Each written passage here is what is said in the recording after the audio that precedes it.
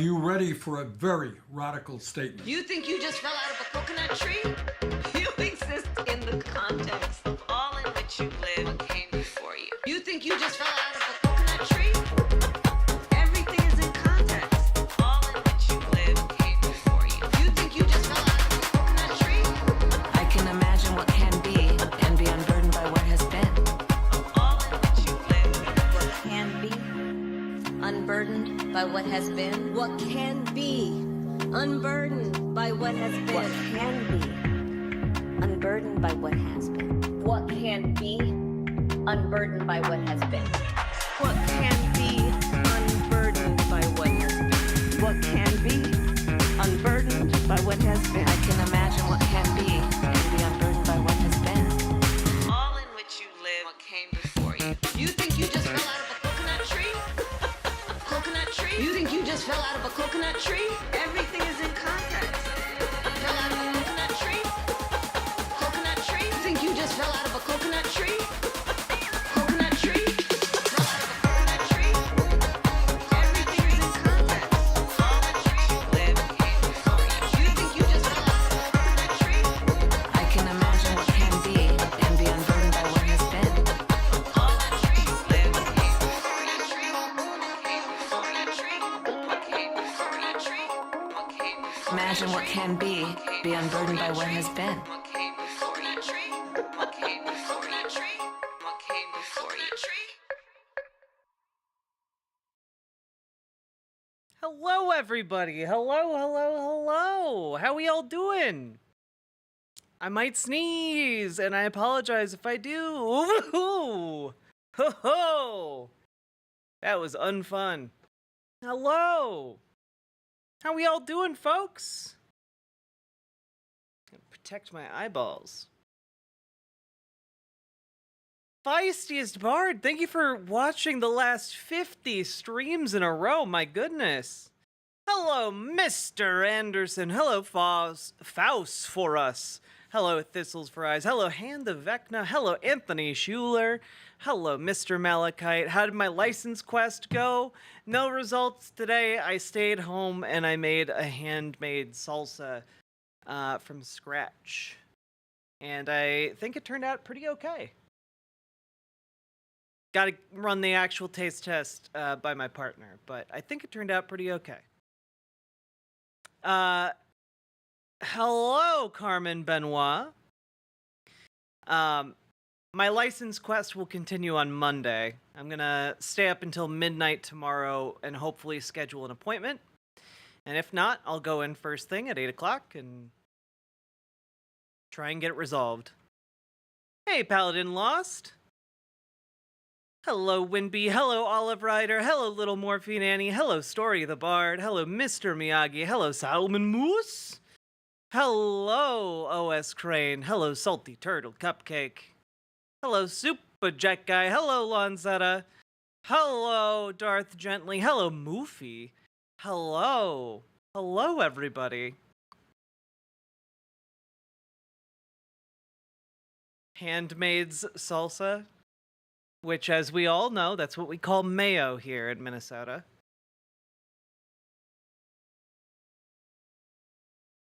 Hey, Bob Treesh.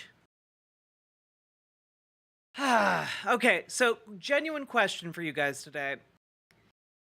Did me playing Elden Ring in, like, the small screen, did that distract you all too much? While we were going through the Project 2025 stuff? Hey, thanks, Danny Boy the Great. I'm glad someone laughed at that joke. Not at all? Egg salsa. No? It was fine? Hell yeah. Okay. Because we got a lot of those to get through. And the longer it takes us to get through all of this Project 2025 nonsense, the more other funny nonsense we're missing, you know? Politics is very silly, but also very important. Hello, Preston. How you doing? I'm going, as you all can see, I'm going with Sleepy Girl aesthetic today. And, wonderful to see you. Hey, thank you. Skål!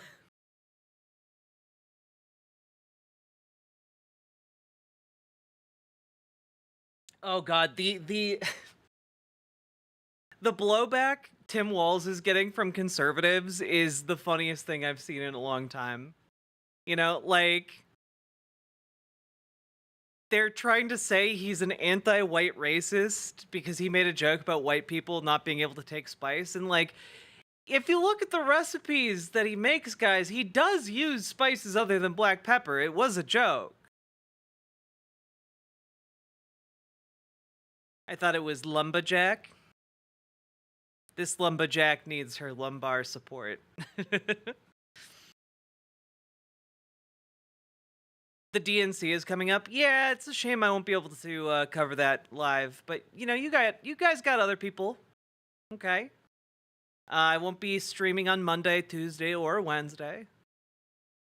Maybe if something big happens, I'll do like a little mobile stream. There we go. I'm a slumberjack.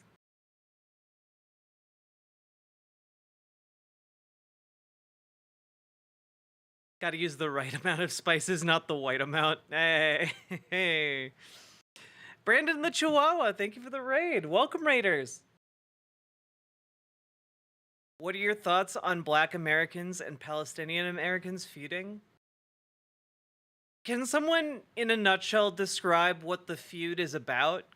Because I've seen it happening, I just don't know what it's about.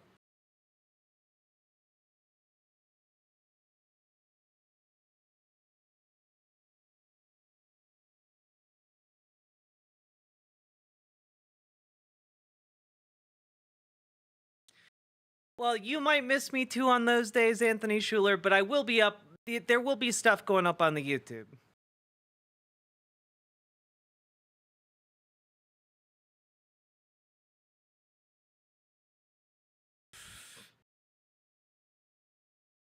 Electoralism? Okay, you're gonna have to maybe describe the issue in a little bit.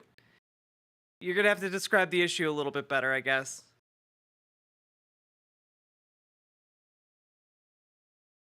Rating and dashing. Got a hot date with my fiance. Hell yeah.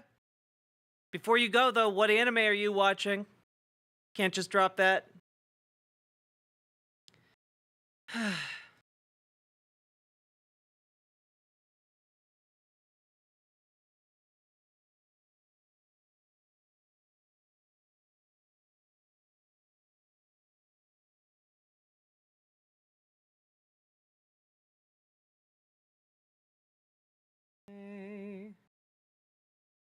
Add this to public domain tab.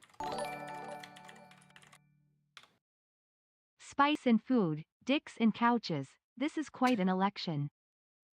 We've really got it all, don't we, Trains and Bullshit? Thank you for gifting a sub to Lou Zerg. Twilight and a Focus? Nice, I'll have to check it out. Being Afro-American, the fight is about black support for Israel versus electing Trump.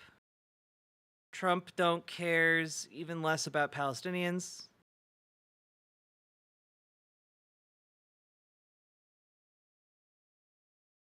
Whether or not a vote for Kamala is a betrayal of being anti-genocide. Oh, okay. So there are people who are saying that voting for Kamala Harris is a vote for genocide. Gotcha. And they are, for some reason, attacking black people for this? Apparently, a number of ostensibly Palestinian Twitter accounts were responding to a number of African-American Kamala supporters. Long story short, many Palestinian folks are highlighting that all Americans are oppressing them and that black folks have had their role in it, paraphrasing. Interesting. I don't really like how broad in general these these terms are. I don't think all Palestinians are anti-electoralists. In the same way, I don't think all black people are like Zionists. Like this seems like a very broad brush in an extremely negative way.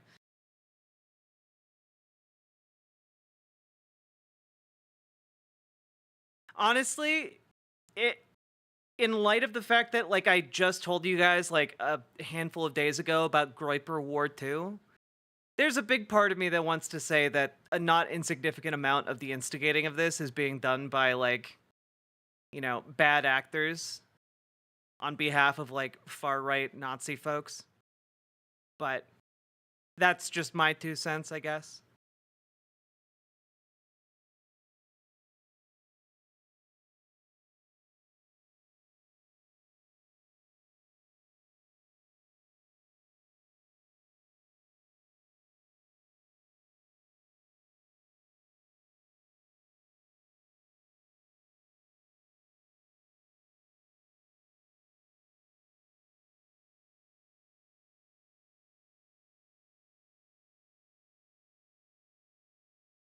I mean, it could be Mossad, it could be like fucking Groypers. Like it doesn't matter. At the end of the day, I don't really view this kind of thing as like something we should paint large groups of people with. I think that, hey, we should support electoral means to get our objectives and get us closer to achieving our objectives. And I don't know. I think it's pretty easy to explain that this is a tool in our chest to, like, you know, bring about change. It's not the only tool. And that we should use every tool available to get more optimal outcomes for our position. You know, like, how much have I missed? We're just talking. I think some folks are instigating. Yeah. It would not surprise me. It would not surprise me. There are an awful lot of people currently on social media in the politics space angling almost entirely for clout. So, I'm of the opinion that solidarity cannot be transactional if we are to progress as leftists. Yeah, I agree with that. You know, like I think we need to stand for the works of the rights of all workers, not just like the workers that we like, you know?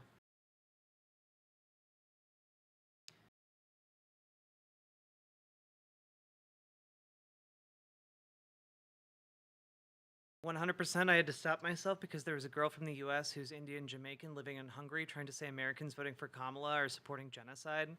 I was thinking, bitch, you choose to move to a country led by a right-wing dictator that violently oppresses minorities and migrants. How about you shut the fuck up? True. True.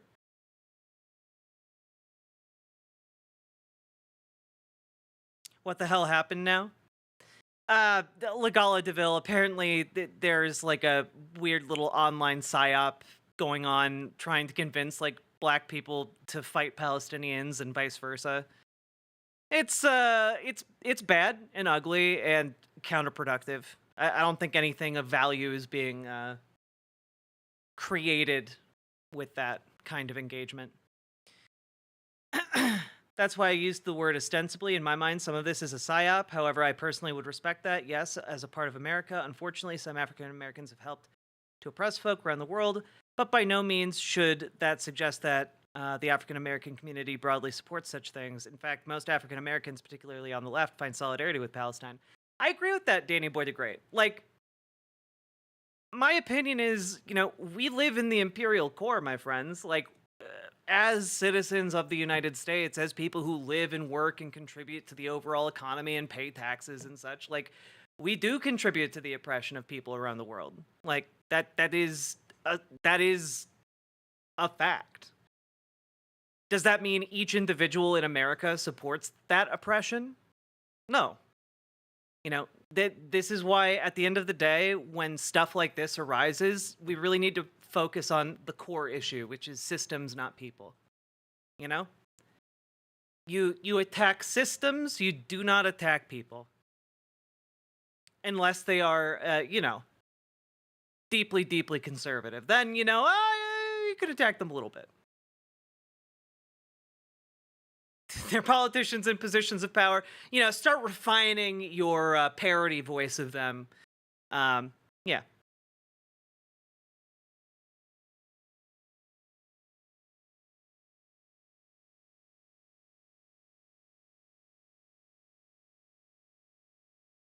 Hello, Kiwi Bird.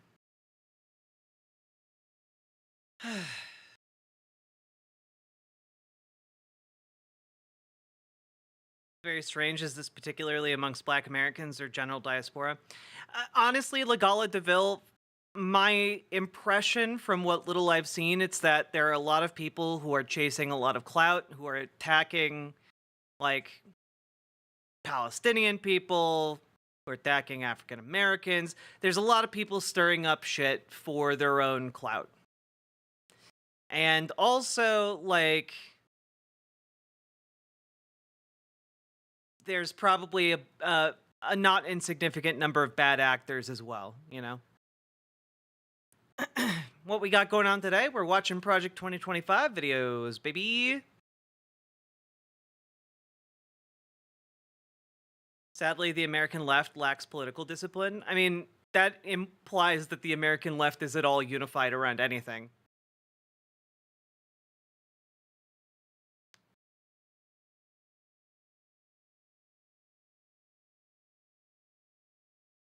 Yeah, Lily loves stuff. I mean, like, we watched that John Doyle video the other day, and he basically just was like, yeah, haha, we need to co-opt this leftist languaging so we can, broaden our conservative messaging appeal. Essentially, saying that they should use the situation in Gaza to radicalize leftists to a more conservative position, The pros of a vanguard movement is political discipline. I very much disagree. There's not really more political discipline in a vanguard movement.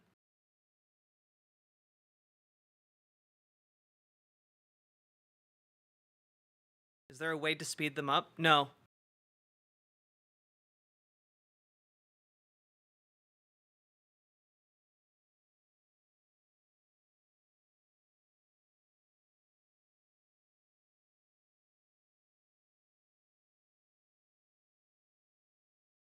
The cons are authoritarian and the ability for the Vanguard Party to, I don't know, big dictatorial when they take power. Well, yeah, like, that is what happens when you consolidate power like that in a Vanguard movement. I mean, I think what needs to happen is we need a fundamental shift in the relation between labor and ownership, but that is a larger goal of an issue, I think. And, we need to be able to organize people to vote on larger issues before I think we can even begin to be like, okay, time for a Vanguard Party. Because, again, when you're talking about Vanguard shit, it's LARPy bullshit, guys. I'm sorry. I'm sorry to be the one to tell you this. It's LARPy bullshit. We can't even have 3 parties in America that are viable. Like, let alone a Vanguard Party that's going to, what, violently overthrow the American government? No. That is not at all realistic. Remotely.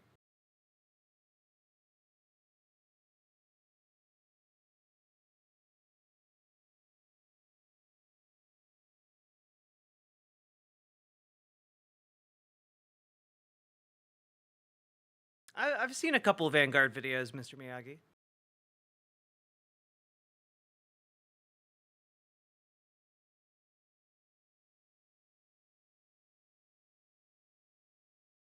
Well, the issue, PC Schwartz, is that there's no, like, even leftist orgs can't hold it together, Like, they fracture all the time.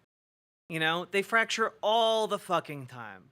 There's not, like, a force that unites these fringe left-leaning movements to any one point. You can get someone that agrees on all of their talking points, and they'll still turn their nose up at them electorally.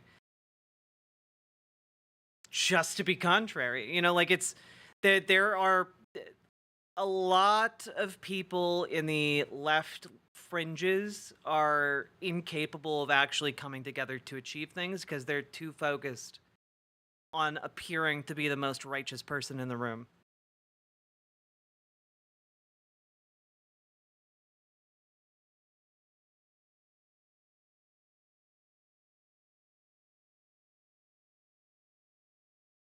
So again, I think the best bet is to radicalize liberals to our position and then electorally mobilize to take over the Democratic Party.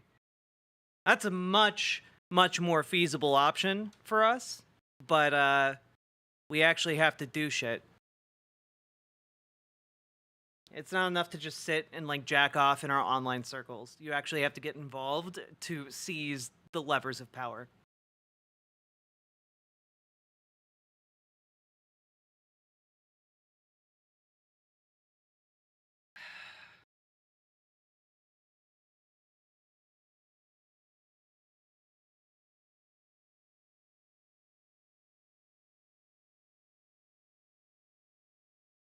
Why can't I jerk off in peace?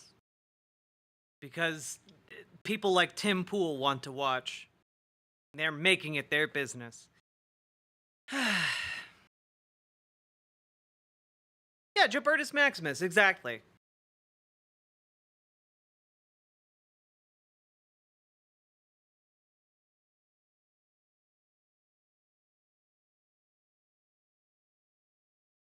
Yeah, Bernie has outlined a lot of really great policies and political positions that could be leveraged if we, as leftists, got our shit together to like primary liberals out of office.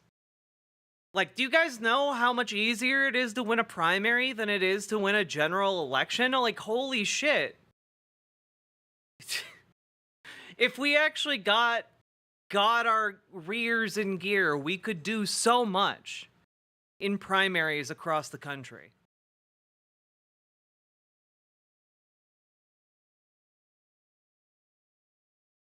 Do you know how many people in the Democratic Party run unopposed? Like, my God.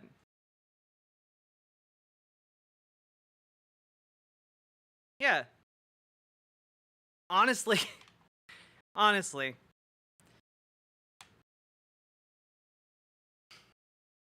Those rears, get them in gear.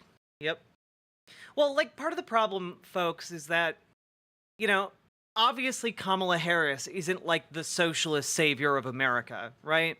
And obviously Tim Walz is not the socialist savior of America, but Kamala Harris is better than Joe Biden. Tim Walz is better than Kamala Harris. Like, if we want to get our shit together in like 10 years, we need to start now. You know, and my hope is that, you know, my community can be a place for a lot of you to start. But, like, we need more than just this community.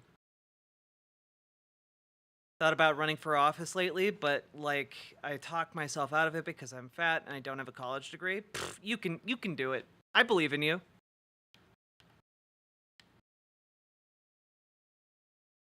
Once you become a progressive and or socialist, it seems you don't get to just jerk off in peace. There's so much that needs to be done.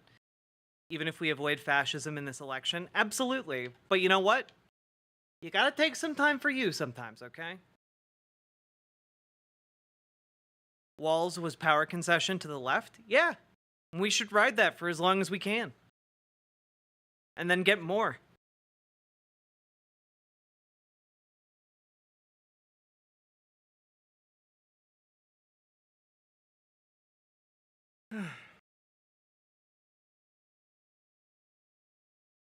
Yeah, we need to bring to bear lunch pail politics, Danny boy. Exactly.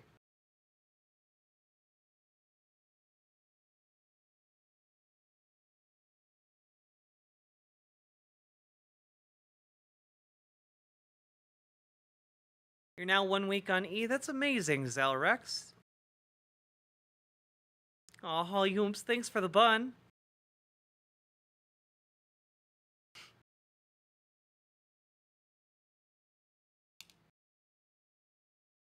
All right. Let's jump right in. We are on video number 10, appointees and policymaking. Okay?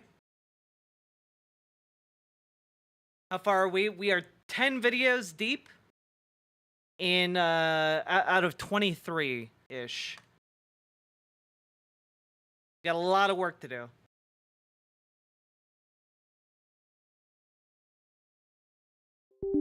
You don't have that honeymoon period for very long, maybe 100 days, and you have to execute and prove that you deserve to win that election by fulfilling the promises to the American people.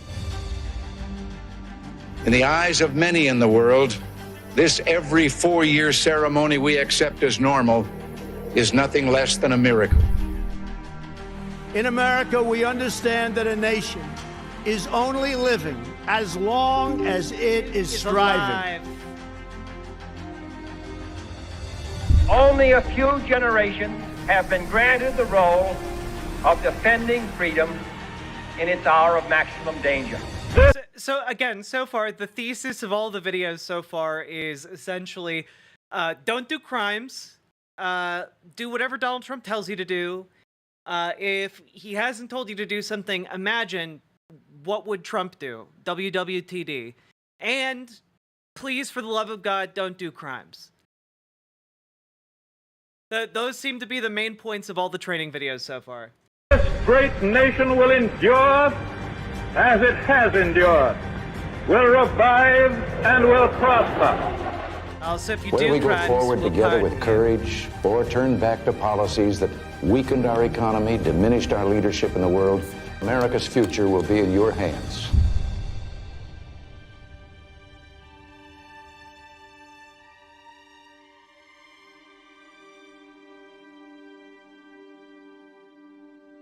But they're gonna do crimes, though? Yeah, but you know Welcome what? to our Project 2025 transition. They're really focused on, like, the first, 6 months in office. They want to get, the first 100 days, you know? I guess 3 months in office. But, once the gears are turning on, turning America fash, and undoing the administrative state, they're just gonna be able to start doing crimes because the president will ask them to do that and will also then pardon them.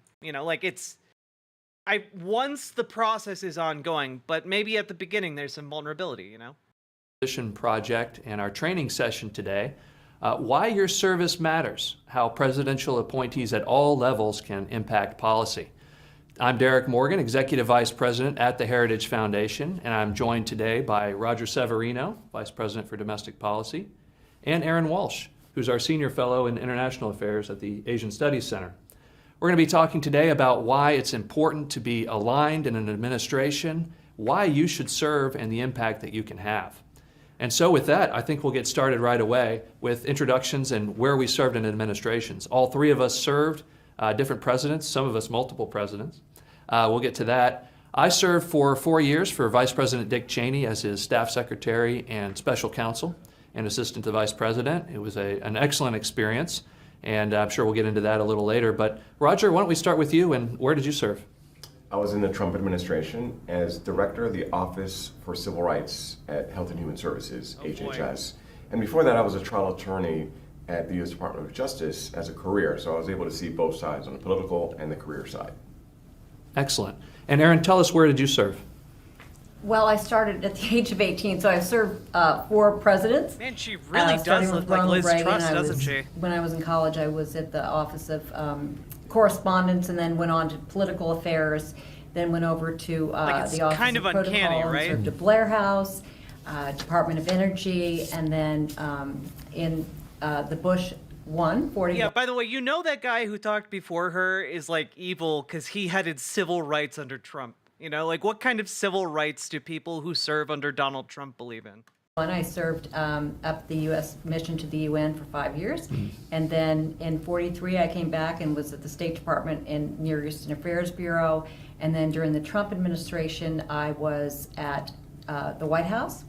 And then over to as Assistant Secretary at Department of Commerce.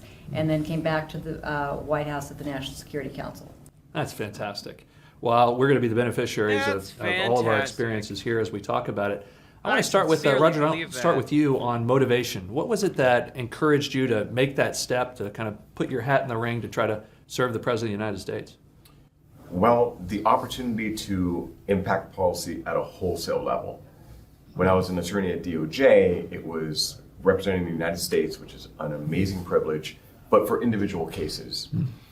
And I moved from individual cases to large-scale national policy, and having that impact at such a broad scale, where you could see your ideas impact so many people for good, was an opportunity I just could not pass up. And what it turned out ideas? to be more impactful even than I imagined. What ideas Because one of did the you things I follow through realized on? is that What'd you do? it's so few people in positions of authority that are making these important decisions. And I really wanted to be a part of that. Fantastic. And Aaron, what is it that drew you? I'm sure Fantastic. part of it was President Ronald Reagan It himself, was. who was such an influence on so many of us. So, You know, in 'cause addition to they're that, evil. what made you think, well, I should go work for the President? So I had an opportunity Money. to go and do that when I was in school. And then I had heard the second inaugural address that the president did. I was just bundled up with a few friends, and we went down to the mall and stood there and listened to the speech, and it was so inspiring. And Really so inspired I you, huh? got involved, just volunteer work, and then got a real job in the Library and Research Center, and it just, being part of that administration was just incredible. And, you know, Hey, Uncle I Tony. mentioned to you earlier, just One of getting my coffee or favorite Xeroxing or doing anything you needed to do to be part of a team, because there's one leader, one principal, and that's the President of the United States, and everybody else is a support. And just to be part of that administration, and all the administrations, as a matter of fact, has been incredible. Yeah, that's great. So there's a mix of really a lot of admiration for the person who's running, and certainly support of their policy agenda. That all kind of comes into to the motivation. And Roger, you mentioned impact, and I wanted to drill down just a little bit on that. What kind of impact were you able to have, or should people expect to be able to have, maybe at multiple different levels? In my particular role, I was a regulator and enforcer of our civil rights laws, conscience and religious freedom laws, and health and privacy laws as well. Oh, okay. Religious freedom laws. Okay. You know, the kind of laws the Trump administration used to say, essentially, you know, if there's a gay person, you don't have to bake them a cake. You don't have to serve them food. You can deny them health care if you disagree with their lifestyle. As long as it's for religious reasons, you're fine. That is unique. Not everybody has that role. However, most federal agencies do have a regulatory function. They issue regulations, and in many ways, unfortunately, that's how we are governed nowadays. Not so much through our laws, but through our regulations. And there's tremendous power if you work in a federal agency and you work in a regulatory role. There are other folks who work in an enforcement role, enforcing the laws, and there's others who work in actual distribution of federal benefits or federal programs or research and things like that. So there's all sorts of places for people to contribute, but I do think people should be quite aware of the impact of our regulations on daily life. Like, Yeah, that's so important. And Aaron, so you start off very, very young, and you were talking about being willing to help in any way that you can. How does your expectation of the impact you're going to be able to have, how does that change with time and with experience? Sure. So my last role was at the National Security Council, and that's a very different role than obviously you start out with. And I came in and out of government, obviously, and I doing what? think the National Security. It's so weird how you just kind of skim over what you were doing. Yeah, you were going in and out, you know, just starting working government, then stopping again, you know, almost like some kind of revolving door in politics between the lobbying class and lawmaking class. So interesting. It's almost like I don't know, you were being put in to do the bidding of billionaires. I'm just spitballing here. Security Council is very much of a policy process. So it's different than being part of the agencies. It's really more if you didn't have a National Security Council running this type of process, so the policies are made, I mean, the president drives the policy, but there's a whole system and process that's in place in order to follow that. And I think that that is something that level of discipline that people have to have is very important. And because what is presented by the National Security Council to the president is where he has his options and can make a decision. And so that's quite critical. It is, and I think back on my own service, and you're never quite sure what your impact is, but on a day-to-day basis, one of the jobs I had was staff secretary, and so I had the job for Vice President Cheney that he actually did for President Ford. And a Cheney guy has some skeletons in his closet. Yeah, I actually did the dirty work for Vice President Cheney. It's one of the proudest moments of my life, carrying water for that guy. Oh, man. Okay. And I knew that within my scope of control was making sure that all the briefings that he got were completely factually correct and had all of the relevant information, perhaps multiple points of view fairly presented. And, you had the satisfaction of knowing that you've given the principal the very best information. Could I add two stories of impact? Satisfaction of a job well done. During COVID, so much of the federal government was, in the beginning, in almost a mode of panic. And being there during that moment, those who kept a level head made a terracotta tremendous army, difference. yeah. There were a couple instances where civil rights laws were being threatened, particularly with the questioning of rationing of medical care. There was the idea that we're going to run out of ventilators. What are we going to do? Who's going to be? This wasn't a hypothetical that never came to pass. We did run out of these things. We did have to ration medical care because, people were dying. This was the entire reason why we adopted mask mandates and vaccine mandates, and the entire reason was because our hospital systems were being so overwhelmed. People were being kept in coolers because we couldn't bury the bodies fast enough. We had temporary tent hospitals set up in parks in major cities across the country. It's not like this was a thing that people just, oh man, this could have happened. No, it did happen. It did happen, and conservatives, frankly, don't think it was a big deal. They don't think it was a big deal when they had to bring in 30,000 nurses into New York City because everyone was so sick. They ran out of space in hospitals. My God, I don't know. I think that one of the greatest things that we should hold the right to account for is the way that they just consistently talk about how nothing really big happened with COVID. It was just a cold. Over 1 million people died. Over 1 million people died. It's a big deal. It's like a nuclear bomb going off in a part of America, It's crazy. Yeah, we literally have mass graves from COVID. I don't know. The way it's all downplayed to conservatives is sickening to me. We choose to live or to die? Those questions. And again, it was a very scary time in our history.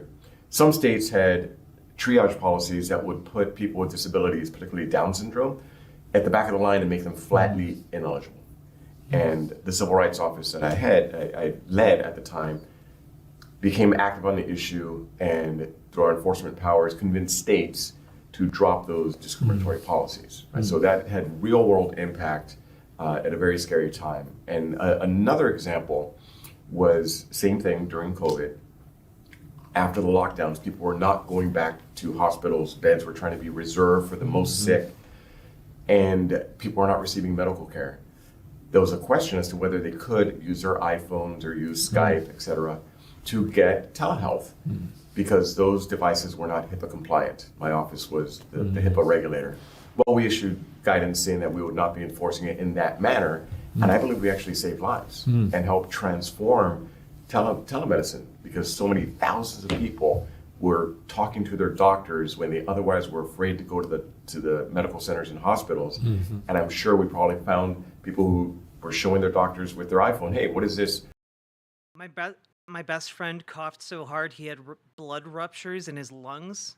Coughed so hard for days my asthma triggered. Just a cold, my left tit. Yeah. Also, my God, I'm sorry to hear that, Kiwi Bird. I'm annoyed the Biden administration stopped taking COVID seriously. Yeah, I feel like there are some pretty common sense ways we could change how we handle COVID right now to make it, like common sense reforms that would allow people to, still go to work, but we could we could still have policies about how if you're sick with it, you can stay the fuck home. Like, the fact that we don't have that is pretty weird to me. Like, the whole you don't even have to quarantine yourself if you get COVID anymore. That's weird to me. Like, it's still a big deal. But I guess the threat of overwhelming our hospitals is not quite as big as it used to be, but still. Maintaining the free vaccines. Oh, are they not free anymore? Did I miss that news story? I have COVID right now. Thanks to the vaccine, I'm not dying. Hell yeah! Up top for not dying. Mole, and turns out it may have been cancer. It goes to show you'll never know where your public service may take you, but you could even have life-saving impact. Yeah, that's fantastic. And I was thinking about this in my own experience, which is, particularly as a more junior level person, or when you start out, you have to do your work really excellently. And then before you know it, someone turns to you and asks for your opinion on something. And that's when you can have an impact. And so it just, as in life, we should make sure that we're doing the very best job we can. And sometimes they'll turn to you and say, well, what do you think, Roger? Or what do you think, Karen? So you worked for Vice President Cheney. Did the Vice President ever turn to you? He did, yes. And he also taught me, he used to say this a lot. He'd say, I got this job because I didn't talk about the last job. So I probably shouldn't share everything. But I will share that there was a process for Presidential Medal of Freedom winners. And I got the first draft of the memo of everybody that I thought should win the award. And he ended up taking some of those suggestions straight to the president. So, you never know. When someone turns to you, ask for your advice, they might actually listen too. Erin, I'd love to turn to you and ask you that same question. On the impact, I was just going to say, the religious freedom thing. It came to us. The president's going to speak at, every year at the UN, and so there was a lot of focus on religious freedom, and I thought it'd be wonderful if the president could speak at the UN. No president has ever done that on religious freedom. And at the same time, from both the domestic side and the international side, we were looking at this issue, and we all came. Also, keep in mind, whenever folks like this talk about this particular issue of religious freedom, what they're really talking about is, freedom to be Christian nationalists. Like, they want the freedom for Christianity to be supreme in the United States.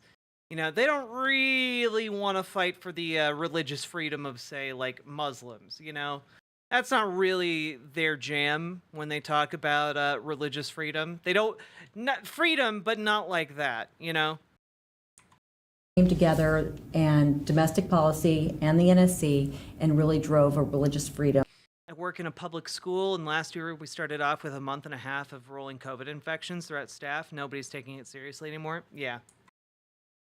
Which is too bad. It can cause permanent organ damage, The president signed an EO and then went up and had heads of state. First time ever that a president has spoken on that issue. So it was really quite something very exciting. That's fantastic. And so much of what the president does is leadership. And that's a huge step in leadership. Let me ask you both, because we'll probably have a lot of young people listening here, and they're wondering, you both were senior folks in the administration. What kind of people were you looking to hire? What were the top 2 or 3 things that you wanted to make sure were on target? Aaron, I'll start with you. Sure, great. One of the things we were looking at is people that had experience to go into the different roles that they had in each of the department. I mean, every single department that we have has multiple layers of roles, everything from strategic communications to advanced to in the national security side, a whole number of things on domestic policy side, the same thing. So we're looking for people that have had academic or real world experience in those areas, and then we look for someone that is supportive of the president's policies. They really have to be totally in line with the conservative policies that the president has yeah, again, listen to Trump or else you'll get fired, yeah. enunciated through the campaign and then obviously through the administration. So that's the most important issue. And drive, interest in supporting and being a team player. Yeah, you've really got to have all three of those to be effective.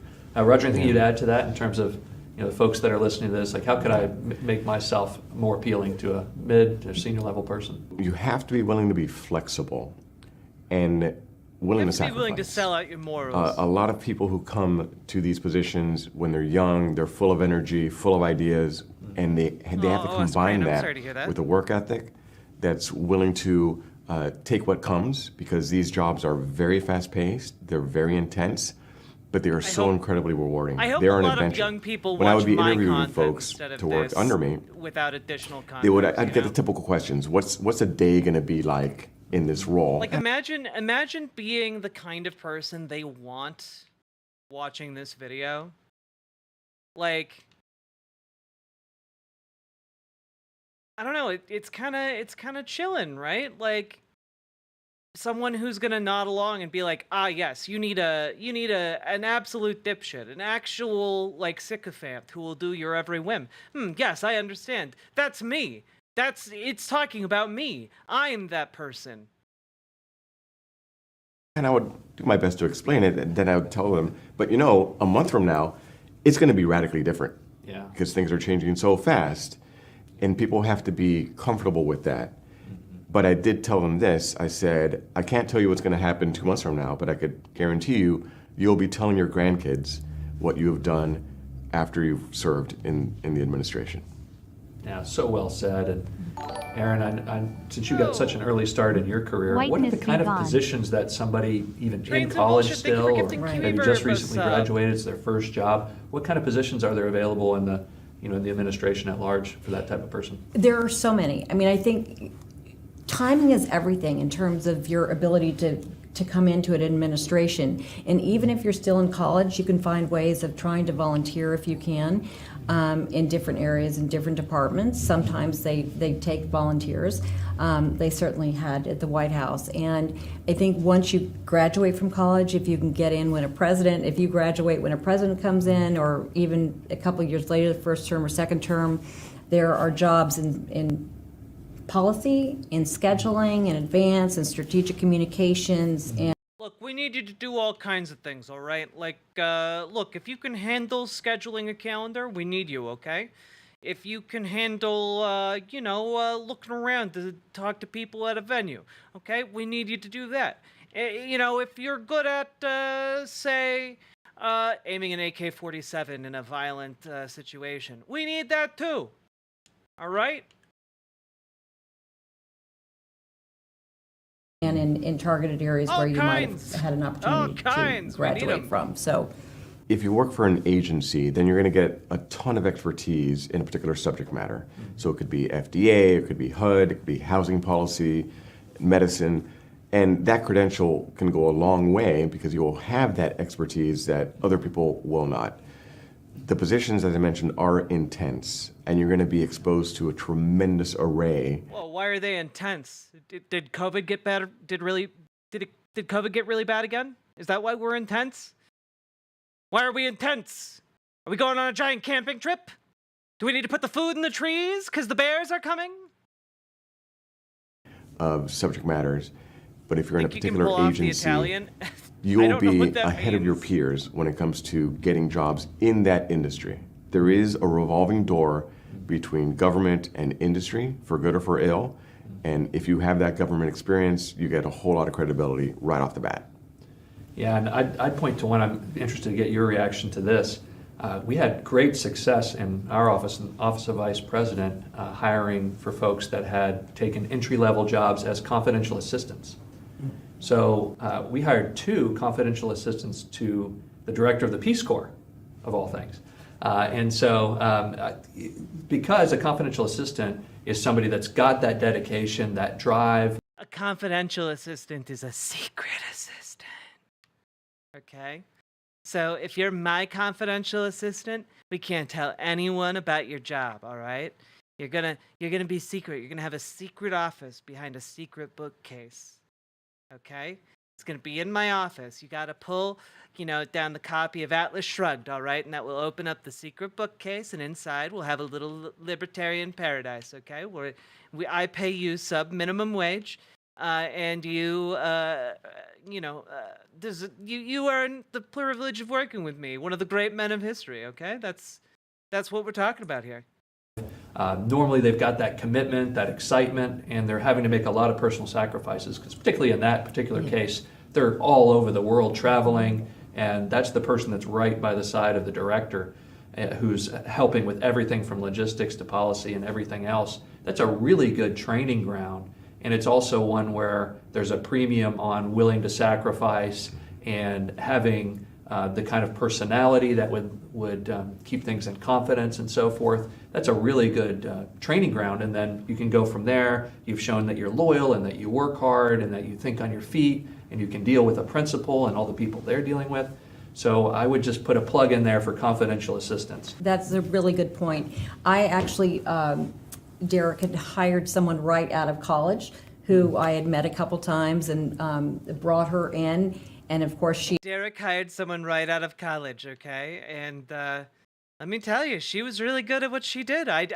She was one of those confidential secretaries, and I never saw her after she was hired. And, she turned up like 8 months later, floating in a river somewhere. And, I don't know how she got from point A to point B, but everything worked out great with that job. I'm your average Republican. She had this big degree and everything, but she came in and it was just that. And she just grew and went to the different places that I went to and brought her along. And everything, as I said, from Xeroxing to practically going in and outside the Oval Office. And so you just never... Girl, you dating yourself so hard right now, calling it Xeroxing? I'll be right back. I need to get new batteries.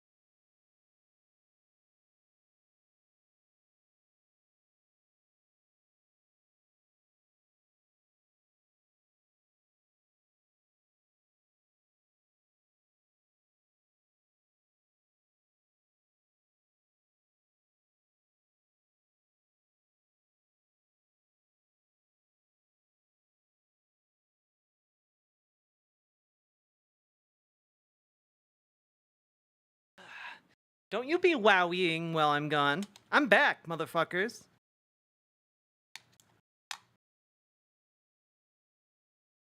Why does Jack have to hate on the gilfs? Hey, look, if you're into Liz Truss lookalikes, I mean, that's, no, I'm not kink shaming.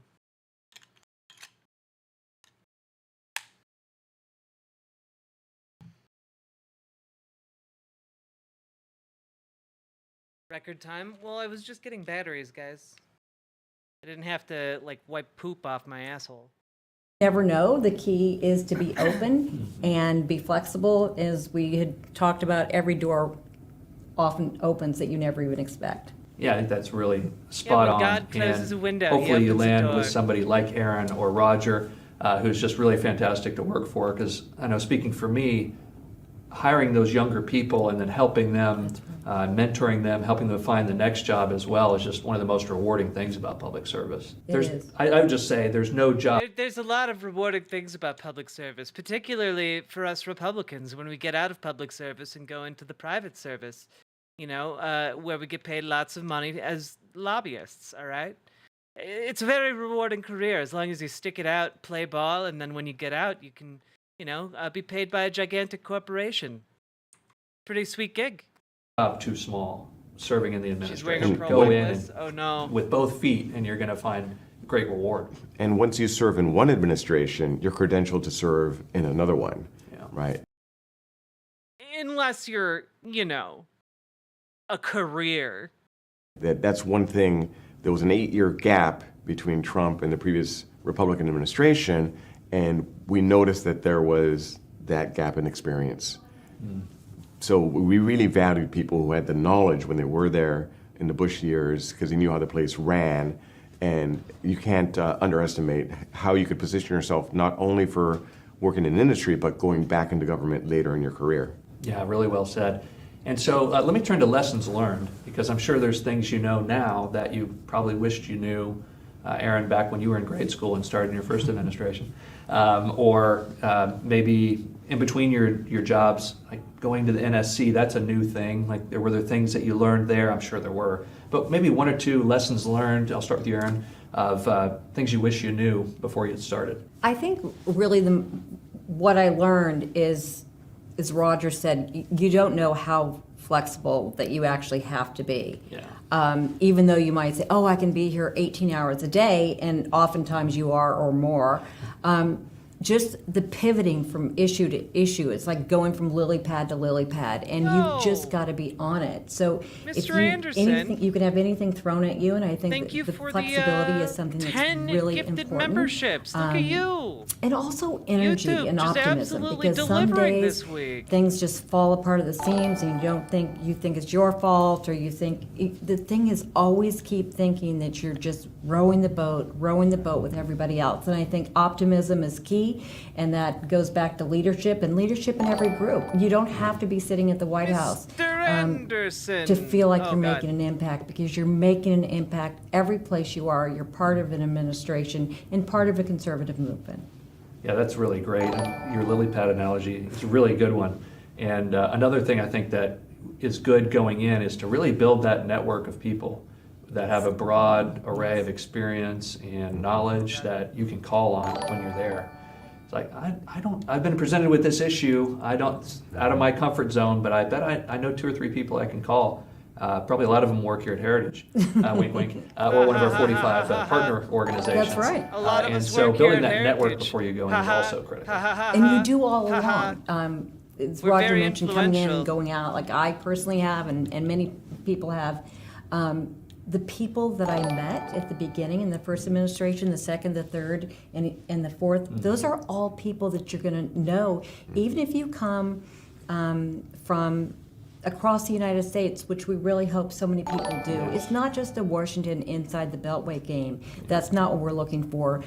The next administration really wants people from across the United States. So even if you come for a couple of years and serve, or in the second part of an administration, everybody's welcome, and I think that's the things that you're bringing from the States is critical. And the network is so important. Mr. Anderson, thank you so you goddamn have to much. be part of the conservative movement as a known quantity to a decision maker who will be able to hire you. And that's why this project is so important. We're trying to connect as many people to give them the tools so that they will be part of that network. So when the time comes, we will know that person is a known quantity, they're good, they're eager, they're qualified, let's bring them in to serve. Because one of the things you realize once you're in the administration is that time is your most precious commodity. You never have enough of it. You know you have 4 years or 8 years at best, which may sound like a lot, but we had 4 years, and we were counting the days, and towards the end it was so many things we thought, wow, if we only had more time. And that's one of the lessons is when you go in, prepare to work as fast as possible because the country's at stake and you only have a set amount of time. So use every day wisely. Can I just say, these are supposed to be like training videos, right? But so much of the video substance comes down to make good choices and not bad ones. Use your time wisely. A lot of what this is just repetition of the core job that they want them to do. Be loyal. Don't be there for other reasons like money or fame. And don't do crimes, because we need you to remain functional in this position in order to ensure our takeover. And hey, guess what? Use common sense to do your job. Be able to write your full name. the structure that's here is extraordinarily limited because they are scraping the bottom of the barrel. They are looking for literally anyone. As long as they are willing to do this job, it doesn't matter what your skill set is, really.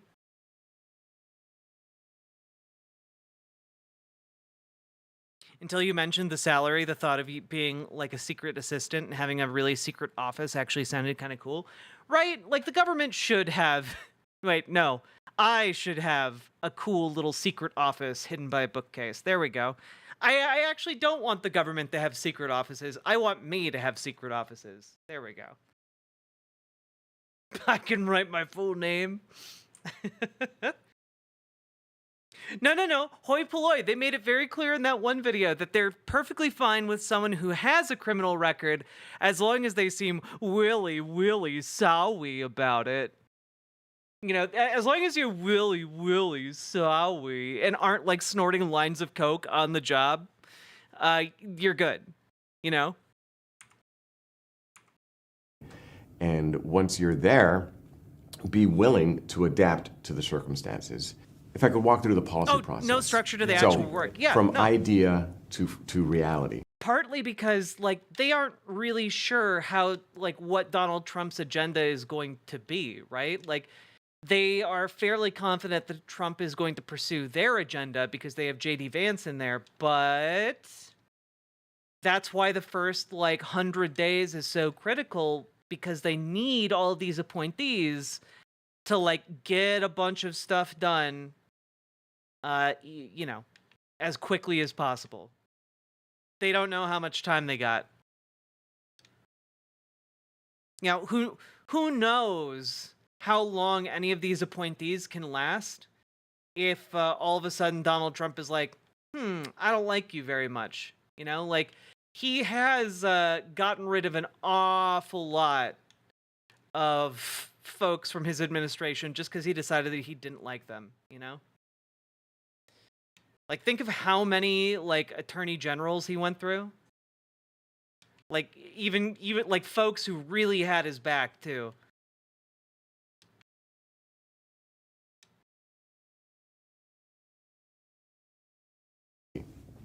I also served on transition, where many of the, it was all on a table. The world was an open vista, and it was exciting.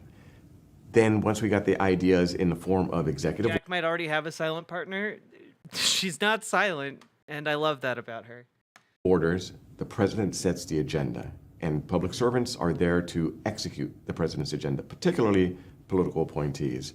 OMB and the White House Domestic Policy Council have an outsized role in coordinating and making sure the president's initiatives are advanced and the agencies implement, and there's a feedback. The agencies give their ideas back to the Domestic Policy Council, in my circumstance, and OMB. Well, look, also, I do have to say, there's a very decent chance that if you apply and you do have a felony on your record, you could just say, it was a corrupt liberal judge that did it to me.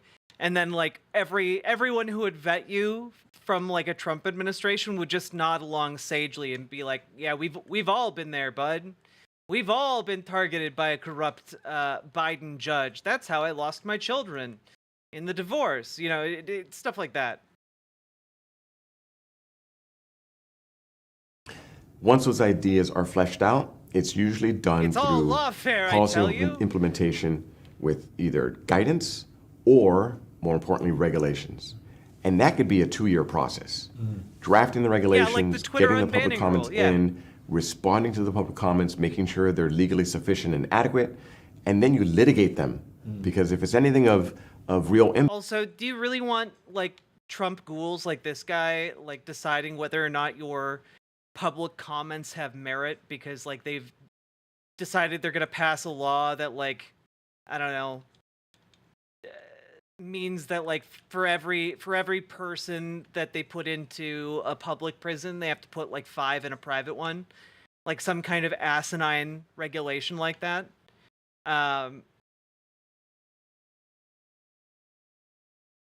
Yeah, like, I don't think that I want this guy deciding whether or not the public relations fallout from that has merit or not. Let me put it that way. Impact, there's going to be some divisions, and we're a very litigious society. It's going to be lawsuits. So you have to plan. Can you get all this done? Guys, do any of you ever read the title of stream? Like, do any of you read the title of stream sometimes when you show up? Like, I feel like sometimes my stream titles are pretty like, hey, this is what we're gonna do today. And sometimes they're not. Sometimes it's just like, hey, news keeps newsing, huh? But other days I'm like, hey, we're gonna be talking about Project 2025. The fascist plan to take over America. And then like I sometimes see people come in and are like, is this about conservatism? I'm like, yeah, just a bit.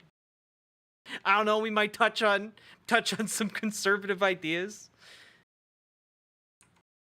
From idea to order to regulation to litigation, perhaps up to the Supreme Court. One of my as we strongest did with the warriors. contraceptive mandate, we actually got the regulation and idea and helped the Little Sisters of the Poor and other religious groups not violate their conscience.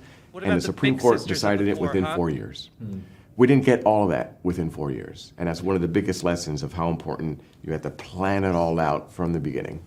Yeah, Roger, that's so well said, and that's so why we're so excited about Project 2025, to try to do as much of that thinking in advance so you can hit the ground running. I wanted to talk a little bit about timing issues. Yeah, we're gonna do the thinking for you. You won't have to do any thinking at all. Shh. Get the money. Let the moneyed billionaires and mega corporations do all the thinking for you, sweetie. Okay? We don't want people who are accidentally bumblefucking their way into supporting policies that would help people when we could be supporting policies that would help, our bottom lines of our donors.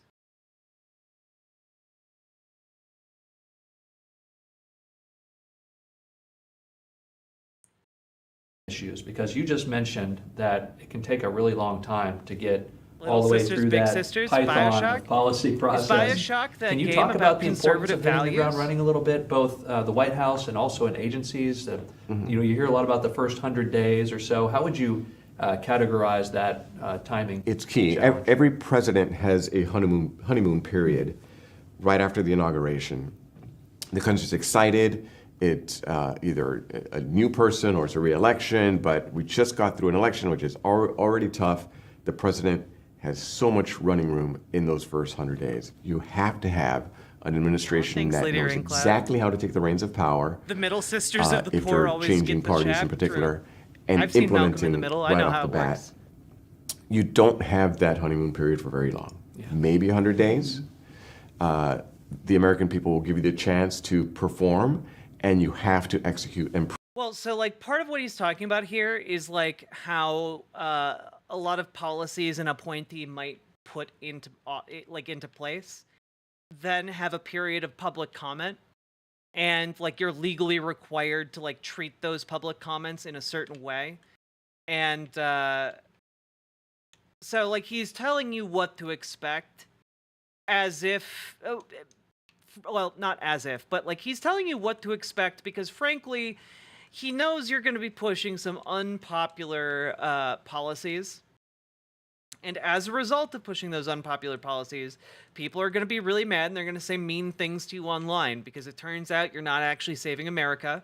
You're making things worse for a whole lot of people, right? So he's setting expectations because a lot of the people who would be coming in a Trump administration scenario, like, they believe they're saving the world, right? Like, they've been told by, like, QAnon, like, cultists for, like, the last 8 years that they're the ones who are going to be saving the world by,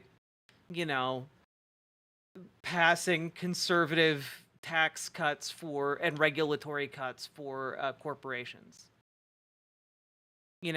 So oftentimes when met by like a colossal outpouring of antagonism, that is a point of weakness where conservative, normies, who aren't like elected officials, suddenly are like, am I the baddie? are we the ones doing the bad thing? And they don't want that to be the point where they lose you, you know? Still keeping me sane on my overnight shifts. Yo! Duilanstia. Duilanstia? I don't know how to pronounce your name. I'm sorry. Thank you for the $50 dono. I very, very, very much appreciate it. Thank you for supporting stream. And yes, I will hydrate.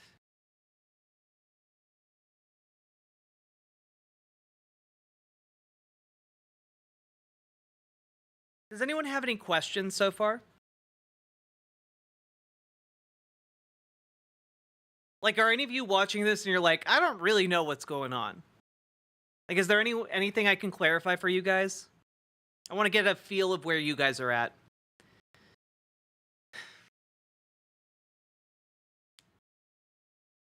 Oh, Mistress Lynn, if you ask a mod to do it, find a mods in Riverboat chat. I think GamerG can change it for you.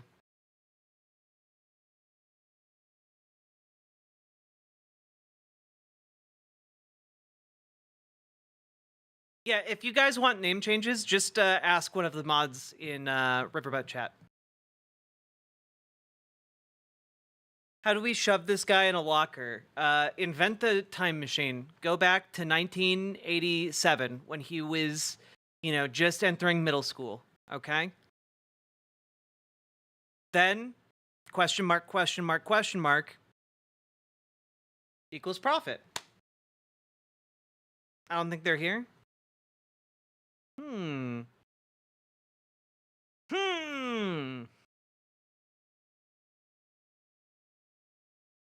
Rip. Well, when they come over to Riverboat chat, they can change your username. Yeah. Prove that you deserve to win that election by fulfilling the promises to the American people. So that's the most frenetic. What about promises to time. Americans Also, that at the aren't end, conservative? It's also quite frenetic because you want to get as much as you could get in as possible, which means you have to be ready. Everything has to be done at the front end as much as possible, and it requires having the right people in there. Hopefully, people who have been there before. In my experience, it was a learning curve, and that took time. Right, and again, we had an 8-year gap before we switched parties in the White House, and it took some time to get up to speed on some things, but we were able to work hard and get it done. And next time around, we're going to be even more prepared, and I'm excited to see what's in store. And Aaron, I want to hear from you in a minute, but I would just say to continue to watch and learn on these training videos that'll really equip you, whatever agency you're going into or a White House office, to know what to expect that first day. And knowing what to expect is really half the battle or more than half the battle. And then doing that thinking in advance, which the policy proposals in Project 2025 will do. So I think we get the recipe right. Now we just have to execute on the cooking. But Aaron, what would you say about timing considerations? And he literally stared into the camera and said, "Let me cook." God damn it. That phrase truly is dead now, isn't it? how important is it to get that running start for folks that are going to be going right into an agency, for example? Absolutely. First of all, I think this Project 2025 is unprecedented. Usually it's the transition period where people start putting these things together, and to have something like this ready to roll for someone that comes in is just fantastic. So if you have the opportunity to obviously read all the... like a Liz Truss? I've been asking that question the entire time. We have to go back in time, hook them up with more black LGBTQ plus and lady friends, also weed. You know what? I like that plan. I like that plan so much better. Like would you go back in time to make somebody awful better? Not would you go back in time to assassinate someone bad, you know? Like, if you just made their circumstances better, you could wind up with a much better outcome. You know, like, that's an interesting concept. That's an interesting concept. Like, make sure make sure someone actually went to, like, Van Gogh goes to therapy instead of, like, you know, cutting off his ear and being all weird. You know, stuff like that. Yeah.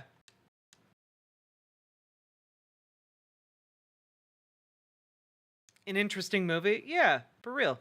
Give Donald Trump, yeah, play catch with Donald Trump as a child.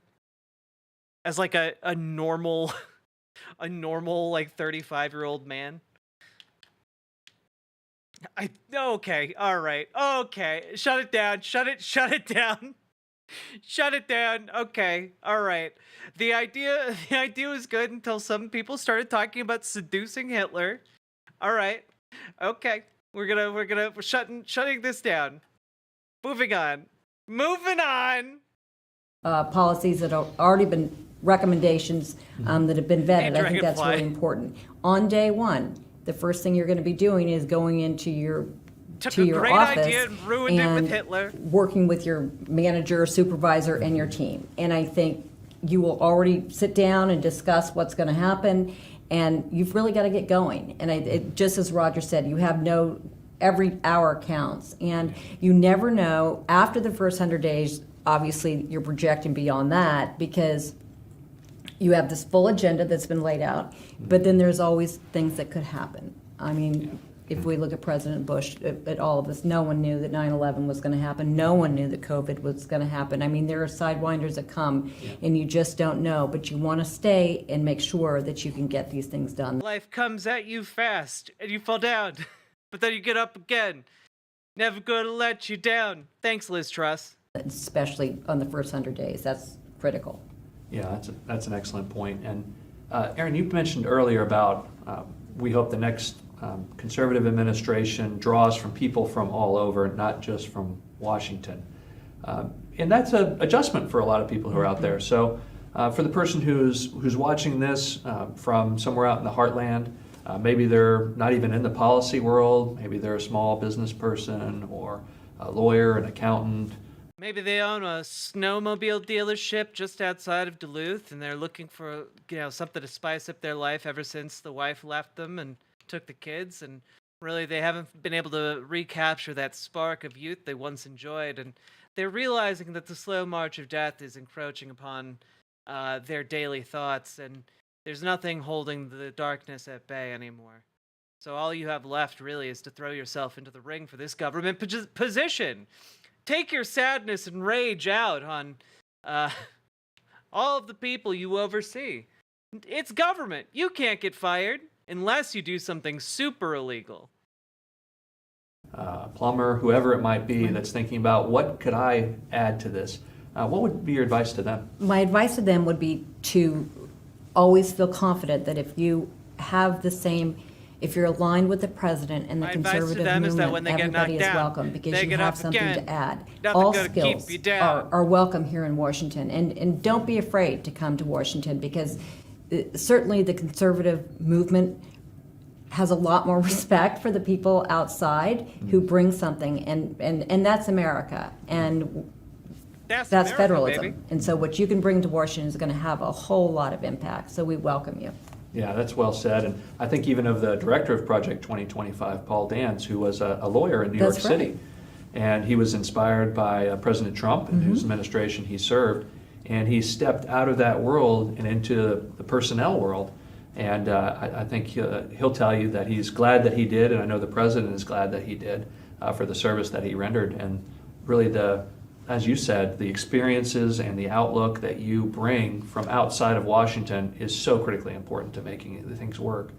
I'll know just one note with President George W. Bush, along with all of the wonderful people he brought came fantastic Tex-Mex, which we really had a dearth of here. But just culturally, this town changes with That's new exactly administrations.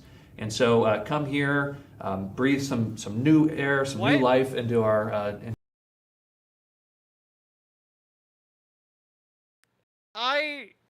I'm upset. I'm upsetty spaghetti. George W. Bush brought Tex-Mex to Washington, D.C. Oh, God. Changed the culture, change the entire culture of the landscape by bringing Tex-Mex to Washington, D.C. Yeah, if we bring Donald Trump to Washington, D.C., what do we get? What culture are you bringing in to Washington, D.C. with Donald Trump? Please elaborate more. I want to know, what's the culinary upside of Donald Trump in this particular circumstance? You introduced this topic. Please follow through on it. What food is No, Donald Trump fucking hates bagels, okay? Have you seen him? He's not the kind of guy who likes bagels. He's the kind of guy who gets a bagel and he's like, oh man, this hurts my mouth. It's sharp. It has sharp edges on it. I got it lightly toasted because I like my food warm, and now it's got sharp edges, and I'm a big baby about it. That's him right now, okay? What is he bringing to DC? 10 more McDonald's? 50 more McDonald's? Like what? What food is he bringing? Like Trump steaks? Is that what's at stake here? I'm just asking questions. Into this capital city, I think, is just so important and so healthy. Roger, anything you'd add on folks who are in a different career track? Is it possible to pause and to go in and serve in government service? And what advice would you have? Yeah, if you have a mindset of being a change agent, that is incredibly attractive for people who are hiring in political positions. You have to be willing to... Again, I need to really underscore, like, how this is just a reiteration of everything that this video is about, right? The people who are volunteering to be part of Project 2025 are volunteering to be change agents. Like, they're aware that the fundamental nature of their job is to essentially be a change agent in the name of, like, fascist, power consolidation. Like, they're aware of that. They want that. Why are you spending more breath describing the same thing? Say, I'm going to, take my high-paying job and put it on pause, or maybe I'm going to delay some other life goal I had in order to serve at this moment now to make a difference. And there's so many obstacles. You could have a recalcitrant career employees in an agency that are trying to impede the president's priorities if they disagree. You could have infighting among political appointees as well. So you have to have a thick skin, but you have to have that guiding star of, I want to come serve to help the country and implement the president's policies. And if you have that drive, you're going to be okay. And one other thing I would add on the personnel side, I saw good people who had that sort of drive. I'm not anti-burger. I just don't think Donald Trump likes good burgers. Like, I haven't seen him eat anything and be like, oh yeah, that's good. Like, have any of you ever seen Donald Trump eat something and be like, that's tasty? Yum, yum. Like, I honestly can't, I can't sit and think to myself, oh yeah, this is a guy who has like a family hot dish recipe. This is a guy who, knows how to make his mom's desserts and like has a real fondness for food, I just can't see it.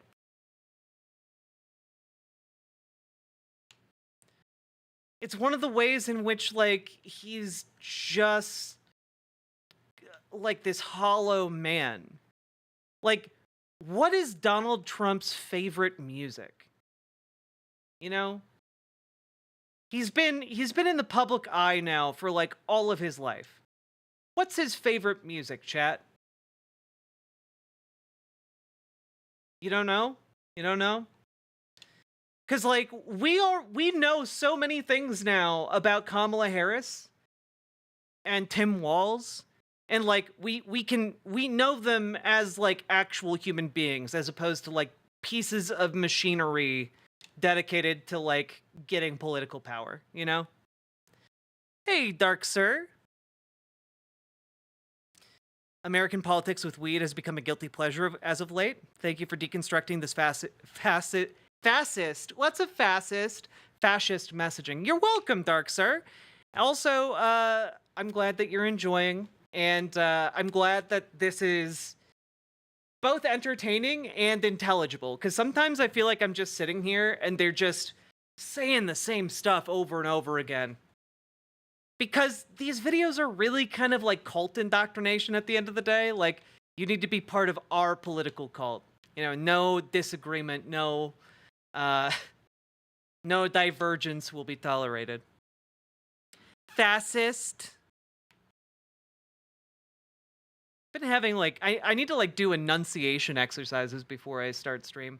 Sometimes I don't talk very much. I tend to be a pretty quiet person if I'm by myself. So sometimes I just wind up like I guess maybe vocal warm-ups would help, honestly, before I start stream.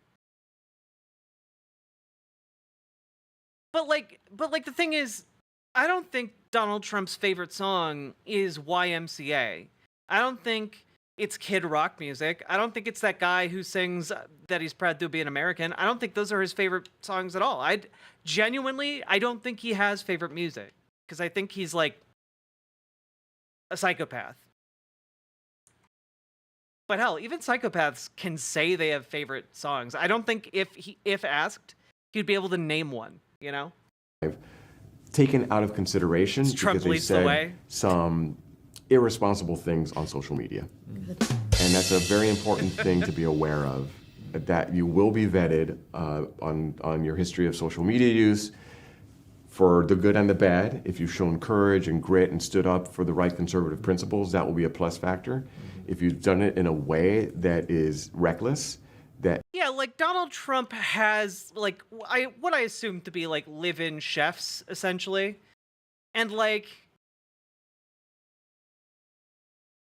why on earth would you ever have like a McDonald's burger? And he eats them all the time. Like, if you have a good chef, like they should be able to make you like one of the most banging burgers you've ever had in your life.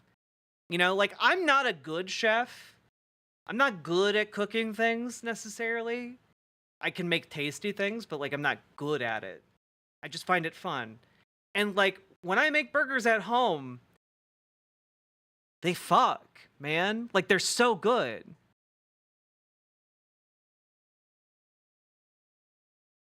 that may be a negative factor. So be very sensitive to what you do in social media. That's a really good tip. And I'd say, too, that President Reagan had a sign on his desk that really everybody should have when they're serving an administration, which is there is no limit to what you can accomplish if you don't care who gets the credit. And I think that's so true, that when you're having success, spreading around the accolades is really, really important. And just remember, it's not about you, it's about I got great buns. the president and the country ultimately. And I think that's one of the things I think we should end on is you both are now here full-time at the Heritage Foundation. Your work is to try to help save this country. Our president likes to remind all of us that there really is kind of a narrow window here we have to turn things around. So can you speak, maybe Roger, I'll start with you. Can you speak to the urgency of this moment and why, even if it's hard for people to understand how this might fit in their career, why it's just so important that people do step forward and serve at this time? In short, the country is at stake. The winds of cultural change have been going in the progressive liberal side for decades, and the only way to stop it is getting back the reins of power at the federal government. The liberal behemoth has... Again, what is shocking to me about this is he's basically like been talking, oh, you can do so much good. You can do so much good for the country. You can do so much good for the country.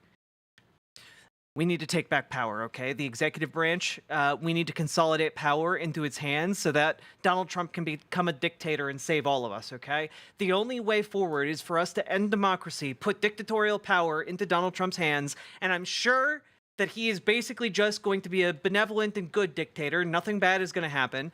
And then he's going to pull a Cincinnatus, okay? We're going to just get democracy again when he dies of old age, okay? But, like, you know that's not what would happen. Like, if you're even half awake, you know that Donald Trump, even if we granted a bunch of these things, you know that Donald Trump would, like, hand the empire off to his son, right? Like he'd keep the political power in the family. You're never getting this country back if he takes power again. You know? Use the federal government to pursue its aims with a vengeance, and that's where the main fight is. And we need folks of great, solid conservative principles, of integrity, to step up and serve to take the country back. Yeah, well said. Aaron, anything you'd add to that? Just on the international side, I think it's from a national security side, we've never had a greater threat than we do now, which is China, and I think that we need to recognize that. I had an opportunity to live there with the last firm that I was with, and you don't have to order them from. I think it's very clear ideologically what our differences are, and it just integrates. It's not foreign policy versus domestic policy. McDonald's it's is a all sometimes one now, food. and I think that we need to see what's happened here in the United States, and as Roger said, move forward on a conservative track, because it's very clear what the next steps have to be.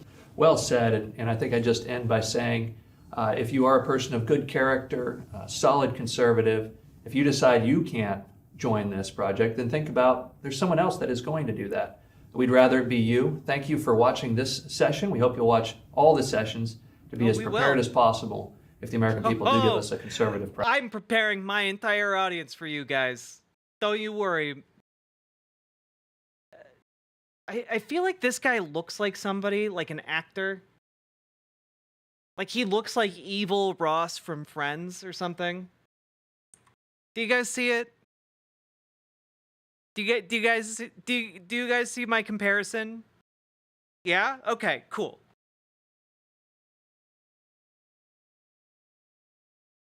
President. Thanks very much for listening. He has Michael Knowles energy. Yeah, Ross from Friends had Michael Knowles energy. There we go. God. All right. So, what can we take away from that? Like, essentially, they're just saying, hey, you can do so much good. You'll be able to wield so much power once you get into office. And, you know, just don't do anything illegal. And we'll have your back. And, you know, if you feel like you can't do the job, you know somebody else who can. But you know what? You can probably do the job, all right? You could probably do it. Just don't do anything illegal, all right? This is actual hell. I'm going to listen to music and organize my stuff. CAOS Crane. Sorry that the content is disturbing. You made me spit out beer on my lap. I'm sorry, okay? Legitimately sorry.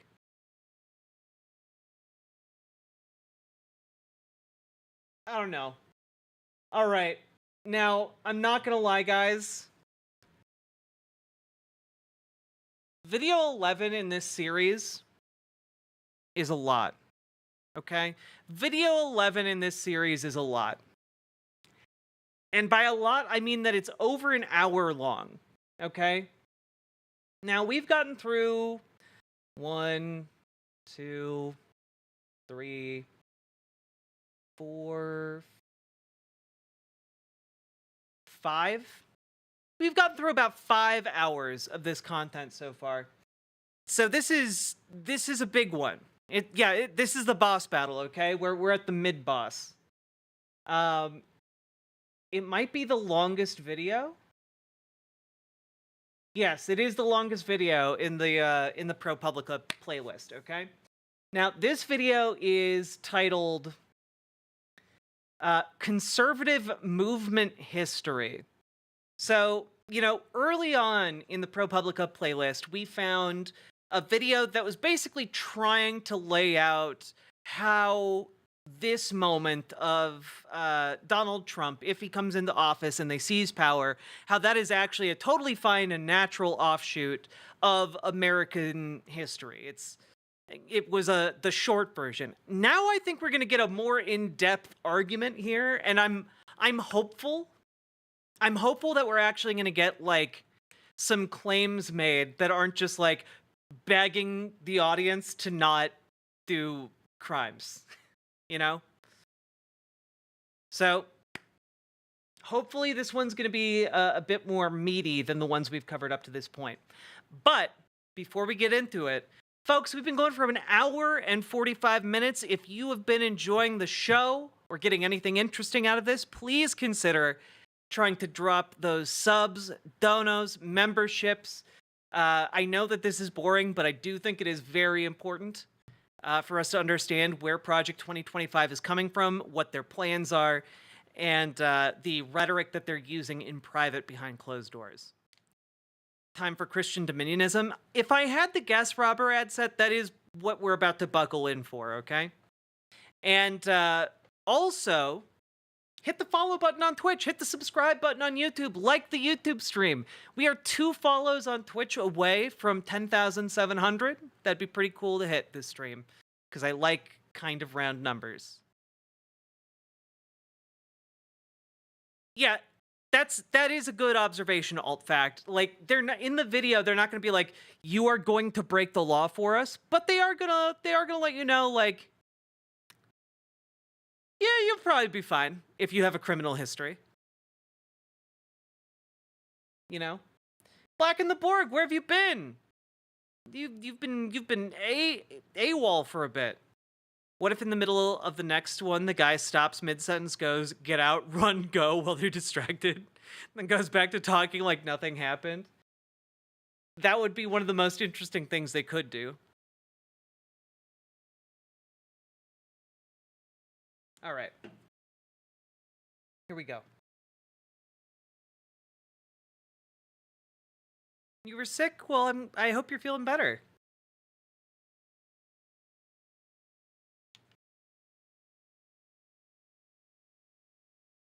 The Heritage Foundation did not respond for requests. Conservatives exist to conserve the ideals of the American founding. It's okay. Okay. Yep. This is gonna be another. I'm calling it now. I'm calling my shot. This is gonna be as good as that first video with those 2 unhinged Stepford wives. Okay. first principles and the framework and institutions that made it possible. In the eyes of many in the world, this every 4-year ceremony we accept as normal is nothing less than a miracle. In America, we understand that a nation is only living as long as it is striving. Oh. Only a few generations have been granted the role of defending freedom in its hour of maximum danger.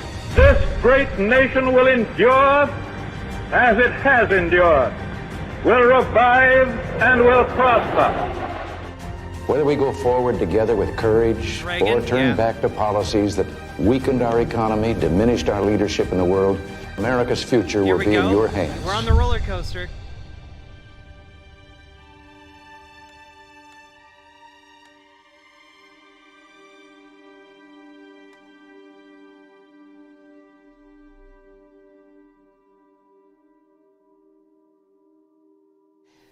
Hi, my name is Christopher Malagisi, and I'm very pleased and honored to be presenting the history of the conservative movement on behalf. Now, it should be somewhat troubling that, like, a Christian, like, conservative school is, like, heavily involved in crafting these videos. Like, they've had, like, 3 or 4 large-scale members,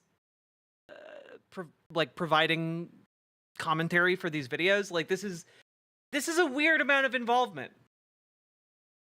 On behalf of the Heritage Foundation's 2025 Presidential Transition Project in my own personal capacity. My day job is serving as Executive Director of Outreach for Hillsdale College's Washington, D.C. campus, and I was previously CPAC Director and Director of External Relations for the American Conservative Union, and was also Editor-in-Chief of the Conservative Book Club, which is a division of Salem Media. But for many years, I taught history of the conservative movement as an adjunct instructor at American University in Washington, D.C., and was the Education Director of Conservatism 101, a project of the Leadership Institute, where I put together an online course based on my course at American University about the political and philosophical history and influence of the conservative movement, one of the first of its kind. Putting a course like that together would have been impossible without the pioneering work of 2 leading historians, Dr. Lee Edwards and Dr. George H. Nash. Dr. Edwards currently serves as Distinguished Fellow in Conservative Thought at the Heritage Foundation, and much of the presentation I'm about to give. This guy just looks evil. Like, do they not realize that? Like, this guy looks like he's a bad dude. You know, I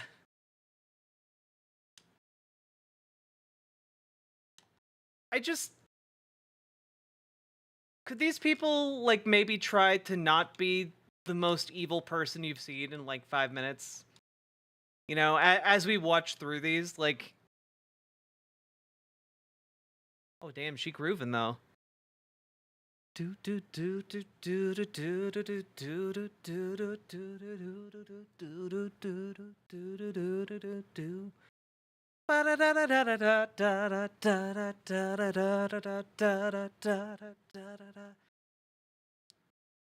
She grooving.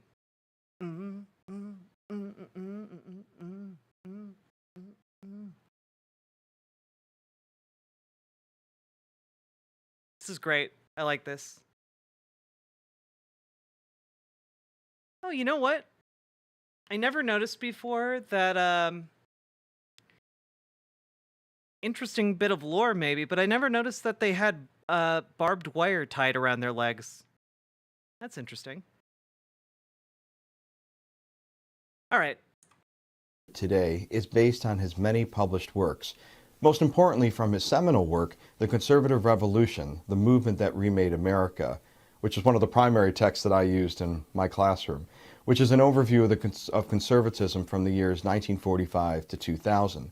The other historian is Dr. George H. Nash, whose groundbreaking book, The Conservative Intellectual Movement in America Since 1945, another of the textbooks that I used, was also incredibly influential in mine and much of the conservative movement's understanding of itself and its philosophical history. He Dr. does look Edwards like and Evil Dr. Creed from Nash The are the Office. I was trying to giants figure whose out shoulders who he we looked stand like. on, as well Thank as Dr. you. Edwin Fulner and so many others whom I don't have enough time to list, but who also had a great influence on my own understanding of this great and important movement I've worked in for nearly 2 decades. So what is the conservative movement? How did it begin? Why was it even needed?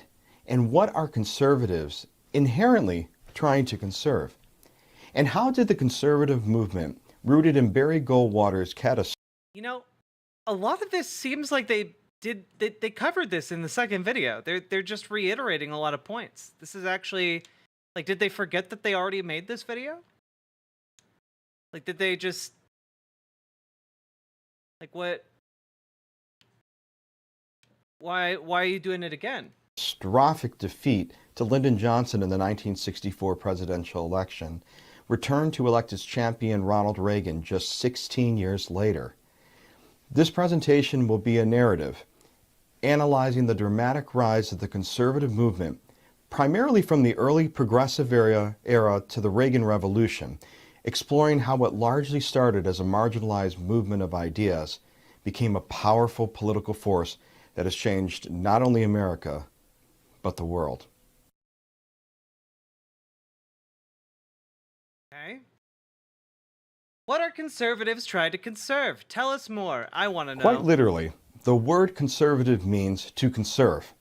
The word conserve comes from the Latin word conservare, meaning to keep together. Con meaning together, and servare meaning to keep. Okay. So essentially, conservative means to keep together.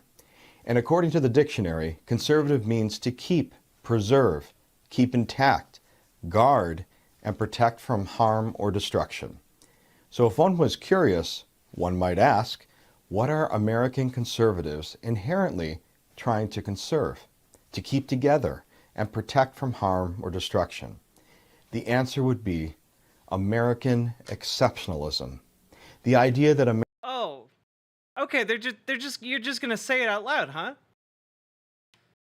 What are we trying to conserve? The idea that Americans are better than anyone else on the planet. Oh. Okay, so you're trying to you're conserving like kind of an ethno-nationalist idea, huh? That's so all right. Okay. interesting, to say the least. All right. America is unique in I the thought this was standard shit. Yeah, but usually they don't make the connection so explicit. You know, usually they're not like. Usually they'll use like flowery language to kind of distance themselves from the point that they're actually trying to make, which is that they're ethno-nationalists, right? But here they're just like, hey, between friends, you know, we're doing this, you know, to be to conserve our racial superiority. This is the flowery language. I disagree. Usually they're going to talk about how they need to conserve American values. They need to conserve, you know, the American way of life. You know, they talk about like that type of thing. And they frame it through a very specific lens to avoid directly engaging with like the fact that their ideas are fundamentally ethno-nationalist, you know? Was I deeper in the hole than I thought? Yeah. Most people don't think about it beyond like, oh yeah, you know, American values. Yeah, because you know we value things, and valuing the things Americans value is good. And you know we could spread those values to other people, and you know they would be happy and feel cool, and you know that would be good. It tends to not be a super deep amount of introspection, you know? the annals of human history, The annals. and that our founding in 1776 was based on certain first principles and ideas that were, in one sense, revolutionary, and in another, based on thousands of years of human history, experience, achievement, acquired. See, like this is the thing, right? They'll start by saying, yeah, America has like exceptionally good ideas. And also there's irreplaceable understandings of what it means to be American, you know, that you can only acquire by being the right kind of person, the white kind of person here in America, you know? Acquired knowledge, customs, and traditions. A lot of loaded language. Russell Kirk, the great American philosopher and traditionalist scholar, said that America was the culmination or benefactor of Western civilization, that it had inherited the best of the great Western traditions, including that of ancient Jerusalem, Athens, Rome, London, and Philadelphia, where our Declaration. Yeah, I've seen Always Sunny in Philadelphia. I know what they add. I know what they're bringing to the table.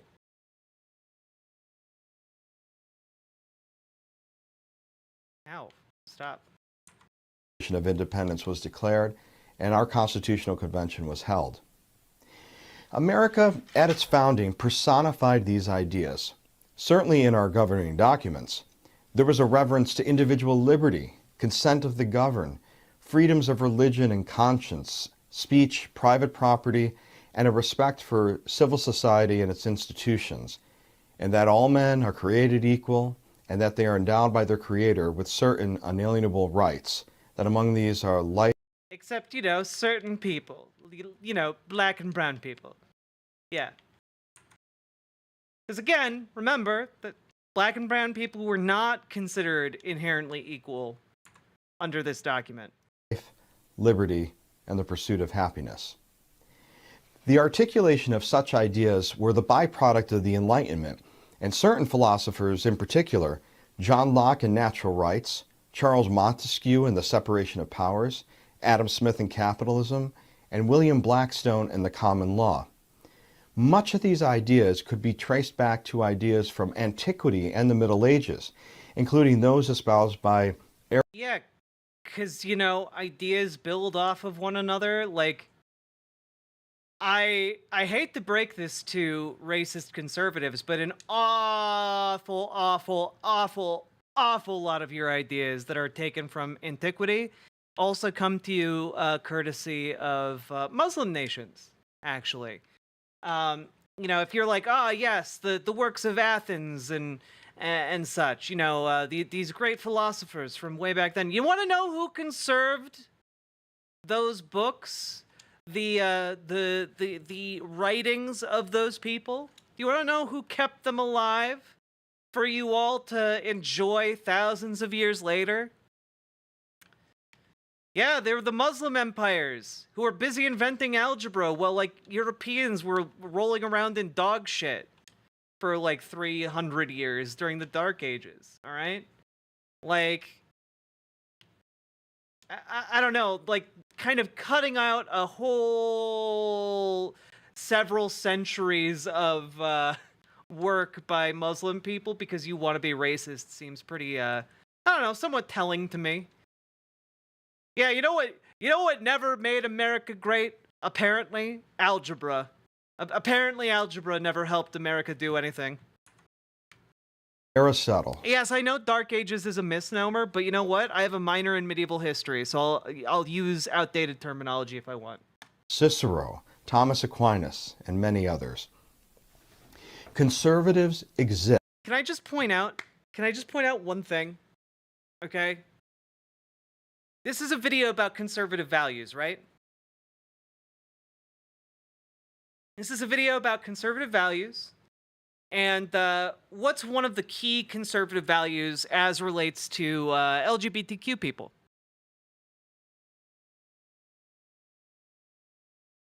What's one of their core values regarding, like, LGBTQ folks? Is it that LGBTQ people are grooming children by simply existing, and they're going to sexualize children and the general population, spread degeneracy, etc., etc., etc.? Would that be a fair statement for me to make? Yup. Okay. So I want to point out something in this video. I don't know how many of you are paying attention to the visuals here.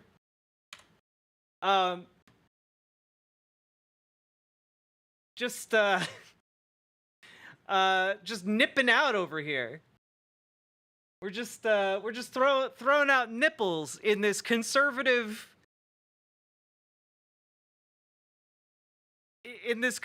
propaganda video to, you know, like, remove degeneracy from government. You're throwing up these paintings with people showing their bare breasts.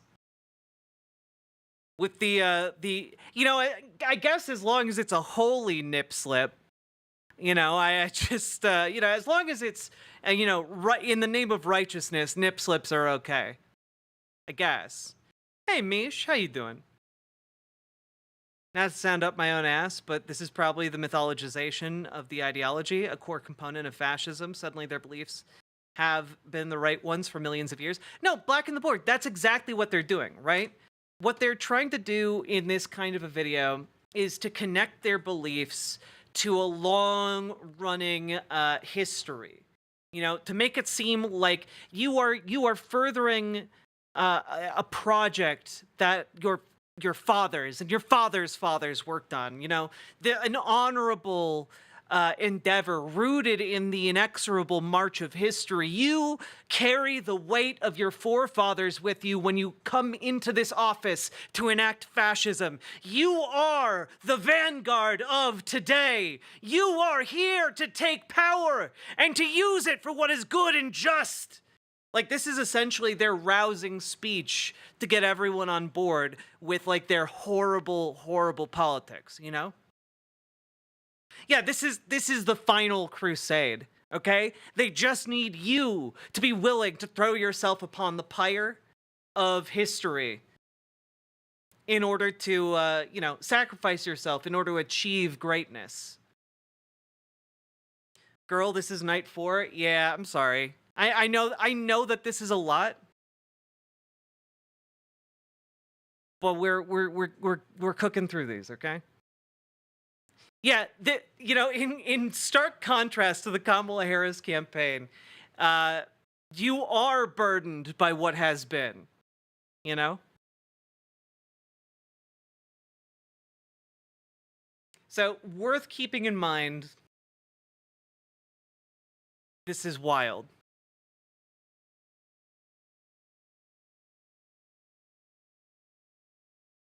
Thomas Aquinas, and many others.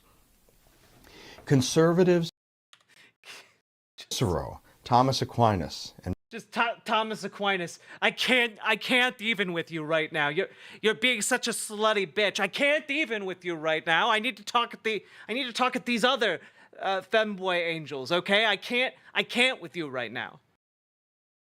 and many others.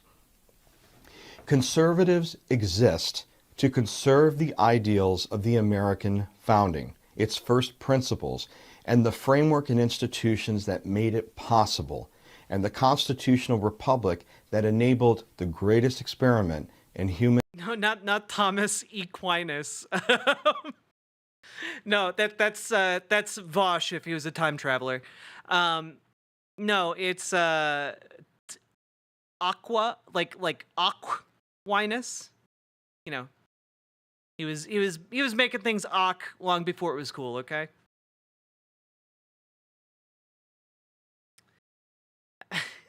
Human history and liberty. So for about the first 125 years or so of the American Republic, or roughly around from the founding to the late 1800s, early 1900s, much of America was governed by this constitutional framework of traditional checks and balances, separation of powers, federalism. It's interesting how you keep saying separation of powers, but you're not mentioning separation of church and state. Like that's one of the ones you're not talking about. That's so strange. I would have thought that you would have brought that one up by now. And the federal government playing a limited role in society, so as to allow for individual liberty to thrive. Yeah, it's weird. It's weird. He doesn't seem to be bringing up the 3/5 compromise. Was that not part of the founding ideals of America? Like, my God. So man can pursue their own happiness, or what was understood. Hey, how did these founding documents talk about indigenous people again?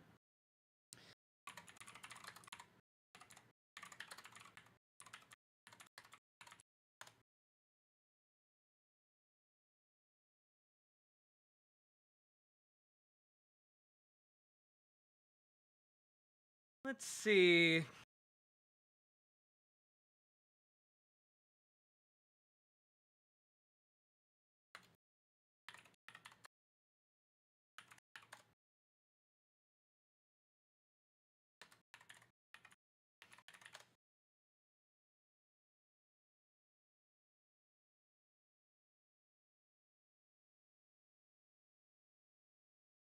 Jesus Christ.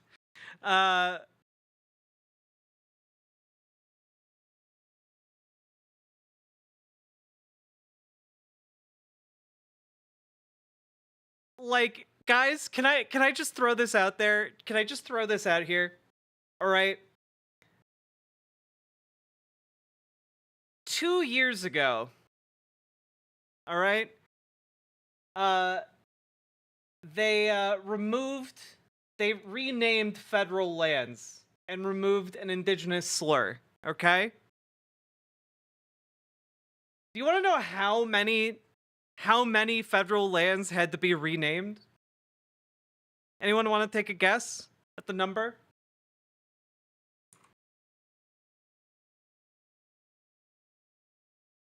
Anyone? Why was it there in the first place? Because America is a racist place. Let's see here. 643. 643 were renamed to remove the American colonialist slur used against indigenous women. Which I will not utter. You're not gonna clip me saying it. But that's because Biden appointed Deb Haaland, and she's been quietly doing good work for indigenous folks. But like, that was 2022, okay? Documents and laws about indigenous people made around the same time as the founding of America, okay, were way, way worse. They would, like, in law, talk about how, like, indigenous people were too savage to be able to govern themselves. You know, like, absolutely insane.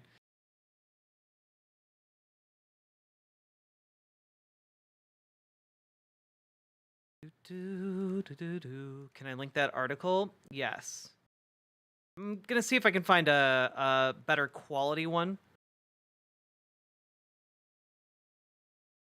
All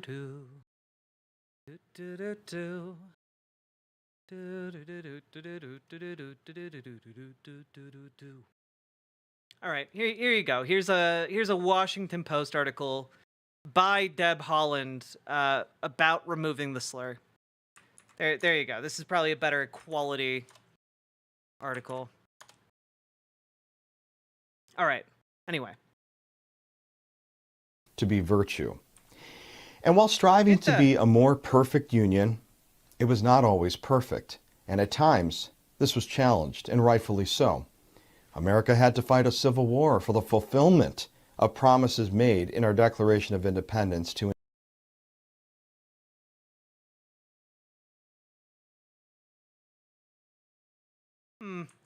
enslaved people. And it took another 100 years to achieve their full civil rights. But overall, yeah, something that conservatives definitely supported back at the time and continue to support today, right? Like, it's not like you would go and find like mainstream conservative figures these days talking about how, I don't know, the civil rights movement is where we went wrong as a country. It's not like that would be considered a thing. Even throughout these and many other challenges, American citizens and our country's leaders generally respected and revered the Constitution, its processes, and accumulated wisdom, and when needed, would prudentially amend it, and they've done so 27 times. It was not until the early 20th century that that wisdom would be challenged by forces who believed in a fundamental transformation of America. Enter the progressives. Oh boy, here we go with the socialism. The progressives believed that America was not meeting the challenges of the times, that our legislative process was too slow and not reactionary enough to deal with the great challenges and innovations spawned. Wait, you don't have to be reactionary to respond to external pressures. It's just we need to react faster. Saying you need to be able to react faster to situations is not reactionary. By the Industrial Revolution and the Gilded Age. These challenges included widespread poverty, poor working conditions, rampant urbanization and immigration. And then the progressives, they got the New Deal passed, and a lot of things got a lot better. And innovations in technology, transportation, media, and education. But what made the progressives different from previous quote-unquote reform movements was their direct assault on the foundations of American constitutionalism and their desire to uproot it. They also believed that our rights were not natural and based on... I don't think that's true. I don't think progressives at any point have been like, yeah, we need to get rid of the Constitution. We need to get rid of all of these pesky constitutional rights. You know, I've been in progressive politics for a while now. I've never heard a single progressive argue about that.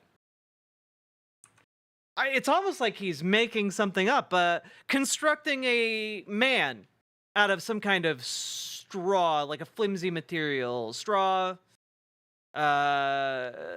shredded paper, something like that. I don't know.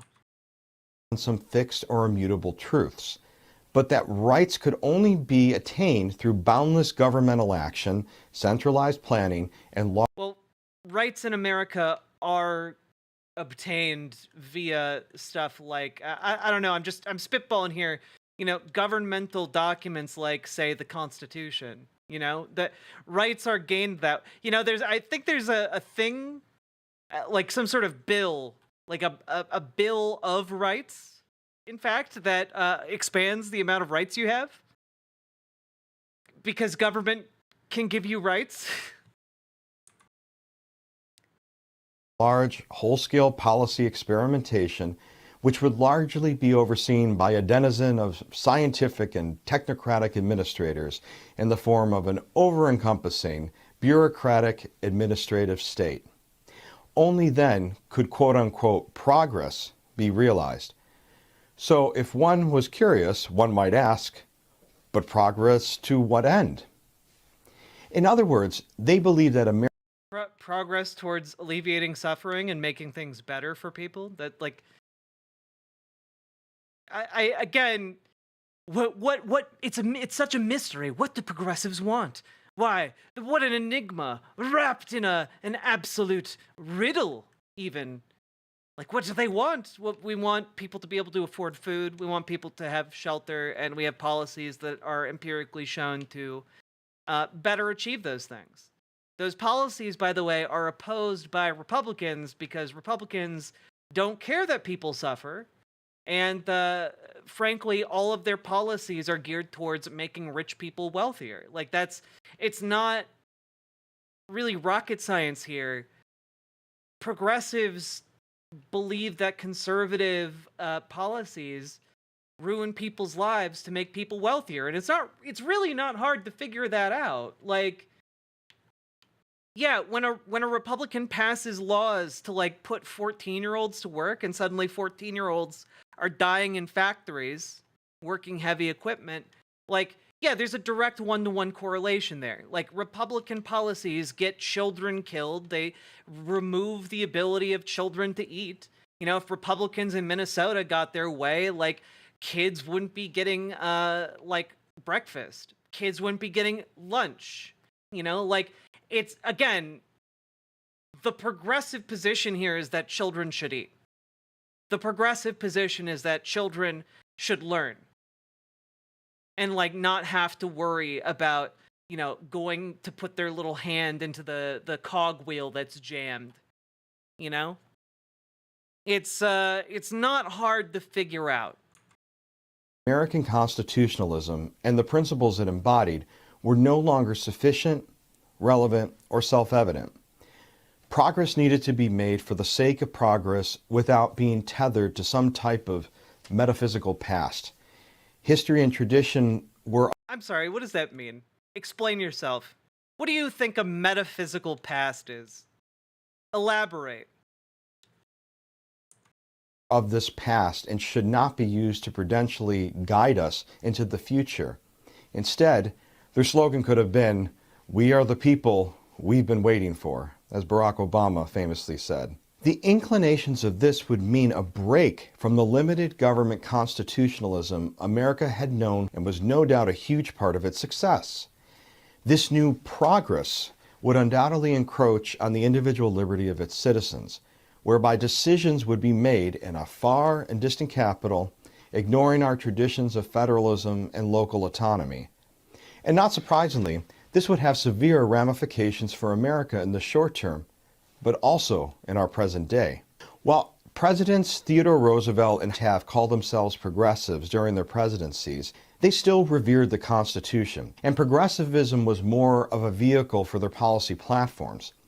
It was really Woodrow Wilson, America's 28th president, who openly challenged the foundations of the U.S. Constitution and enacted wide-scale reforms through his New Freedom agenda, which is a precursor to FDR's New Deal, that would drastically change the relationship of the citizen and the government, with a thumb on the scale side of government.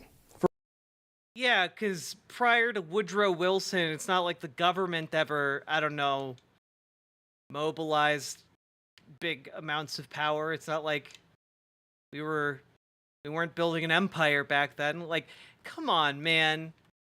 Are you kidding me? Like, oh man, there was sure a lot of government overreach under Woodrow Wilson. Hey, remember when Abraham Lincoln invaded the entire South of America in order to essentially, in the words of the American South, steal all of their property? Was that not an act of big government that you praised earlier in this conversation?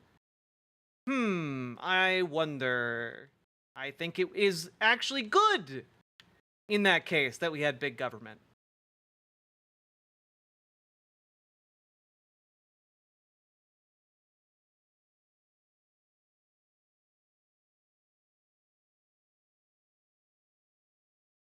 Disagreeing with the streamer is arguing semantics?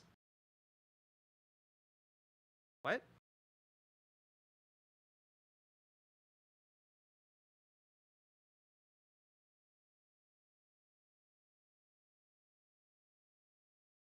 Nani? Still wear hats, it gets cold up here.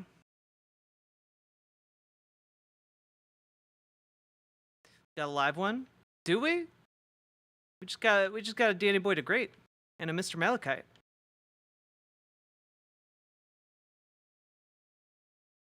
Doo-doo.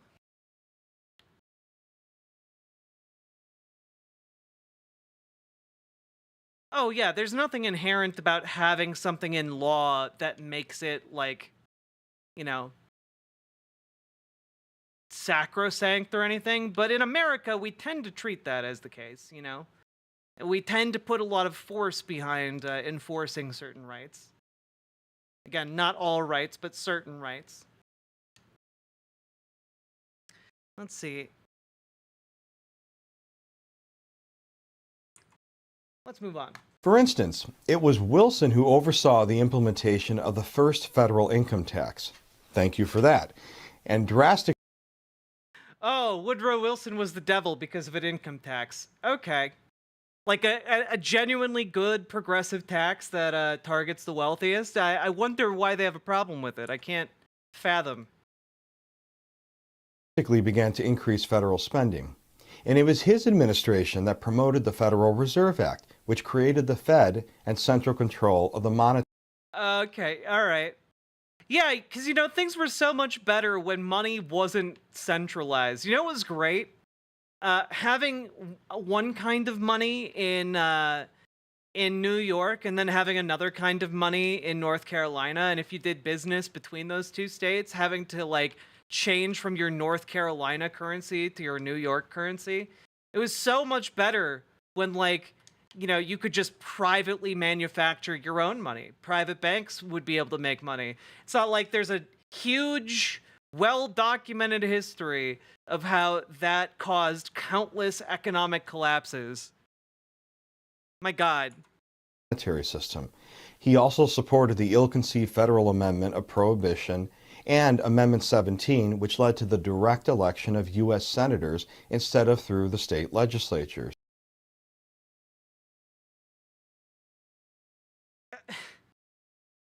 It's so fucking telling that one of the main issues they have with Woodrow Wilson is that they allowed senators to be democratically elected instead of appointed by state legislators.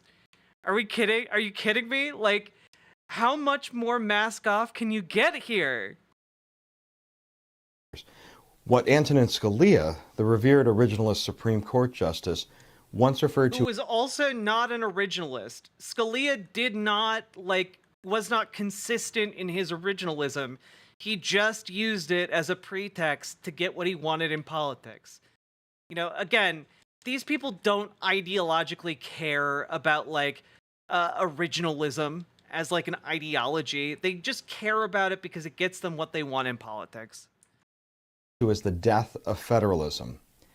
While much of this is accepted in today's world, this was revolutionary for its time.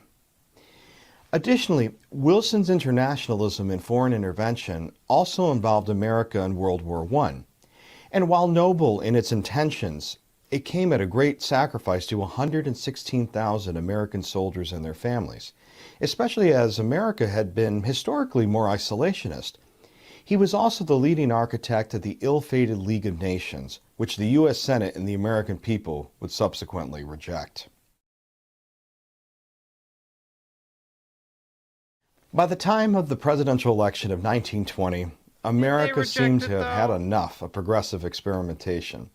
The Republican nominee, Warren Harding, and his vice presidential nominee, Calvin Coolidge, come on. 20, America seemed to have had enough of progressive experimentation. Yeah, 1920s. The 1920s, they were great times. Not famous for leading to any kind of colossal economic collapse at all. You know, the Gilded Age, the heyday of the robber barons, and definitely doesn't have negative connotations at all. Come on! Are you kidding me?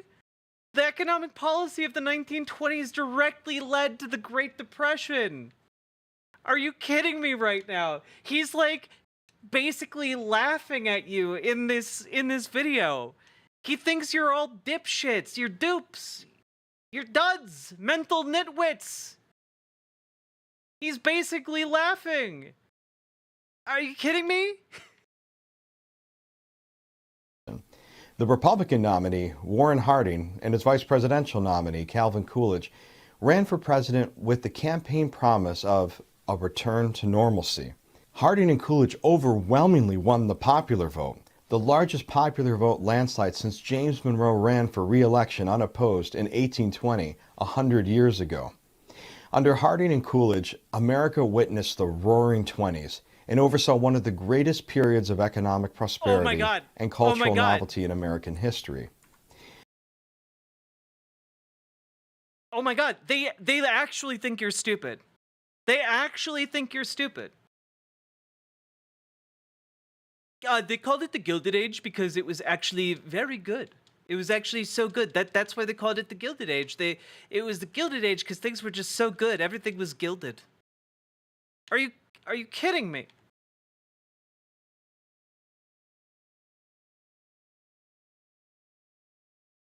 Yeah, what was the end result here?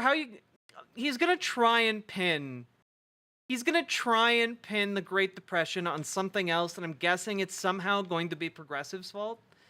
But like, as someone who knows the history, it wasn't the progressives' fault. Oh, you know, he's just gonna, sorry, I should have seen this coming. He's gonna blame it on the Federal Reserve. He's gonna say the Federal Reserve caused the Great Depression, and that if we hadn't had the Federal Reserve, the Great Depression would never have happened. That's his argument. I'm sorry. I'm a fool for not seeing it coming.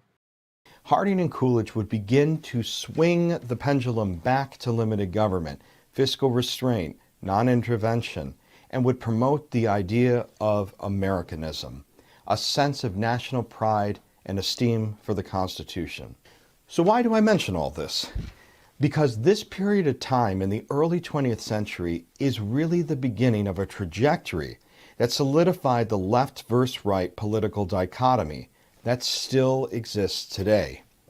The early beginnings of a quote-unquote conservative movement, even though it wasn't called that back then, was initially formed in response to the progressive challenge to American constitutionalism in the early 20th century. For the first time in modern American history, there was a real need to organize a movement to conserve the founding, its first principles, and American constitutionalism. Today, we refer to this period Are you going to ignore the Great Depression? Of the early conservative movement as the Old Right. Though Harding would die unexpectedly in office in 1923, Coolidge maintained and expanded on Harding's policies. Coolidge was incredibly popular and was elected overwhelmingly in his own right in 1924. And while dismissed as Silent Cal for his perceived unremarkable speeches or brevity, a Coolidge biographer wrote that at the time, Coolidge embodied the spirit and hopes of the middle class, could interpret their longings, and express their opinions. As a quick aside, a story that was widely circulated during Coolidge's time was that someone once told him, "I made a bet today that I could get more than 2 words out of you." And Coolidge replied, "You lose." Fun little aside. In 1928, Coolidge chose not to run for re-election as he believed that if he won, he would serve 10 years as president, which was something no one has ever or should ever aspire to, he believed. Instead, Republican Herbert... Okay, I might be wrong about this, but I'm pretty sure Calvin Coolidge was not, like, a very beloved president. Like, policy-wise or personality-wise, you know? Like, people didn't like him. They're setting up to smear FDR. Yeah, that's exactly what they're doing. They're attacking all progressives down the line. Pretty bold for them to like try and claim patriotism and then attack like the president that oversaw like winning World War II. Like, all right. Herbert Hoover, Coolidge's Secretary of Commerce, easily won the presidency against Democrat Al Smith, the current governor of New York. As everyone knows, the country would enter the Great Depression after the stock market crash of 1929.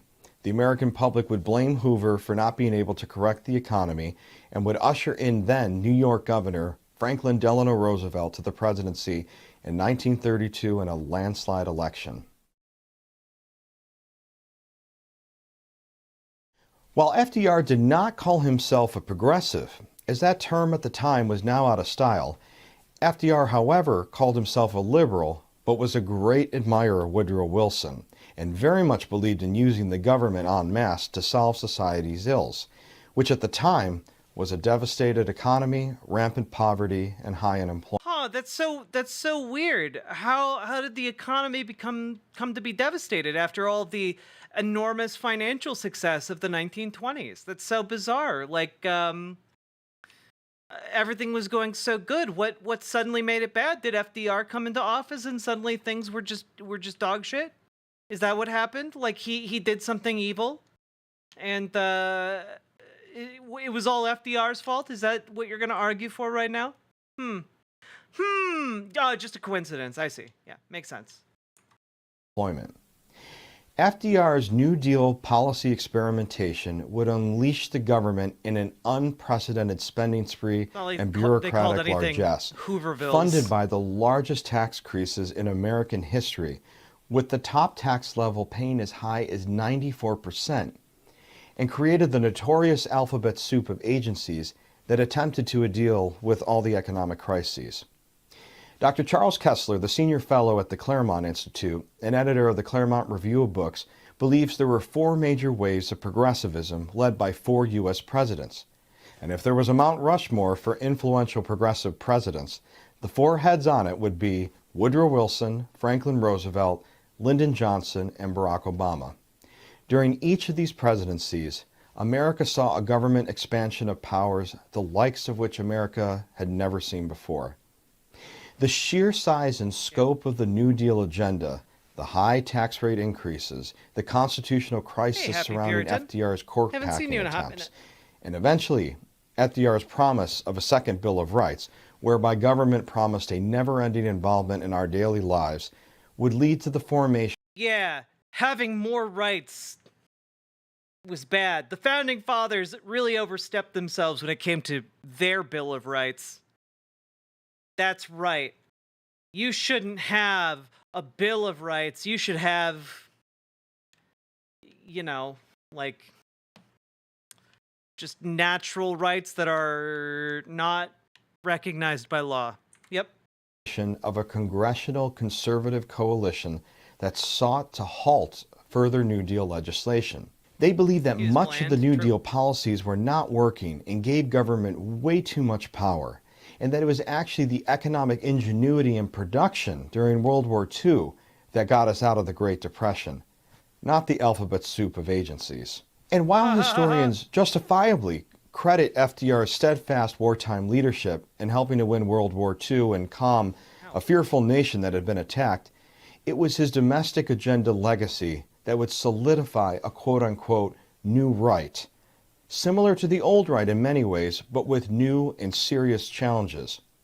The new right would rise to repudiate the large-scale New Deal expansions of government, identify and diagnose a societal post-war moral and cultural decline, and raise the alarm to the rising international communist threat during the beginnings of the nuclear age, which would threaten all of humanity.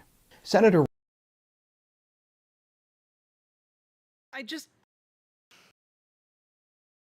are we not gonna talk about how the Great Depression is like one of the defining, if not the defining, economic event of the entire previous century, at least as far as Americans are concerned, and like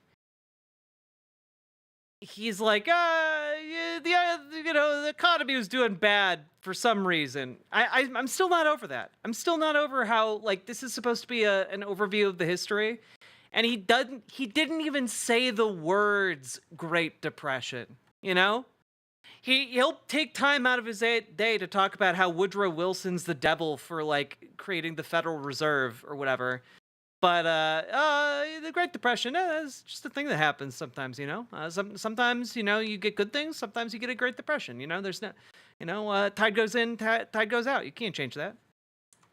Robert Taft, from Ohio, son of President Taft, would serve as the first of these early congressional conservative leaders and would help lead the charge in challenging FDR's New Deal and then Truman's Fair Deal.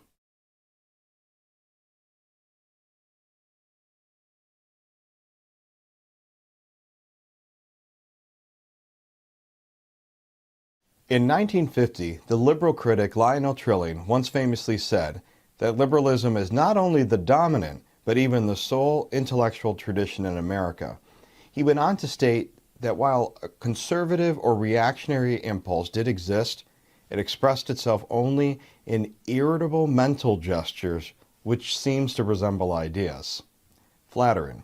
By 1950, a fully functioning and powerful conservative movement had not yet formed, and didn't even have a name yet. It was only in its infancy, but would soon transform to become a dynamic political movement that would usher in its early hero, Barry Goldwater, to win the Republican presidential nomination only 14 years later. How did it do this? According to conservative movement historian Dr. Lee Edwards, a political movement had to have the 4 Ps in order to be successful. The 4 Ps were philosophers, popularizers, philanthropists, and politicians. A political movement needed philosophers to come up with a viable, consistent philosophy and cogent set of principles it would embody. It would need popularizers, writers, and... Wait, why do they hate the Federal Reserve?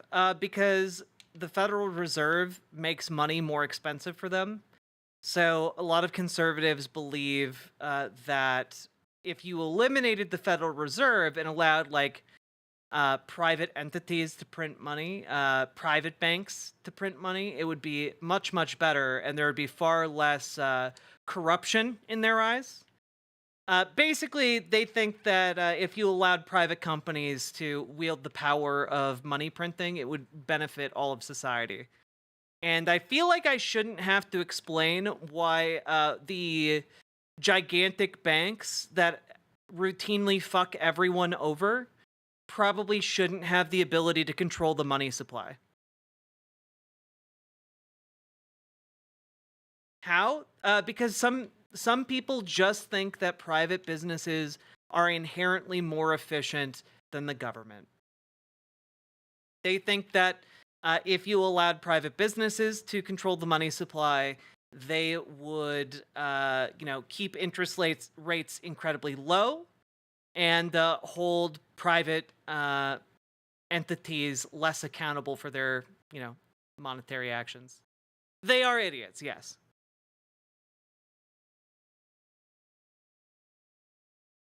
Yeah, Euro-conservatives don't tend to hate centralized banking in Europe, as far as I have been able to tell.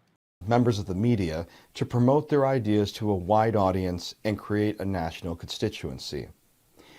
When the philosophers' ideas had been popularized, a solid financial base of donors and philanthropists were needed to fund the organizational and infrastructural apparatus of that movement, which could include think tanks, media publications, and grassroots organizations.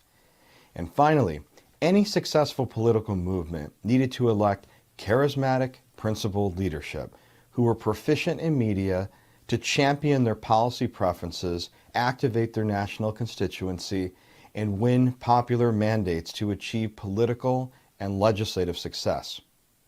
So we begin our story of the philosophers by analyzing 3 disparate groups of thought leaders whose ideas would become the basis of this new right and burgeoning conservative movement in the post-FDR, post-World War II era. According to conservative historian Dr. George H. Nash, these 3 groups would make up what would be called the conservative 3-legged stool. They were the classical liberals and libertarians, the traditionalists, and the anti-communists.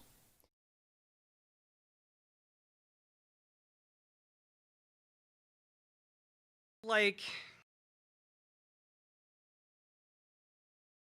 yeah, I mean, if you switched from having the Federal Reserve control money, right, you would run into so many problems. It would probably lead to like an economic collapse in the short term. And in the long term, we have examples throughout history of when money supplies were unregulated. You can look at American history for what happened with unregulated money supplies. It just led to like financial collapses on more localized scales, and like immense amounts of like corruption when it came to like trading between different currencies, speculating on different currencies. It would basically like ruin everyone's lives. Like, I don't think there's a way it wouldn't. Like, look at how unstable the crypto market is right now. To get like a rough idea of what it would be like, it's just that everything would be that. Everything would be like this unregulated free-for-all of like different currencies, and no one would know which one to use. Well, the thing is, Bitcoin is less a currency and more of like an asset. I would think of Bitcoin more as like gold or silver, like some kind of relatively inelastic thing as far as a digital asset goes. Ms.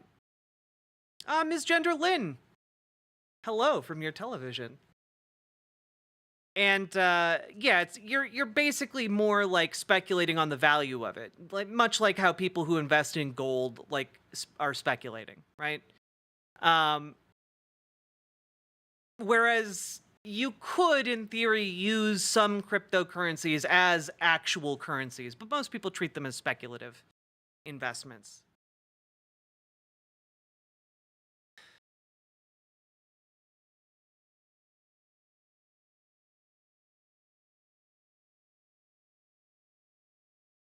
Did I use inelastic wrong?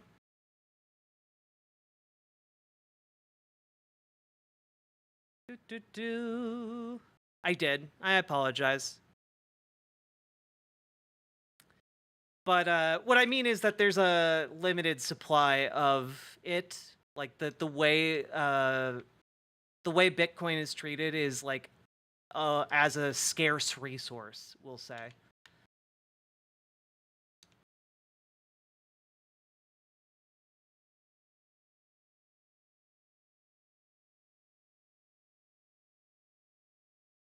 It fluctuates heaps.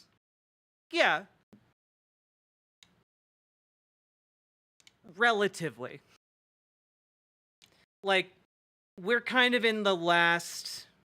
I don't want to get into a whole crypto discussion and why, like, Bitcoin is a slightly different beast than the other ones.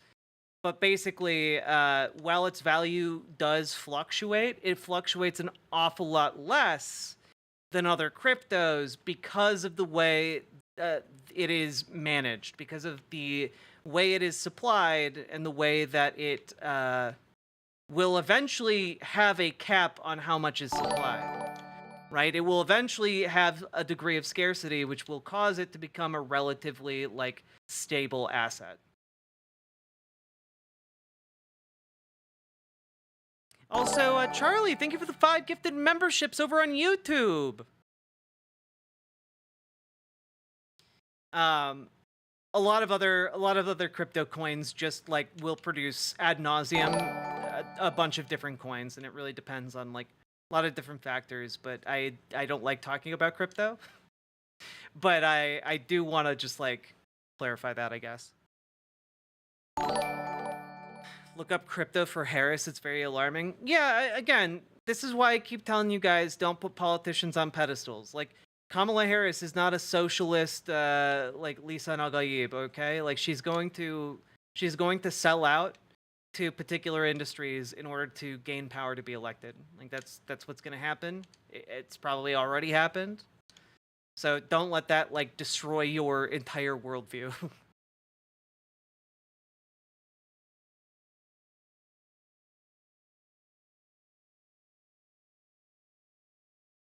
Yeah, my understanding is that like Argentina is switching over, like a lot of the people who live in Argentina are switching over to crypto because it's way more stable than Argentinian currency.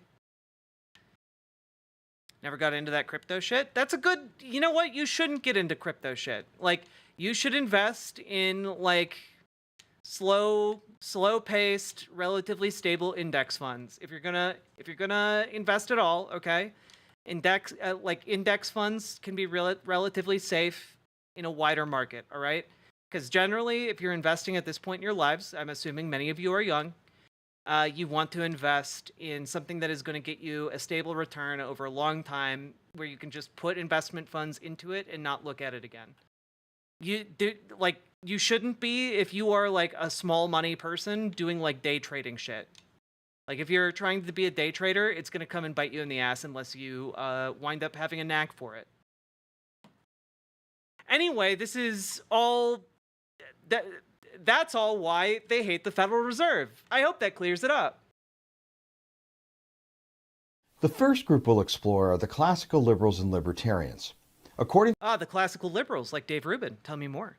to Dr. Nash, they resisted the threat of the ever-expanding state to liberty, private enterprise, and individualism. They were convinced that America was rapidly drifting towards statism or socialism, and offered a spirited defense for the free market, free enterprise, a return to laissez-faire economics, lower taxation, and limited government. Their most prominent early... I'll cop to it. I made some money off of crypto. Not like a ton, but I did. But you should not do it regularly. I would not recommend it.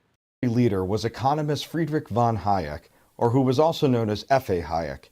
Hayek's seminal work, The Road to Serfdom, written in 1944, would be the ember that sparked this revival of classical liberalism and would revolt against the zeitgeist of the time, Keynesian economics. The main thesis of the book was that tyranny inevitably results from government control of economic decision-making through central planning. Central planning, or socialism, would inevitably lead... Wait, that's not what socialism means, though. So socialism isn't when the government does stuff, okay? Like, that isn't actually the case. Socialism is when the government does stuff. Wait a minute. No, not like that. Look, socialism isn't when the government does stuff, okay, folks? Like, it's just not. Socialism is when workers control the means of production. You know, when they own it. Like, that's the fundamental thing, like, that socialism is all about. So, like, when people like this school are like, yes, central planning, when the government plans economic concepts, that's socialism. No, it's not. No, you're just wrong. You could choose to not be wrong. You could educate yourself, but you are instead being wrong. The people down a road to serfdom or totalitarianism, as was seen in the Soviet Union. Hayek said the title of the book... Again, this is why a lot of people, a lot of economists in particular, talk about how the Soviet Union was actually state capitalist, because the state controlled the means of production. The state controlled workers' workplaces. The workers weren't controlling those things. And instead, the state wound up operating on a global level as large capitalist enterprises. You know, they still had to engage in trade. They had to engage with the wider global capitalist framework. And so in order to do so, they formed national companies, right? And a lot of those companies, by the way, a lot of them continued to exist.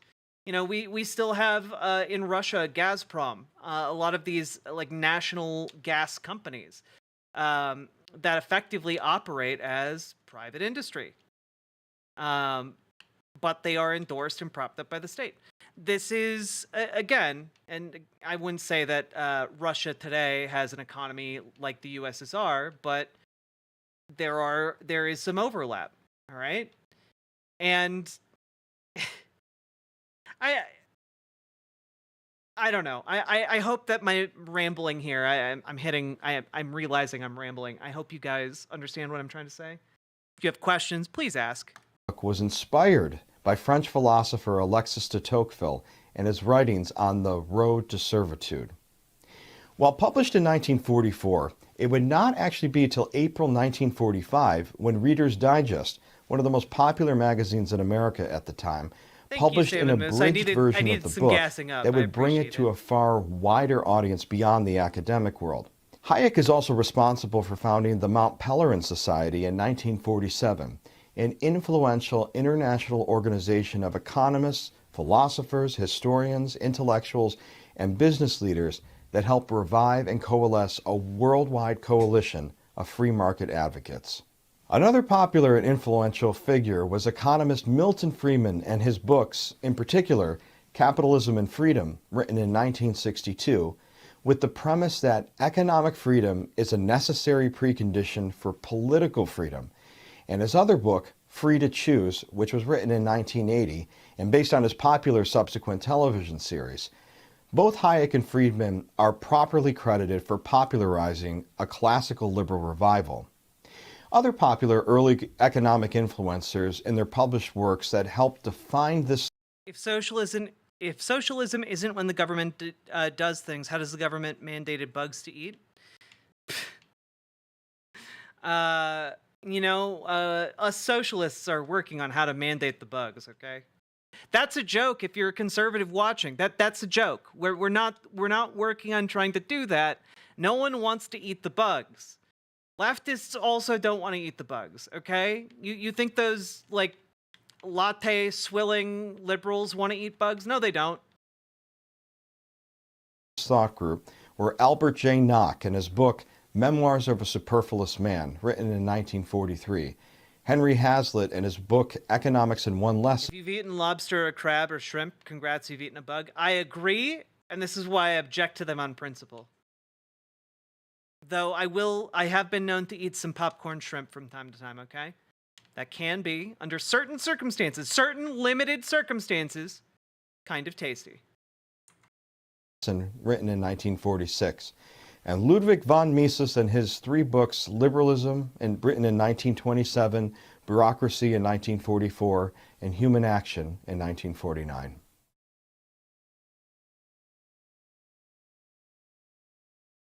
Concurrently and independently, the second group of thought leaders were the Traditionalists.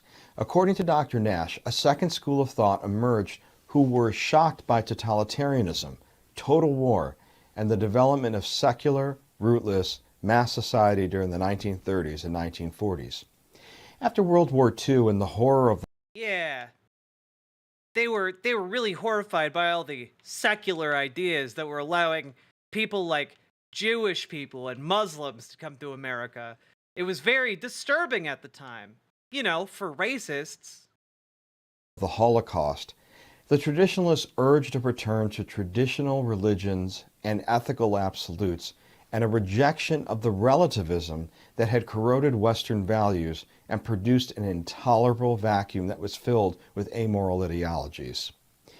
Traditionalism has been defined as believing that tradition and custom guide man and his worldview. Each generation inherits the experience and culture of its ancestors, and through convention and precedence, man is able to inherit the culture of his ancestors and pass it down to his descendants. Traditionalism's slogan could be summed up in the popular refrain, usually credited to Edmund Burke, "Those who do not learn from history are doomed to repeat it." Yeah, which is why it's particularly telling that you skipped the entire Great Depression.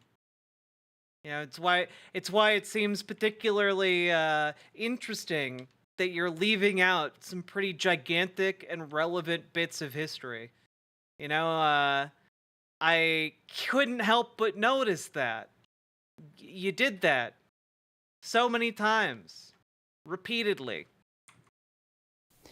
Their most prominent early leader was the philosopher and political theorist Russell Kirk. Kirk's most noteworthy work, which was actually a published version of his doctoral dissertation, was titled The Conservative Mind, From Burke to Eliot, published in 1953, a providential year in conservatism's history. It was a scholarly Finance question, but what do you think of CDs compared to index funds? CDs are also okay, but like generally speaking, you're going to get a better return off of index funds than you are from like CDs. CDs generally, especially in times like right now, their terms are not particularly great for you, because what you're essentially doing with a CD is you're giving a bank, usually a private bank, your money, and then after a term of 2 years, 5 years, 10 years, they give that money back to you plus like a cumulative interest, and it's not usually a lot of money. Like the interest is usually very low. You're not going to be making a good return on that. Whereas, you get your Roth IRA maxed out, you get your index funds, you're going to get a decent return on that. Especially if you're younger, you can afford to maybe put the setting on your index fund or your Roth IRA investment to be like a little bit edgier, a little bit riskier. You might be, you're gonna, in the long run, you're gonna make a little bit more of a return. Just don't go too risky, because markets are volatile. Not financial advice, but kind of financial advice. Legally, though, not financial advice. Masterpiece linking an intellectual heritage of conservative thought from the time of the founders to the present day, with a special appreciation for Edmund Burke, Alexis de Tocqueville, and the Anglo-American philosophical tradition. Kirk believed that... Man, it's so interesting, like the racialized language throughout all of this, like the Anglo-American philosophical tradition? Are you kidding me? Like, he's just looking you in the face and saying, yeah, the white philosophical tradition. Because he doesn't want you to look up the philosophical tradition of, hey, what were black philosophers talking about around this time?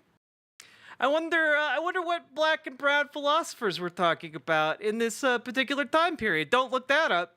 That'd be too spicy for you guys, because we all know what Anglo-American philosophers are eating, and it's white guy tacos.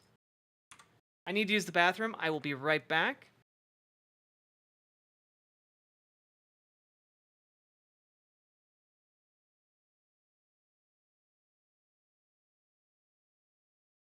I can imagine what can be and be unburdened by what has been.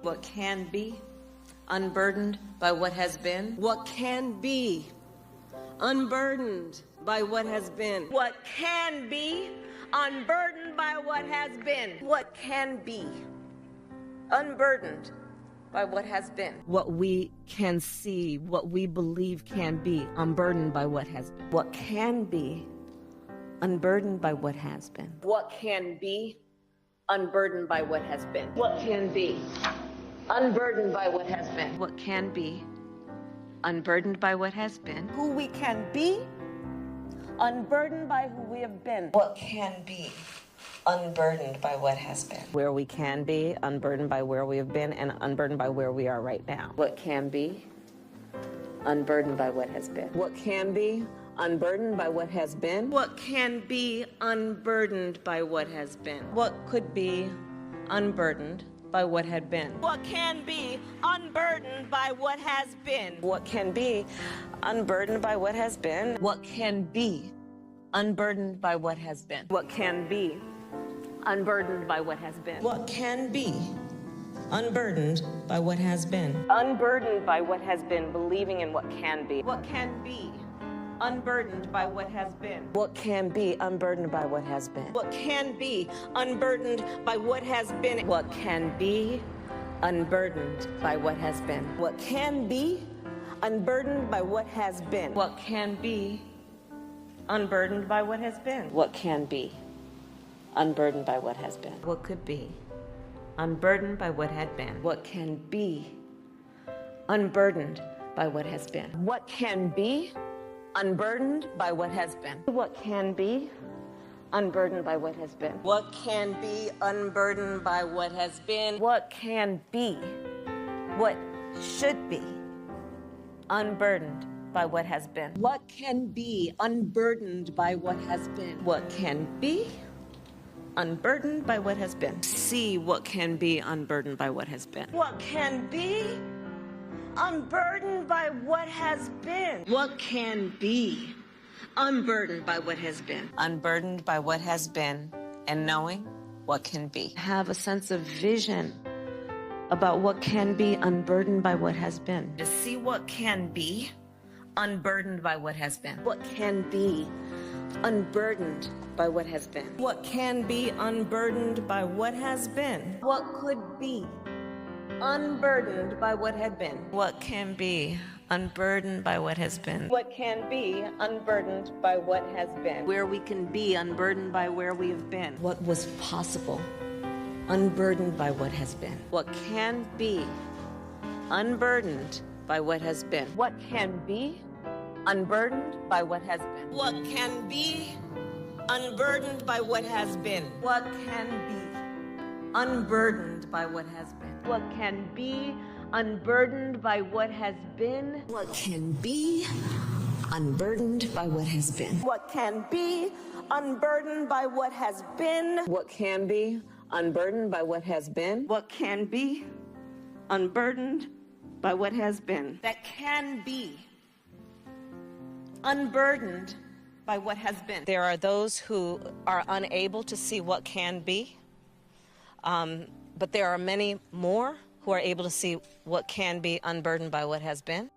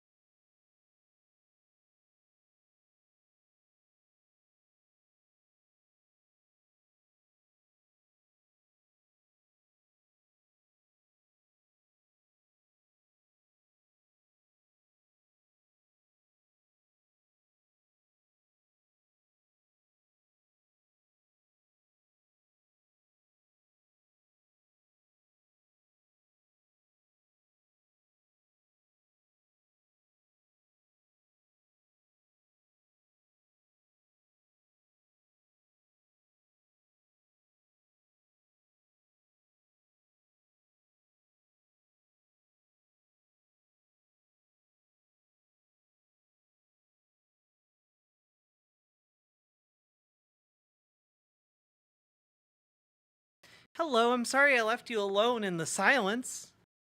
I apologize. Hi.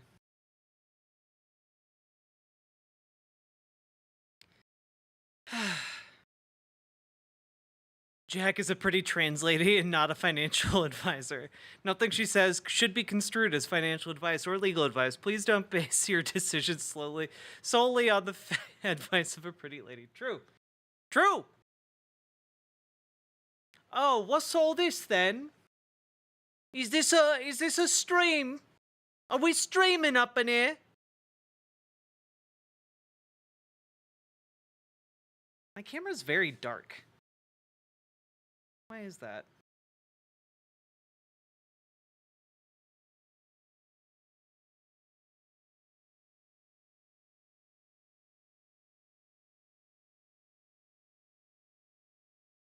I just felt like I needed a slightly fancier outfit. Is that is that weird? I apologize. Oh, I need my fizzy drink.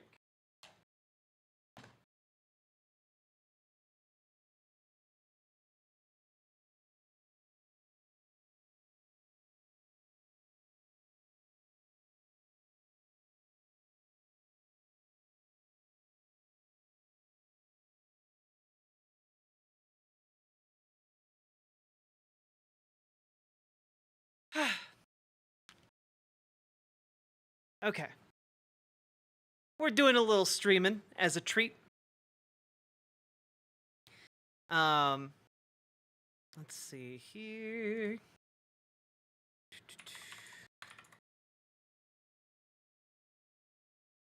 No need to apologize? Okay, good.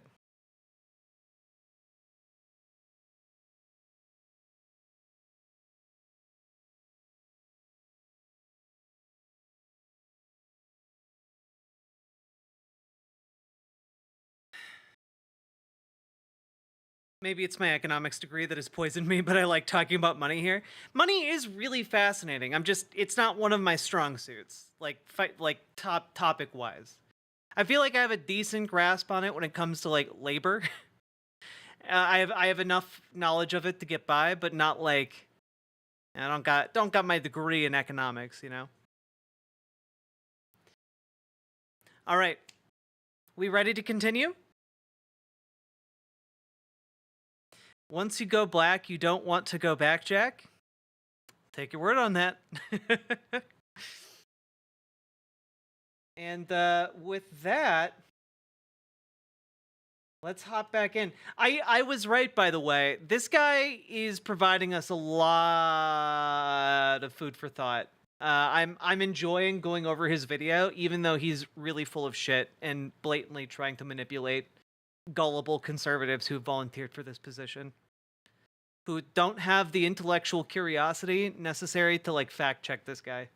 Tradition, order, and freedom were inseparable. The book was well received and helped legitimize the burgeoning conservative movement, and many historians credit the popularity of the book for popularizing the term conservative and giving the conservative movement its name, still used today. Another critical contributor to the traditionalist cause was Richard Weaver, whose seminal text, Ideas Have Consequences, was written in 1948. Its thesis was that the beginning of Western decline occurred when man flirted with nominalism, or the rejection of absolute truths. One other important figure was American sociologist Robert Nisbet. His influential book, The Quest for Community, A Study in the Ethics of Order and Freedom, was written in 1953, the same year as The Conservative Mind was published. His thesis was, the history of the West since the end of the Middle Ages was the story of decline of intermediate associations between the individual and the state. The weakening and dissolution of such ties as family, church, guild, and neighborhood had not, as many had hoped, liberated men. Instead, it had produced alienation, isolation, spiritual desolation, and the growth of mass man.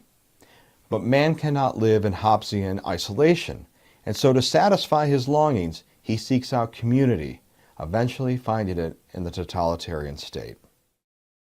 You know, man could find community in like solidarity with his working class brothers and sisters, but something tells me this guy would not be in favor of that kind of community forming. It's just a nagging feeling I have here in the back of my skull. The anti-communists. Now, also concurrently and independently, a third and final group of thought leaders were emerging called the anti-communists. Its early leaders were Whittaker Chambers, James Burnham, and Frank Meyer. According to Dr. Nash, the anti-communists had a profound conviction, being ex-radicals and former communists themselves, that the West was engaged in a titanic struggle with communism, not only abroad, but at home domestically. Communism, the economic and political theories espoused by Karl Marx, Friedrich Engels, and Vladimir Lenin, were a complete repudiation of the West, including the cherished ideas of representative democracy, free market economics. I do really, really, really want to stress this. At no point, to my knowledge, and granted, I could be wrong, because again, economics isn't my forte, but at no point was Karl Marx like against democracy. Like that was, in fact, his entire approach to economics is centering the concept of democracy. Like that was like one of his whole things. You should democratically own your workplace. You should democratically own the means of production. Like, it's not that hard. He wrote about it. He was pretty clear. Private property, free speech. Also, by the way, to my knowledge, there would still be markets. Like, Marx wasn't saying, like, there would be no markets would exist. Like, that's not thing that he ever claimed. He talked about the abolition of the commodity form, though, which is getting rid of money, because we'd reach a different kind of economic state at some point in the future. But, like, this idea that, oh man, there wouldn't be any more markets. We had markets tens of thousands of years, okay, before we had like any of these other things. All right, we'll have them tens of thousands of years after we're gone. All right. Also, just throwing this out there, private property in Marxist terms would still exist. You would have personal property. A lot of people conflate personal property and private property in capitalist terms, thinking that like, oh, you will own nothing. You'll have to rent your clothes because you won't own them. Like stuff like that. But no, that's not what it means. It means you won't have private property, as in you won't privately own the means of production. That's what it means. You won't be able to privately own a factory because the factory is going to be democratically owned. That's what it means. Will land still be owned? I mean, under like a Marxist conception, probably not. Land would probably be something in elastic markets. Those are probably things that need to be like nationalized because the commodification process of them is like harmful to the vast majority of people. It would probably be something that would undergo like a decommodification process. But again, this is something we're looking at like I think quite a ways away. Like, if you are familiar with America, you are aware that Americans are not on board with that plan yet.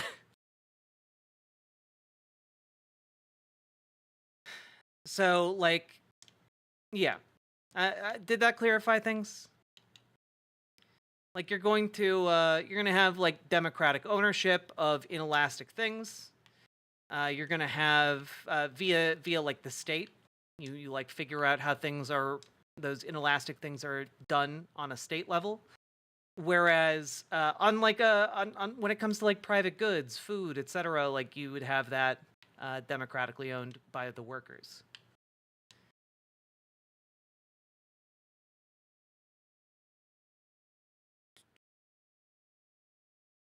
Yeah, you'd still have a house. Exactly. Like saying you wouldn't have private property is like a scare tactic that is often used here, but that isn't what it would mean. Like people would still have the house they live in, you know, like you live there. That's the place you live. That's your thing.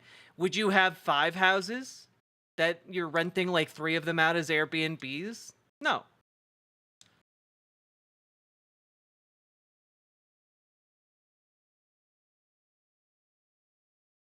Let's see. Like, can you understand why people who don't own their houses find the idea some nebulous landlord in Hawaii won't have control over their house appealing? Exactly, right? I once had a Christian Republican help me vote blue by giving me postage. He second-guessed it after I said I was Democrat at the time, but hey, I got mine. Well, that's decent of him. But yeah, I think this is like one of those like language tricks that like more people should be aware of. Marxist idea is not that you won't have personal property.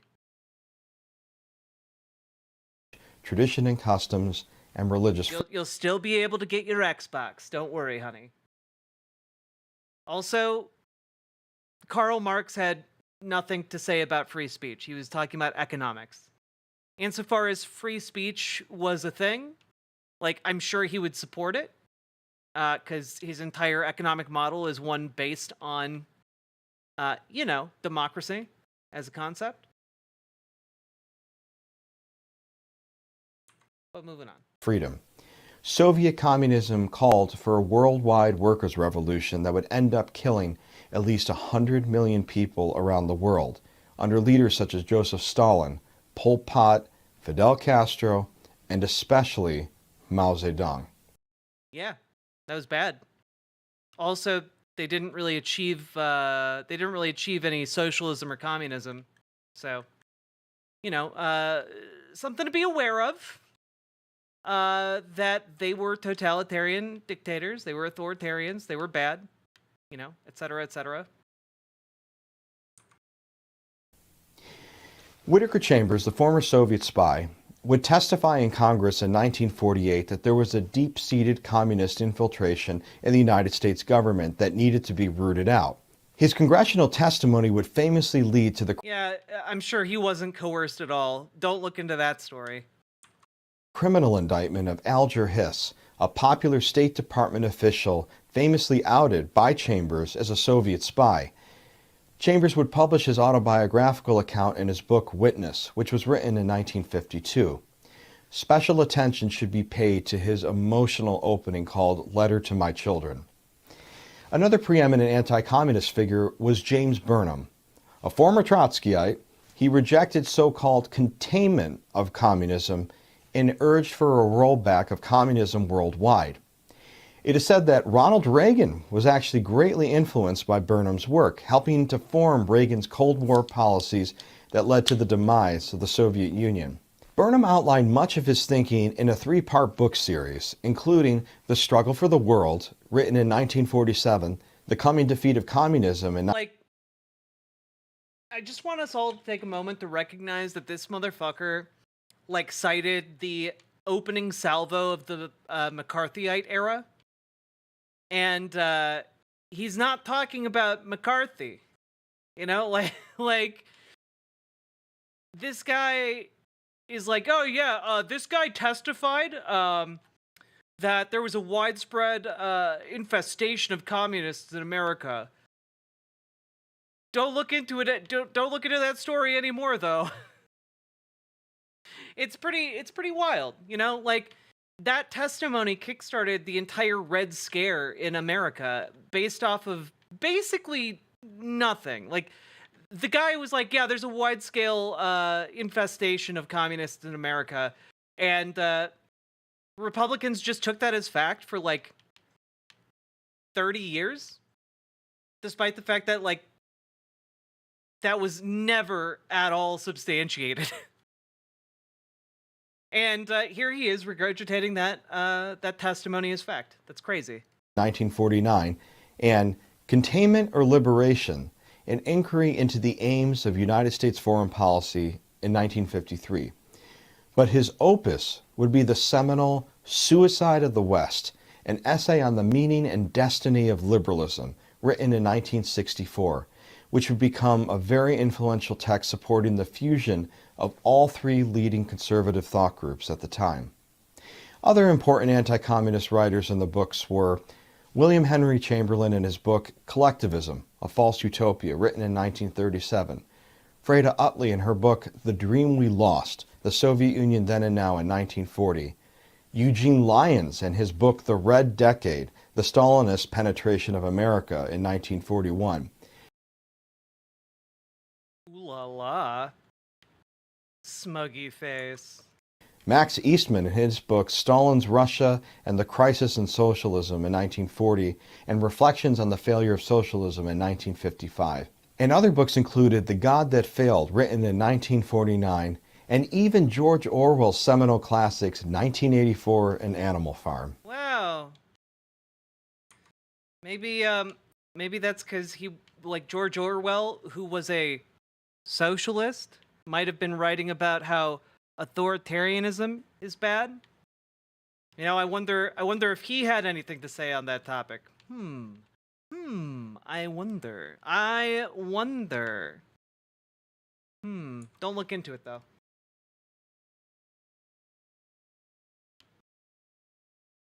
As each of these thought groups began to grow in influence in the late 40s and 1950s, astute observers realized that a consolidation of sorts would be needed and helpful in order to have real political influence. Two men in particular would play an indelible role in fusing these three groups together, making up what would become the conservative three-legged stool and the modern conservative movement. Enter William F. Buckley Jr. and Frank Meyer. At only age 29, William F. Buckley Jr. founded National Review magazine in 1955, undoubtedly the first influential conservative publication.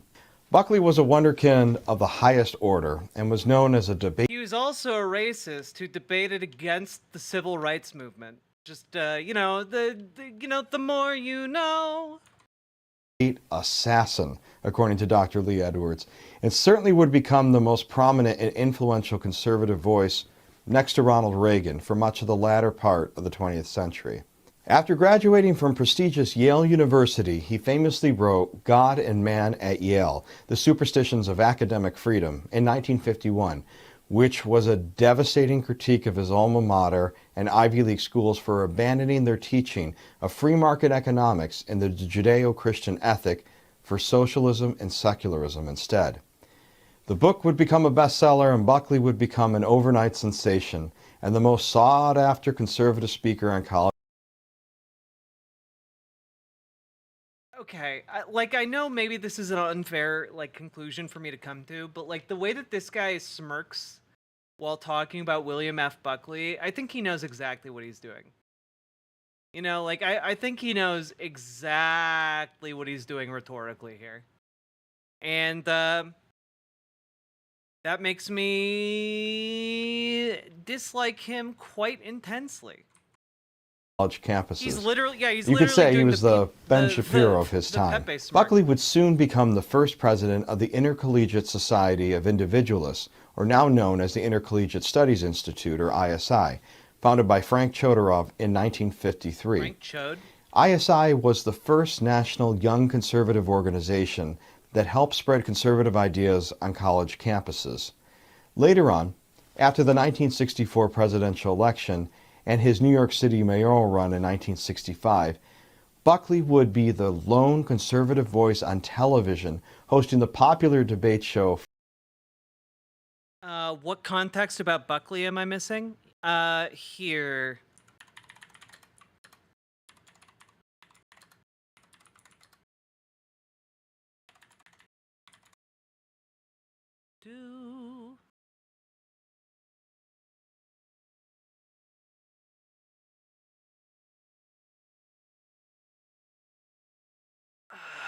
do we? Man, if we go into this, this could legitimately like derail us for a while. But long story short, there's an incredibly famous debate between William F. Buckley and James Baldwin. Visitors to the House. I can honestly say, however, Mr. James Conservative himself by Pine and Mary Person. His Mr. The chair of the 9 does not. What? Let's skip to the actual substance of the thing. Here we go. Evening, who has been sitting, listening attentively. This is one of the all-time greatest debates. Getting a wonderful reception here in the Cambridge Union. Tremendous enthusiasm from all sides of the House, from Mr. Baldwin, who has been listening to the arguments. Now will bring the voice of actual experience to the debate. Good evening. I find myself, not for the first time, in the position of a kind of Jeremiah. For example, I don't disagree with Mr. Burford that the inequality suffered by the American Negro population of the United States has hindered the American dream. Indeed, it has. I quarrel with some other things he has to say.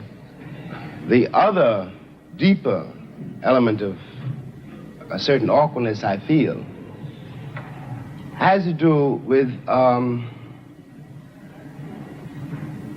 it has to do with one's point of view. I have to put it that way. One's sense, one's system of reality.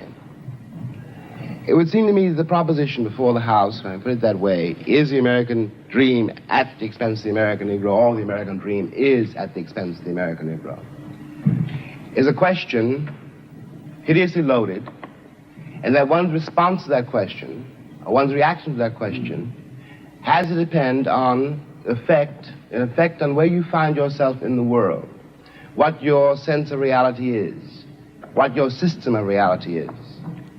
That is... I do want to point out this was back when they still taught rhetoric in school. So a lot of people had a lot better rhetorical skills. And James Baldwin is like one of the best of all time. It depends on assumptions which we hold so deeply as to be scarcely aware of them. A white South African, or a Mississippi sharecropper, or a Mississippi sheriff, or a Frenchman driven out of Algeria, all have, at bottom, a system of reality which compels them to, for example, in the case of the French exile from Algeria, to defend French reasons for having ruled Algeria. The Mississippi or the Alabama sheriff, who really does believe when he's facing a Negro boy or girl, that this woman, this man, this child, must be insane to attack the system to which he owes his entire identity. Of course, for such a... Why don't we teach about rhetoric in school? It's complicated, but part of it is to do with the obscene focus on like STEM fields and like return on investment. Like it's not, as far as like public education goes, there's not a huge return on your investment for making like eloquent, adults, as opposed to adults who are,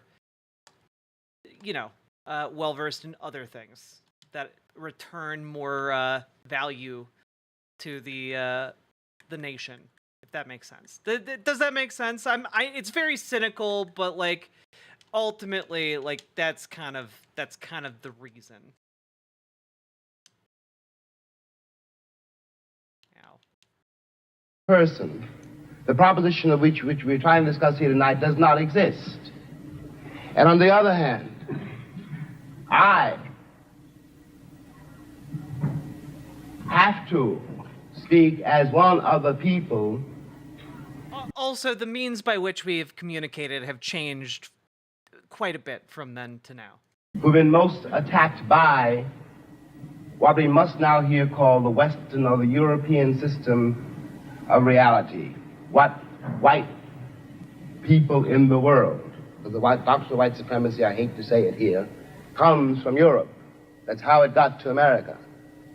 Beneath, then, whatever one's reaction to this proposition is, has to be the question of whether or not civilizations can be considered as such equal, or whether one civilization has the right to overtake and subjugate and in fact to destroy another. Now what happens when that happens? Leaving aside all the physical facts which one can quote, leaving aside rape or murder, leaving aside the bloody catalog of oppression, which we are in one way too familiar with already, what this does to the subjugated, the most private, the most serious thing this does to the subjugated, is to destroy his sense of reality. It destroys, for example, his father's authority over him. His father can no longer tell him anything because the past has disappeared, and his father has no power in the world.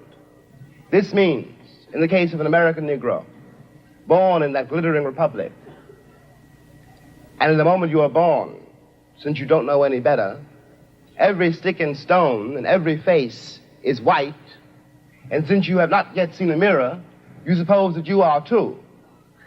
It comes as a great shock around the age of 5 or 6 or 7 to discover that the flag to which you have pledged allegiance, along with everybody else, has not pledged allegiance to you. It comes as a great shock to discover that Gary Cooper killing off the Indians when you were rooting for Gary Cooper, that the Indians were you. What he's describing here still happens today. Like, there are still, like, a lot of people from minority backgrounds will grow up watching, you know, like what he describes, old-time Westerns, and where you're rooting for the good guy. You know, you're rooting for the protagonist of the story who wants to, you know, save the girl and, like, all that jazz, right? And it then only occurs later, after time has gone by, that, yeah, you were the bad guy in that story. It's really sad. It's really sad to suddenly find out that you were the baddie. And, like, as a white person, you know, I don't really experience that a ton, like, directly anyway. But as a trans person, you know, there's a slightly similar experience, and it's not at all the same magnitude, right? But going back and watching television shows from, like, the 70s through the 90s, through the early aughts, you know, and hell, even, like, less than 10 years ago, you find countless bits where you realize you're not in on the joke, because the joke is, at the end of the day, on you as a trans person. You are the one who is worthy of ridicule, you know? And it sucks. It is such a... It is a despairing realization to have. It comes as a great shock to discover that the country, which is your birthplace, and to which you owe your life and your identity, has not in its whole system of reality evolved any place for you. The disaffection, the demoralization, and the gap between one person and another, only on the basis of the color of their skins, begins there and accelerates throughout a whole lifetime. So that presently you realize you're 30 and are having a terrible time managing to trust your countrymen. By the time you are 30, you have been through a certain kind of mill. And the most serious effect of the mill you've been through is, again, not the catalog of disaster. The policemen, the taxi drivers, the waiters, the landlady, the landlord, the banks, the insurance companies, the millions of details, 24 hours of every day, which spell out to you that you are a worthless human being. It is not that. It's by that time you've begun to see it happening in your daughter or your son or your niece or your nephew. You are 30 by now, and nothing you have done has helped you to escape the trap. But what is worse... Okay, James Baldwin, you didn't have to reach through history and call me out like this. As a 30-something looking at a birthday, yet another birthday, you didn't have to call me out like this, okay? You didn't have to make a timelessly relatable comment like that. Worse than that is that nothing you have done, and as far as you can tell, nothing you can do, will save your son or your daughter from meeting the same disaster and not impossibly coming to the same end. 33, Joe Now, Burgess. we're speaking about expense. I suppose there are several ways to address oneself to some attempt to define what that word means here. Let me put it this way, that from a very literal point of view, the harbors and the ports and the railroads of the country, the economy, especially of the southern states, could not conceivably be what it has become if they had not had, and do not still have indeed, and for so long, so many generations, cheap labor. I am stating very seriously, and this is not an overstatement, that I picked the cotton, and I carried it to market, and I built the railroads under someone else's whip for nothing. For nothing. The Southern oligarchy, which has until today so much power in Washington, and therefore some power in the world, was created by my labor and my sweat, and the violation of my women and the murder of my children. This, in the land of the free and the home of the brave. And no one can challenge that statement. It is a matter of historical record. In another way, this dream, and we'll get to the dream in a moment, is at the expense of the American Negro. You watch this in the Deep South in great relief, but not only in the Deep South. In the Deep South, you are dealing with a sheriff or a landlord or a landlady or the girl at the Western Union desk. And she doesn't know quite who she's dealing with, by which I mean that if you're not part of the town, and if you are a northern nigger, it shows in millions of ways. So you simply know... It's okay, guys, he has the pass. Also, this is historical. Don't be weird about it. But it's an unknown quantity, and she wants to have nothing to do with it. So she won't talk to you. You have to wait for a while to get your telegram. Okay, we all know this. We've been through it. And by the time you get to be a man, it's very easy to deal with. But what is happening in the poor woman, the poor man's mind, is this. They've been raised to believe, and by now they helplessly believe, that no matter how terrible their lives may be, and their lives have been quite terrible, and no matter how far they fall, no matter what disaster overtakes them, they have one enormous knowledge and consolation, which is like a heavenly revelation. At least they are not black.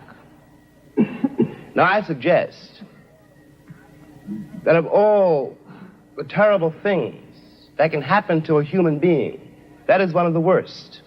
I suggest that what has happened to white Southerners is in some ways, after all, much worse than what... Because, again, William F. Buckley was trying to argue that, like, America wasn't racist. What has happened to Negroes there?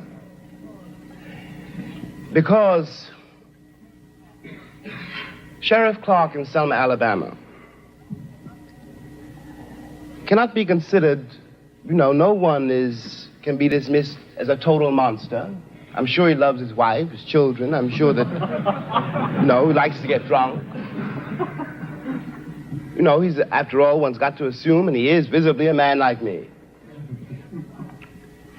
But he doesn't know what drives him to use the club, to menace with the gun, and to use the cattle prod. Something awful must have happened to a human being to be able to... Yeah, I know he was using that to make a rhetorical point. I would have hoped that was obvious to you guys. Put a cattle prod against a woman's breast, for example. What happens to the woman is ghastly. What happens to the man who does it is in some ways much, much worse. This is being done, after all, not 100 years ago, but in 1965, in a country which is blessed with what we call prosperity, a word we won't examine too closely, with a certain kind of social coherence, which calls itself a civilized nation and which espouses the notion of the freedom of the world. And it is perfectly true from the point of view now simply of an American Negro. Any American Negro watching this, no matter where he is, from the vantage point of Harlem, which is another terrible place, has to say to himself, in spite of what the government says we can't do anything about it. But those are white people being murdered in Mississippi work farms, being carried off to jail. Those are white children running up and down the streets. The government would find some way of doing something about it. We have a civil rights bill now. We had an amendment, the 15th Amendment, nearly 100 years ago. I hate to sound again like an Old Testament prophet, but if the amendment was not honored then, I don't have any reason for believing the civil rights bill will be honored now. And after all, one's been there since before, a lot of other people got there. If one has got to... For the record, I'm not going to be interjecting a ton here because it's James Baldwin, guys. Like he's like the best. He's like one of the best of the best to like speak in history. There's not a ton for me to add here. But I do want to just take a moment to marvel. Like, this is one of the defining moments of history wherein, like, truth was spoken to power, and in front of the entire world, conservatism had its hood pulled off. Prove one's title to the land. Isn't 400 years enough? 400 years, at least 3 wars. The American soil is full of the corpses of my ancestors. Why is my freedom or my citizenship or my right to live there, how is it conceivably a question now? And I suggest further that in the same way, the moral life of Alabama sheriffs and poor Alabama ladies, white ladies, their moral lives have been destroyed by the plague called color, that the American sense of reality has been corrupted by it. At the risk of sounding excessive, what I always felt when I finally left the country, found myself abroad in other places, and watched Americans abroad. And these are my countrymen. And I do care about them. And even if I didn't, there is something between us. We have the same shorthand. I know, when I look at a girl or a boy from Tennessee, where they came from in Tennessee, and what that means. No Englishman knows that, no Frenchman, no one in the world knows that except another black man who comes from the same place. One watches these lonely people denying the only kin they have. We talk about integration in America as though it was some great new conundrum. The problem in America is that we've been integrated for a very long time. Put me next to any African, and you will see what I mean. and my grandmother was not a rapist. What we are not facing is the results of what we've done. What one begs the American people to do for all our sakes is simply to accept our history. I was there not only as a slave, but also as a concubine.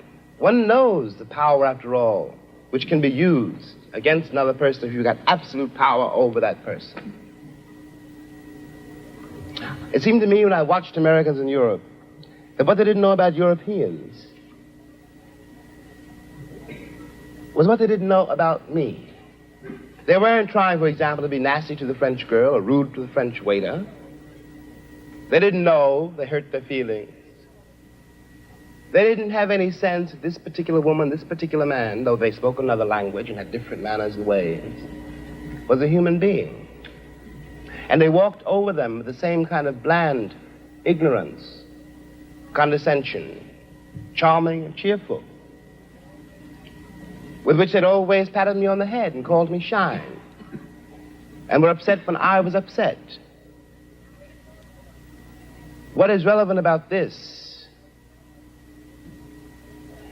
is that whereas 40 years ago when I was born,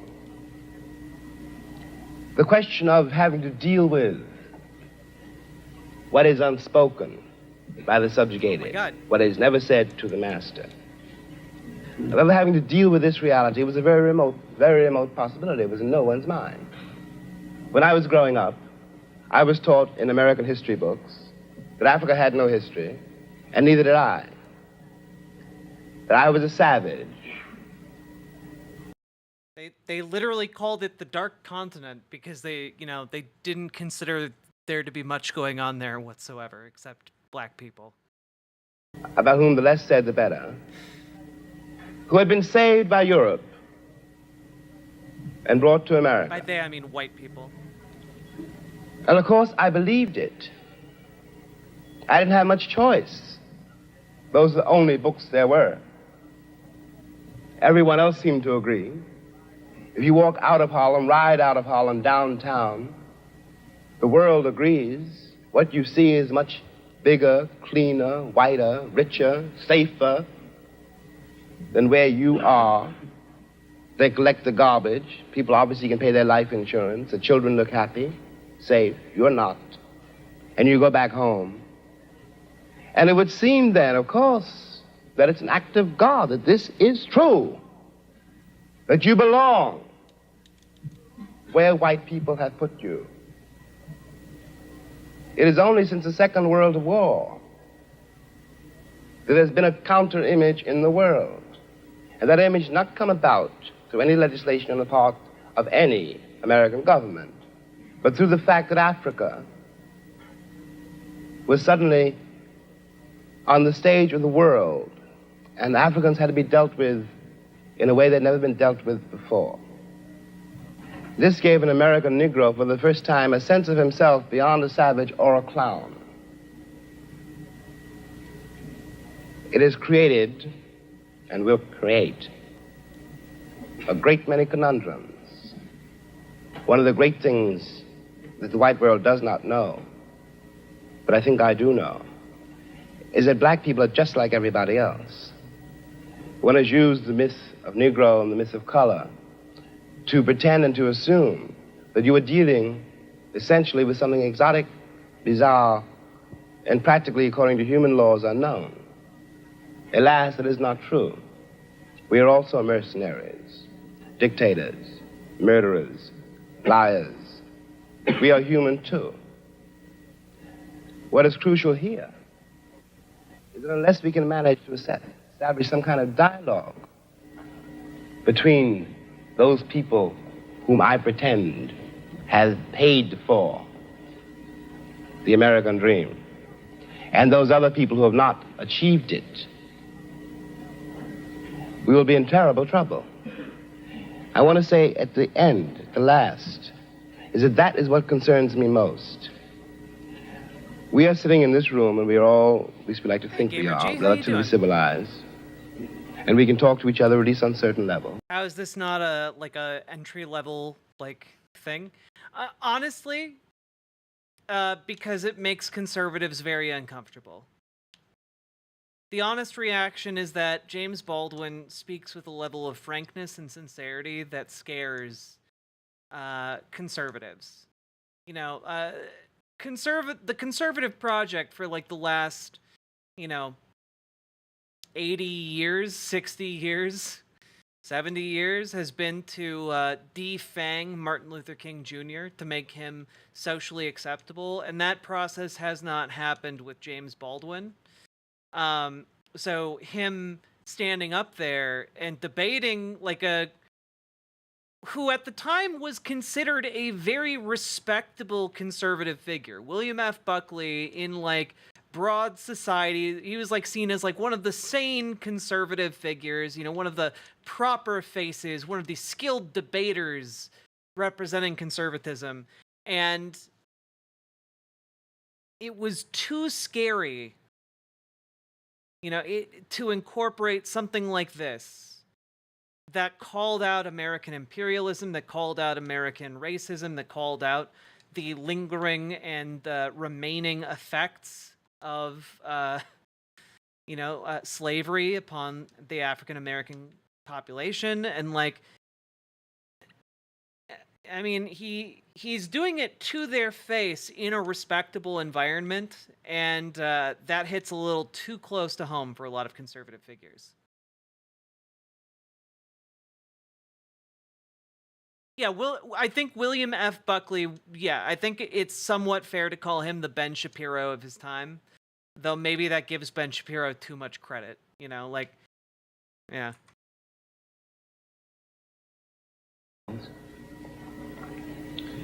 So that we could walk out of here assuming... Yeah, this isn't a lecture, this is a debate. I believe it's in the Harvard... what's it called? The Harvard Union debates. This is a staple of kind of academia and intelligentsia for a very long time. This type of forum, it's been around for a very, very long time. You can find a lot of debates happening there. That the measure of our enlightenment, or at least our politeness, has some effect on the world. It may not. I remember, for example, when the ex-Attorney General, Mr. Robert Kennedy, said that it was conceivable that in 40 years in America we might... I don't think there is an equivalent, frankly. My real answer to that question is there isn't an equivalent at all. Baldwin was one of a kind. One of the great orators and thinkers of the movement. Many other extremely talented, also irreplaceable figures during that time, but... have a Negro president. And that sounded like a very emancipated statement, Ben I suppose, to white people. Also, they were not in Harlem Harlem when this statement was first heard. Dragonfly, yes it is. And did not hear, and possibly will never hear, the laughter and the bitterness and the scorn with which the statement was greeted. From the point of view of the man in the Harlem barbershop, Bobby Kennedy only got here yesterday. And now he's already on his way to the presidency. We've been here for 400 years, and now he tells us that maybe in 40 years, if you're good, we may let you become president. What is dangerous here is that... Just want to point out, Baldwin was basically only off by 3 years on that prediction. Turning away from anything any white American says. The reason for the political hesitation, and in spite of the Johnson landslide, is the one has been betrayed by American politicians for so long. And I am a grown man, and perhaps I can be reasoned with. I certainly hope I can be. But I don't know, and neither does Martin Luther King, none of us know how to deal with those other people whom the white world has so long ignored, who don't believe anything the white world says, and don't entirely believe anything I or Martin say. And one can't blame them. You watch what has happened to them in less than 20 years.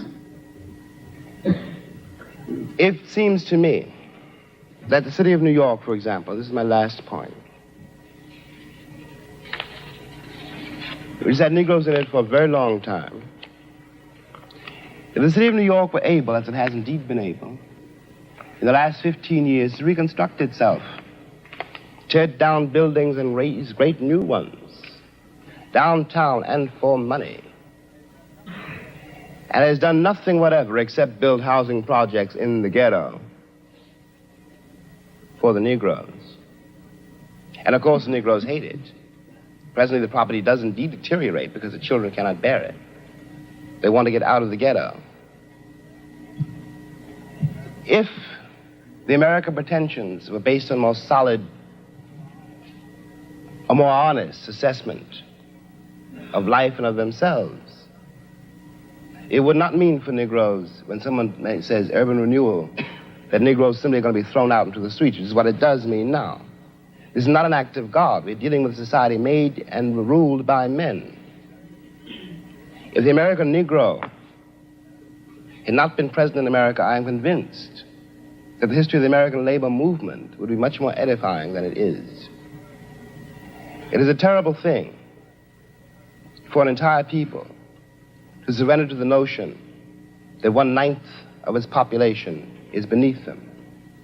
And until that moment, until the moment comes when we, the American people, are able to accept the fact that I have to accept, for example, that my ancestors are both white and black, that on that continent we are trying to forge a new identity for which we need each other, and that I am not a ward of America. I am not an object of missionary charity. I am one of the people who built the country. Until this moment, there is scarcely any hope for the American dream, because the people who are denied participation in it, by their very presence, will wreck it. And if that happens, it's a very grave moment for the West. Thank you.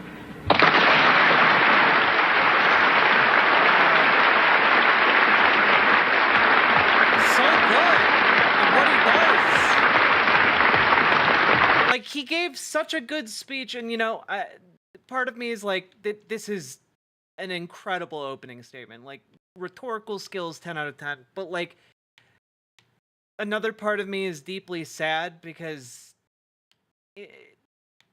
the issue really hasn't moved that much farther, you know? Like, we are still woefully behind when it comes to these issues, where we should be if we actually put our effort into changing. Here's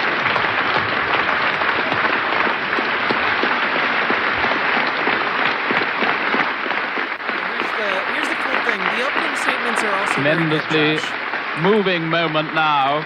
The whole of the Union. The opening statements are also very good, but they're not from these people, you know. They're not from Buckley or Baldwin. Standing and applauding this magnificent speech of James Baldwin. Never seen this happen before in the Union in all the years that I have known it. Baldwin is smiling, obviously delighted by his reception, tremendously moved by it.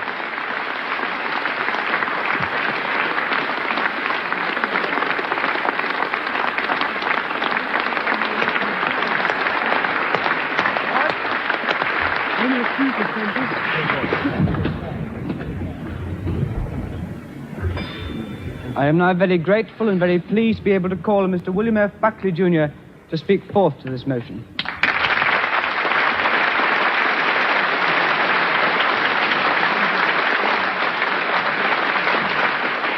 Now we have Mr. William Buckley, who will need all his skill to establish ascendancy over his audience, which has clearly been so deep. It is kind of weird how they talk like they're like they're watching like a sports match, you know. Deeply moved. Thank you, Mr. By the President. eloquence and Baldwin. personal experience of the preceding speaker. Takeout, Mr. Griffith, gentlemen.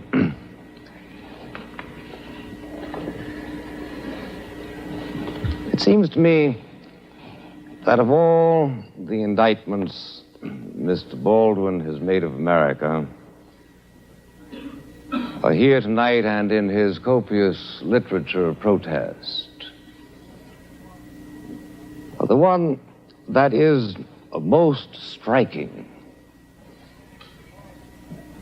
involves, in effect, the refusal of the American community to treat him other than as a Negro. The American community has refused to do this. The American community, almost everywhere he goes, Such a slime ball.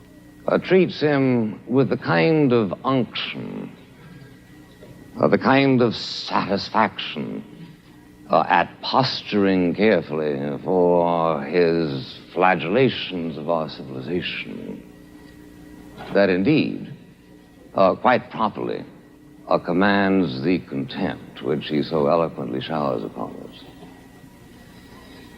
It is impossible, in my judgment, to deal with the indictment of Mr. Baldwin unless one is prepared to deal with him as a white man. Unless one is prepared to say to him, the fact that your skin is black is utterly irrelevant to the arguments that you raise. The fact that you sit here, as is your rhetorical device, and lay the entire weight of the Negro ordeal on your own shoulders is irrelevant to the argument that we are here to discuss. Yeah, you know, he's basically archetypically evil. Like, if you listen to this guy say a single sentence in isolation, it sounds like he wants to murder you. Common of Mr. Baldwin's charges against America are not so much that our civilization has failed him and his people, that our ideals are insufficient, but that we have no ideals. That our ideals rather are some sort of a superficial coating which we come up with at any given moment in order to justify whatever commercial and noxious experiment we are engaged in. Thus, Mr. Baldwin can write his book, The Fire Next Time, in which he threatens America. He didn't, in writing that book, speak with the British accents that he used exclusively tonight, in which he threatened America with the necessity for us. Yeah, like, he's, like, accusing Baldwin of, like, faking an accent in the debate, like, in order to garner sympathy. Like, he's so bad. And this is the guy. Keep in mind why we're on this entire tangent, okay? We're on this tangent because this guy... His New York City mayoral run in 1965, Buckley would be the lone conservative voice on television, hosting the popular debate show Firing Line for 33 years on PBS from... Yeah.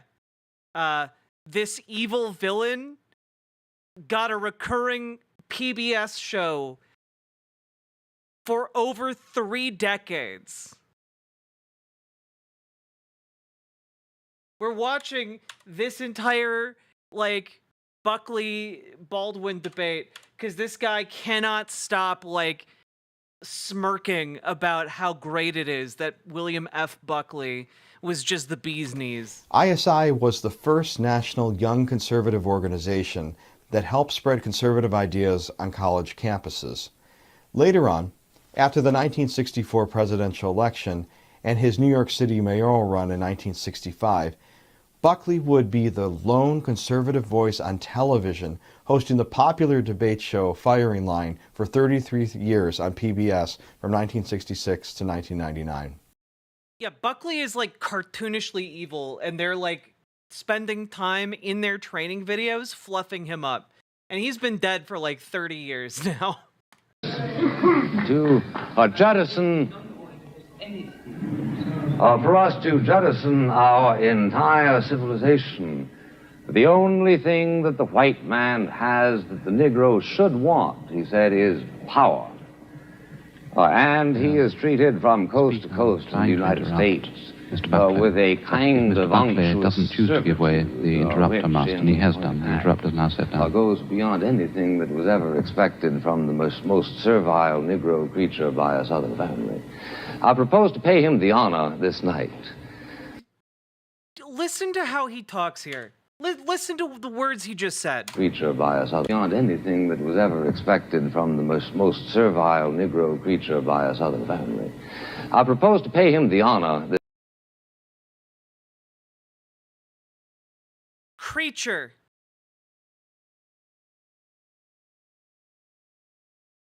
This night, of saying to him, Mr. Baldwin, I am going to speak to you without any reference whatever to those surrounding protections which you are used to in virtue of the fact that you are a Negro. And here we need to ask the question, what in fact shall we do about it, Mr. President? What shall we in America try to do, for instance, to eliminate those psychic humiliations? These are the kinds of ghouls that conservatives look up to as heroes, okay? Like, with Project 2025, these are the kinds of people they're trying to tell their fanatical supporters to put on pedestals. It's really disgusting. Which I join Mr. Baldwin in believing are the very worst aspects of this discrimination. You found it a source of considerable mirth to laugh away the statistics of my colleague, Mr. Burford. I don't think they are insignificant. They are certainly not insignificant in a world which attaches a considerable importance to material progress. It is, in fact, the case that 7/10 of the white income of the United States is equal to the income that is made by the average Negro. I don't think this is an irrelevant statistic, ladies and gentlemen. It takes a capitalization of $15,000, $16,000, $17,000 per job in the United States. This is a capitalization that was not created exclusively as a result of Negro travail. My great-grandparents worked too. Presumably yours worked also. I don't know of anything that has ever been created without the expense of something. All of you who hope for a diploma here are going to do that at the expense of a considerable amount of effort. And I would thank you, please not to belie the fact that a considerable amount of effort went into the production of a system which grants a greater degree of material well-being to the American Negro than that is enjoyed by 95% of the other peoples of the human race. But even so, to the extent that your withering laughter suggested here that you found this a contemptible observation, I agree. I don't think it matters that there are 35 millionaires among the Negro community. If there were 20 million millionaires among the Negro community of the United States, I would still agree with you that we have a dastardly situation. But I'm asking you not to make politics as the crow flies, to use the fleeted phrase of Professor Oakeshott, but rather to consider what, in fact, is it that we Americans ought to do? What are your instructions that I'm to take back to the United States, my friend? I want to know what it is that we should do, and especially I want to know whether it is time, in fact, to abandon the American dream as it has been defined by Mr. Haycock and Mr. Burford. What, in fact, is it that we ought to do, for instance, to avoid two humiliations mentioned by Mr. Baldwin as being a part of his own experience during his lifetime. At the age of 12, you will find on reading his book, he trespassed outside the ghetto of Harlem and was taken by the scruff of the neck by a policeman on 42nd Street and Madison Avenue and said, "Here, you nigger, go back to where you belong." 15, 20 years later, he goes in and asks for a Scotch whiskey at the airport at Chicago. Yeah, this was back during the time when white dudes would just say that. Because, you know, William F. Buckley was a raging racist and opponent of civil rights. And is told by the white barman that he is obviously underage and under the circumstances cannot be served. I know from your faces that you share with me the feeling of compassion and the feeling of outrage that this kind of thing should have happened. What, in fact, are we going to do to this policeman? And what, in fact, are we going to do to this barman? How are we going to avoid the kind of humiliations that are perpetually visited on members of a minority race? Obviously, the first element is concern. We've got to care that it happens. We have got to do what we can to change the warp and woof of moral thought in society in such fashion as to try to make it happen less and less. Let me urge this point to you, which I can do with authority, my friends, the only thing that I can tonight. And that is to tell you that in the United States, there is a concern for the Negro problem. Now, if you get up to me and say...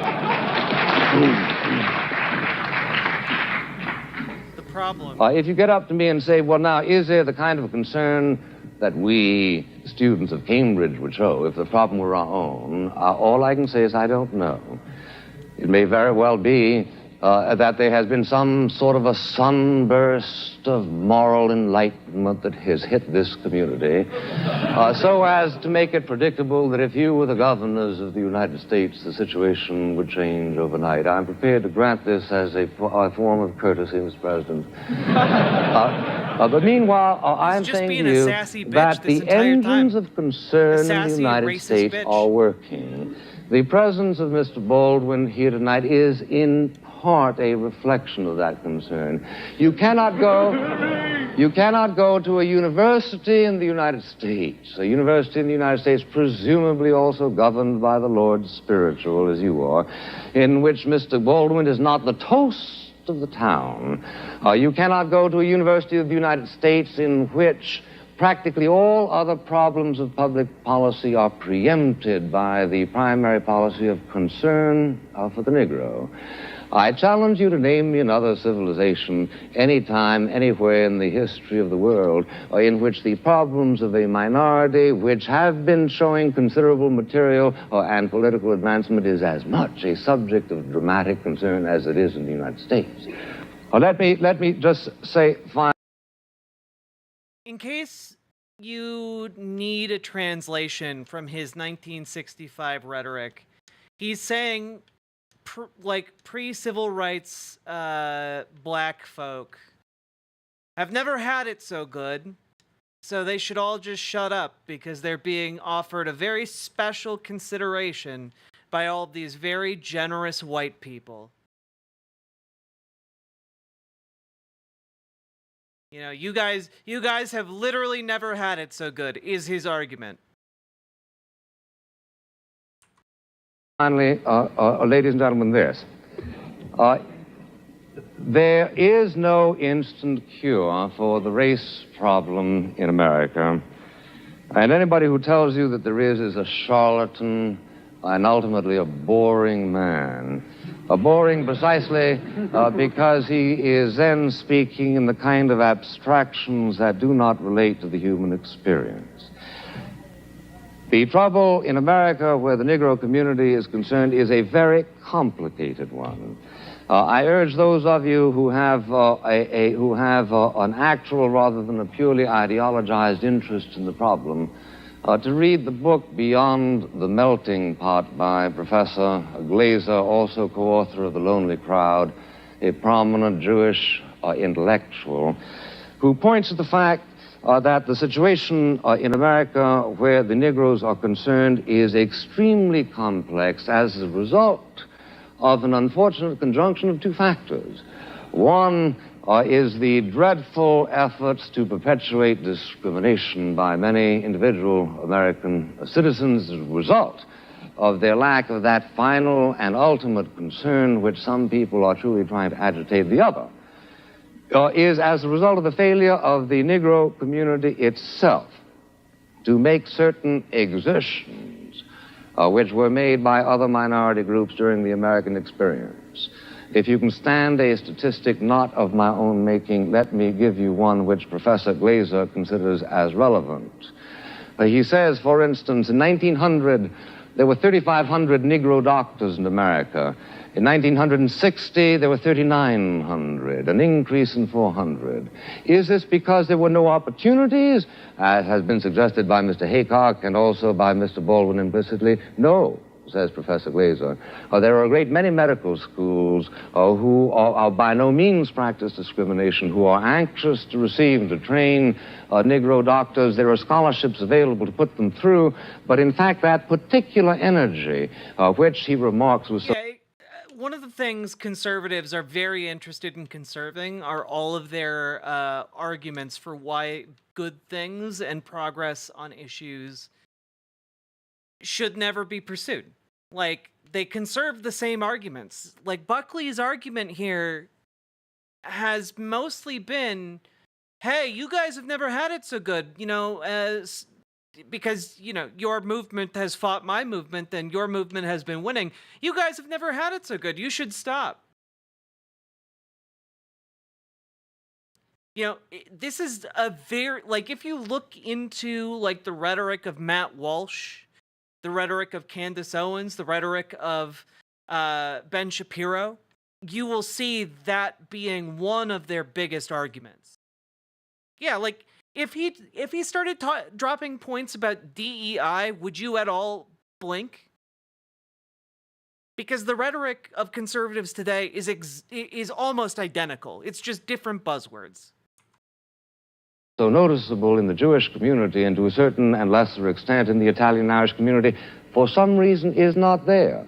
We should focus on the necessity to animate this particular energy, but he comes to the conclusion, which strikes me as plausible, that the people who can best do it, who can do it most effectively, are Negroes themselves. Let me conclude by reminding you, ladies and gentlemen, that where the Negro is concerned, the danger, as far as I can see at this moment, is that they will seek to reach out for some sort of radical solutions on the basis of which the true problem is obscured. They have done a great deal to focus on the fact of white discrimination against the Negroes. They have done a great deal to agitate a moral concern, but where, in fact, do they go now? They seem to be slipping, if you will read carefully, for instance, the words of Mr. Bayard Rustin, towards some sort of a Procrustean formulation which ends up less urging the advancement of the Negro than the regression of the white people. 14 times as many people in New York City born of Negroes are illegitimate as of whites. This is a problem. How shall we address it?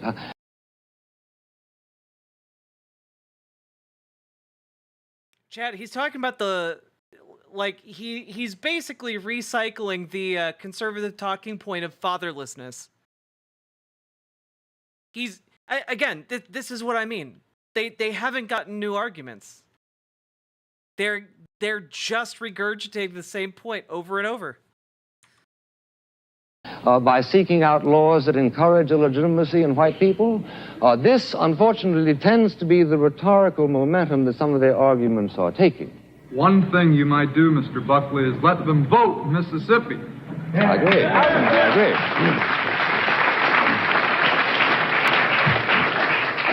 I couldn't agree with you more, and for... except, lest I appear too ingratiating, which is hardly my objective here tonight, I think actually what is wrong in Mississippi, sir, is not that not enough Negroes are voting, but that too many white people are voting.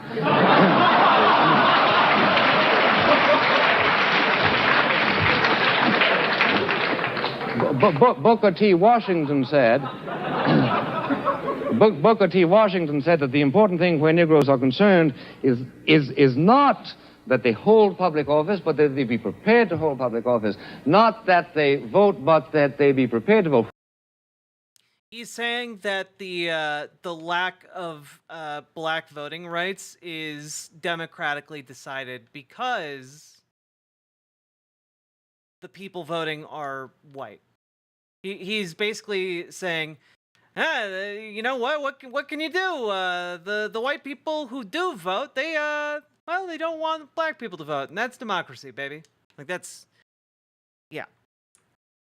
So he's saying that, well, really the problem is not that we aren't letting black people vote, it's that we let white people vote. You know, that's basically his point in a nutshell. He's disgusting.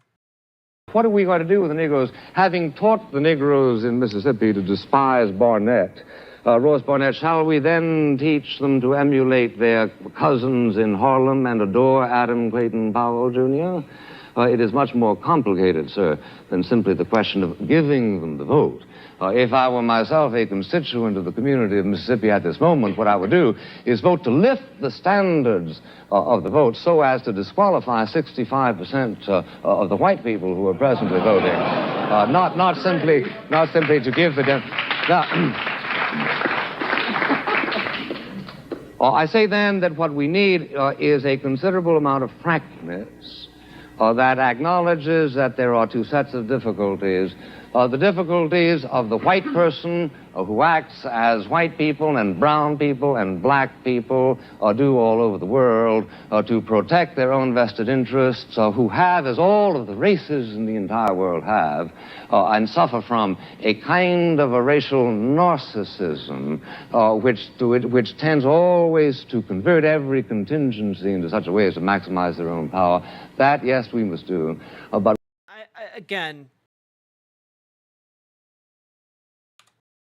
let's just real quick. We must all, this entire world have, protect their own vested interests, who have, as all of the races in the entire world have, and suffer from a kind of a racial narcissism which tends always to convert every contingency into such a way as to maximize their own power. That, yes, we... He's saying black people are being professional victims. They're playing the victim. It's all recycled rhetoric. We must do, but we must also reach through to the Negro people and tell them that their best chances are in a mobile society. And the most mobile society in the world today, my friends, is the United States of America. The most mobile society of the United States in the world is... Which, by the way, isn't true. We are not the most economically mobile state. The United States of America, and it is precisely that mobility which will give opportunities to the Negroes which they must be encouraged to take. But they must not, in the course of their ordeal, be encouraged to adopt the kind of cynicism, the kind of despair, the kind of iconoclasm that is urged upon them by Mr. Baldwin in his recent works. Because of one thing, I can tell you, I believe with absolute authority, that where the United States is concerned, if it ever becomes a confrontation between a continuation of our own sort of idealism, the private stock of which, granted, like most people in the world, we tend to lavish only every now and then on public enterprises, reserving it so often for our own irritations and pleasures. But the fundamental friend of the Negro people in the United States is the good nature, and is the generosity, and is the good wishes, is the decency, the fundamental decency that do lie at the reserves of the spirit of the American people. These must not be laughed at, and under no circumstances must they be laughed at, and under no circumstances must America be addressed and told that the only alternative to the status quo is to overthrow that civilization which we consider to be the faith of our fathers, the faith indeed of your fathers. This is what must animate whatever meliorism must come, because if it does finally come to a confrontation, a radical confrontation between giving up what we understand to be the best features of the American way of life, which at that level is indistinguishable so far as I can see from the European way of life, then we will fight the issue. And we will fight the issue not only in the Cambridge Union, but we will fight it as you were once recently called to do on beaches and on hills and on mountains and on landing grounds. And we will be convinced that just as you won the war against a particular threat to civilization, you were nevertheless waging a war in favor of and for the benefit of Germans, your own enemies, just as we are convinced that if it should ever come to that kind of a confrontation, our own determination to win the struggle will be a determination to wage a war not only for whites, but also for Negroes. Notice how in that analogy he compared black people to Nazis? Do you remember? Did you catch that bit?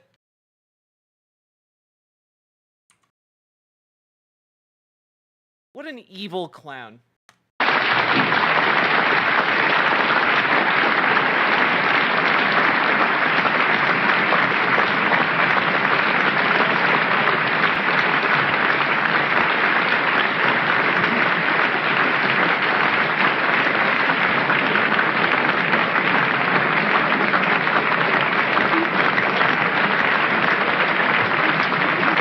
That is basically the end of it.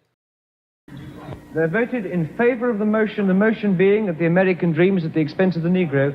They voted in favor of that motion 544 persons and against 164 persons. The motion is therefore carried by 380 votes. I declare the House to stand adjourned.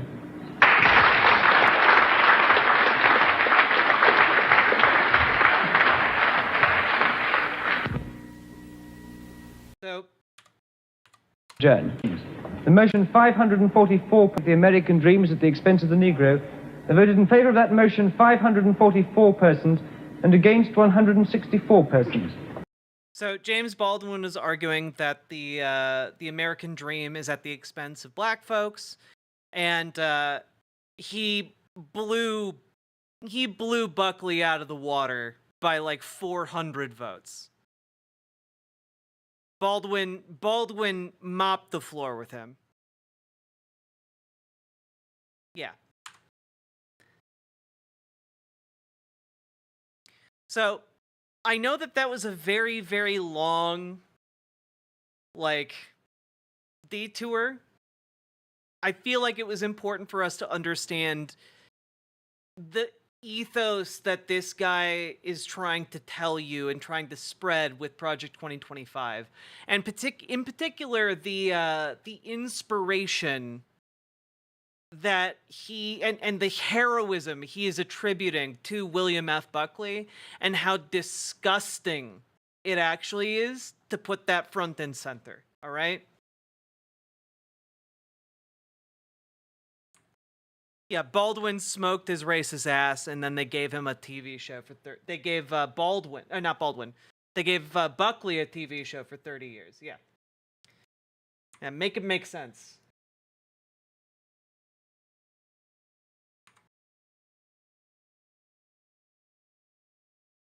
Also, we have been going for 4.5 hours, and I did not do a top of the hour ad break, but if you've been enjoying the show, please hit the follow button, hit the subscribe button, hit the like button, and please consider dropping those subs and donos, because this show is only made possible with viewers like you.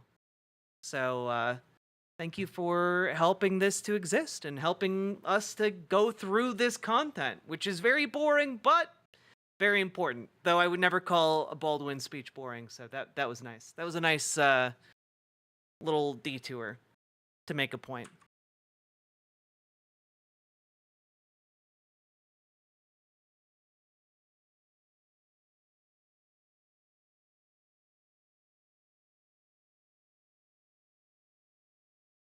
Nagoragama, thank you for gifting a membership over on YouTube. That's very kind of you. Thank you so much. YouTube chat, really bringing the game, bringing the A game today, yet again. Politics is dumb, but also very important. True. Frank Meyer, a former Communist Party USA apparatchik, knew all too well the perils of communism. After reading The Road to Serfdom while serving in the Army during World War II, he became disenchanted with communism and soon would begin a decade-long journey that would bring him to National Review and become one of Buckley's top confidants. The influence of National Review cannot be overstated during this time in its synthesizing of libertarian, traditionalist, and anti-communist thought. Buckley and Meyer would invite thought leaders from these three groups to write for the magazine and defend their positions and challenge one another. Meyer believed it was imperative to create a strategic integration of the three to form a more cohesive philosophical union as well as a political coalition that could combat liberal ideology and ultimately defeat the left at the ballot box. Meyer's vision was called fusion. I know, I don't mean Asian cooking or nuclear fusion, but in some ways, the effect would have a nuclear reaction that would propel the conservative movement to be forged. Meyer understood and appreciated both the traditionalists and the classical liberal and libertarians' ideas.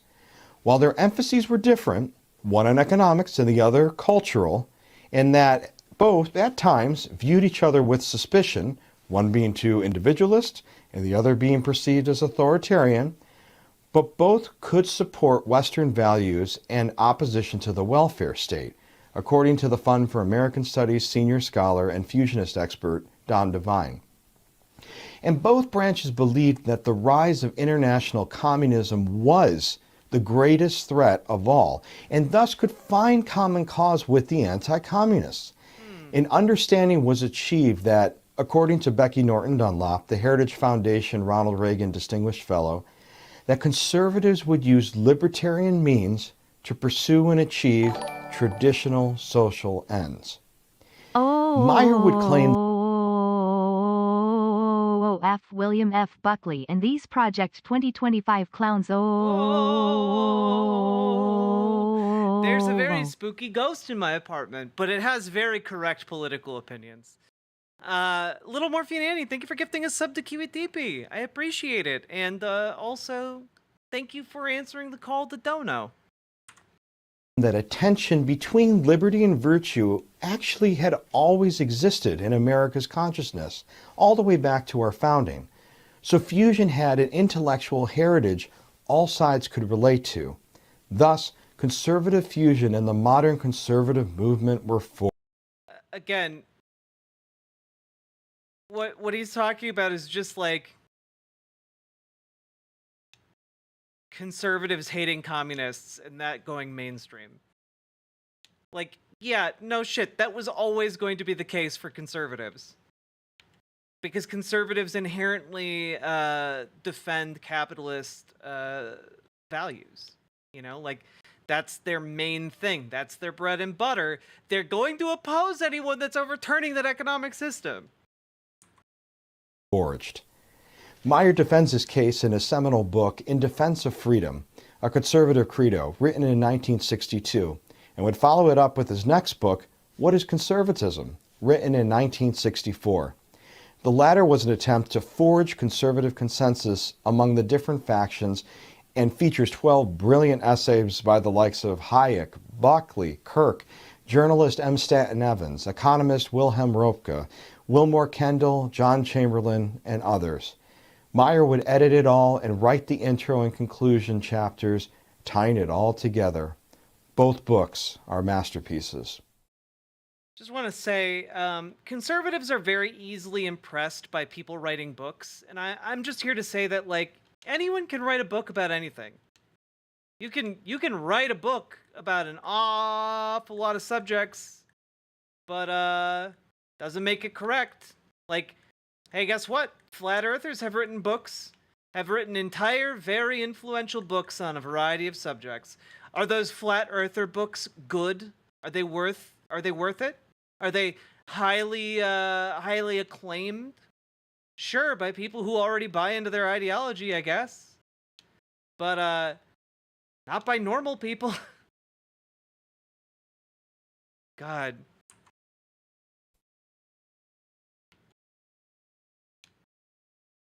As the philosophers were harmonizing the philosophy, the popularizers were spreading the good word, educating the masses, and creating a national constituency of conservative voters, activists, organizations, philanthropists, and elected leaders. While National Review was certainly the most prominent early conservative publication, there were other pre-1964 popularizers that deserve notice that helped build consensus and a national constituency, in the early years before the likes of conservative talk radio and cable news. The first of which, Human Events, was an early conservative weekly newspaper founded in 1944 and was financed by Henry Regnery and focused much on foreign policy and anti-communism. By 1964, it had a circulation of over 100,000. A Reagan biographer said it was hugely influential on him and that it was his favorite reading for years. There's a great story about Reagan and Human Events that Dr. Edwards tells. When Reagan discovered White House aides were blocking its delivery, Reagan arranged for multiple copies to be sent to the White House residence every weekend. He made clear Human Events' importance to him by marking and clipping articles and passing them along to his assistants. A second publication was Analysis and was an early influential 4-page newsletter started by Frank Chodorov in 1944 as well, as an old-right individualist publication with 4,000 readers at its height of circulation, but soon would be merged into Human Events in 1951. Third publication was The Freeman.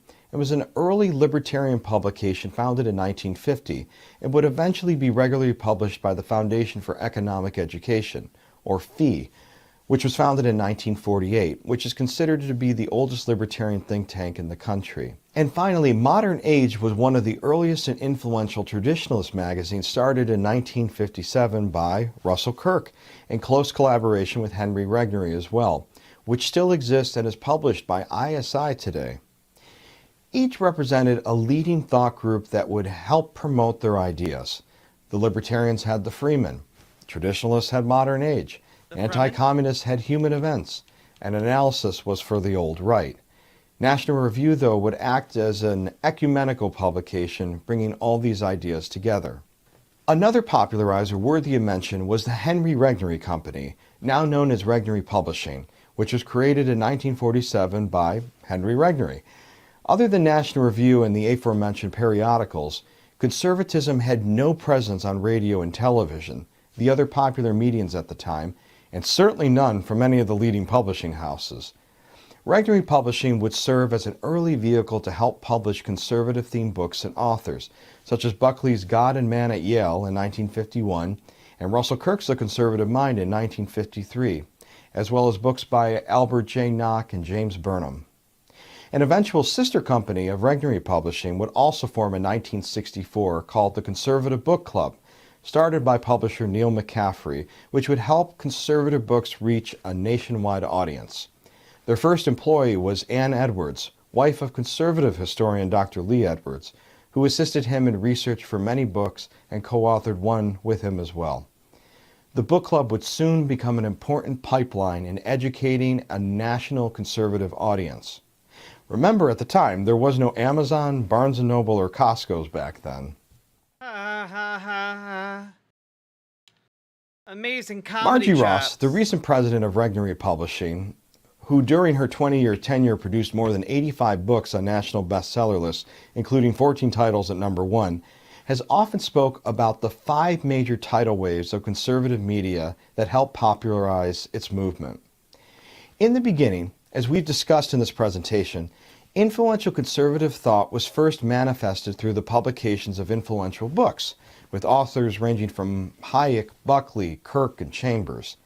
Today, due to Regnery's success, there are now more than a dozen or so small, mid-sized to large conservative publishers, including Encounter Books.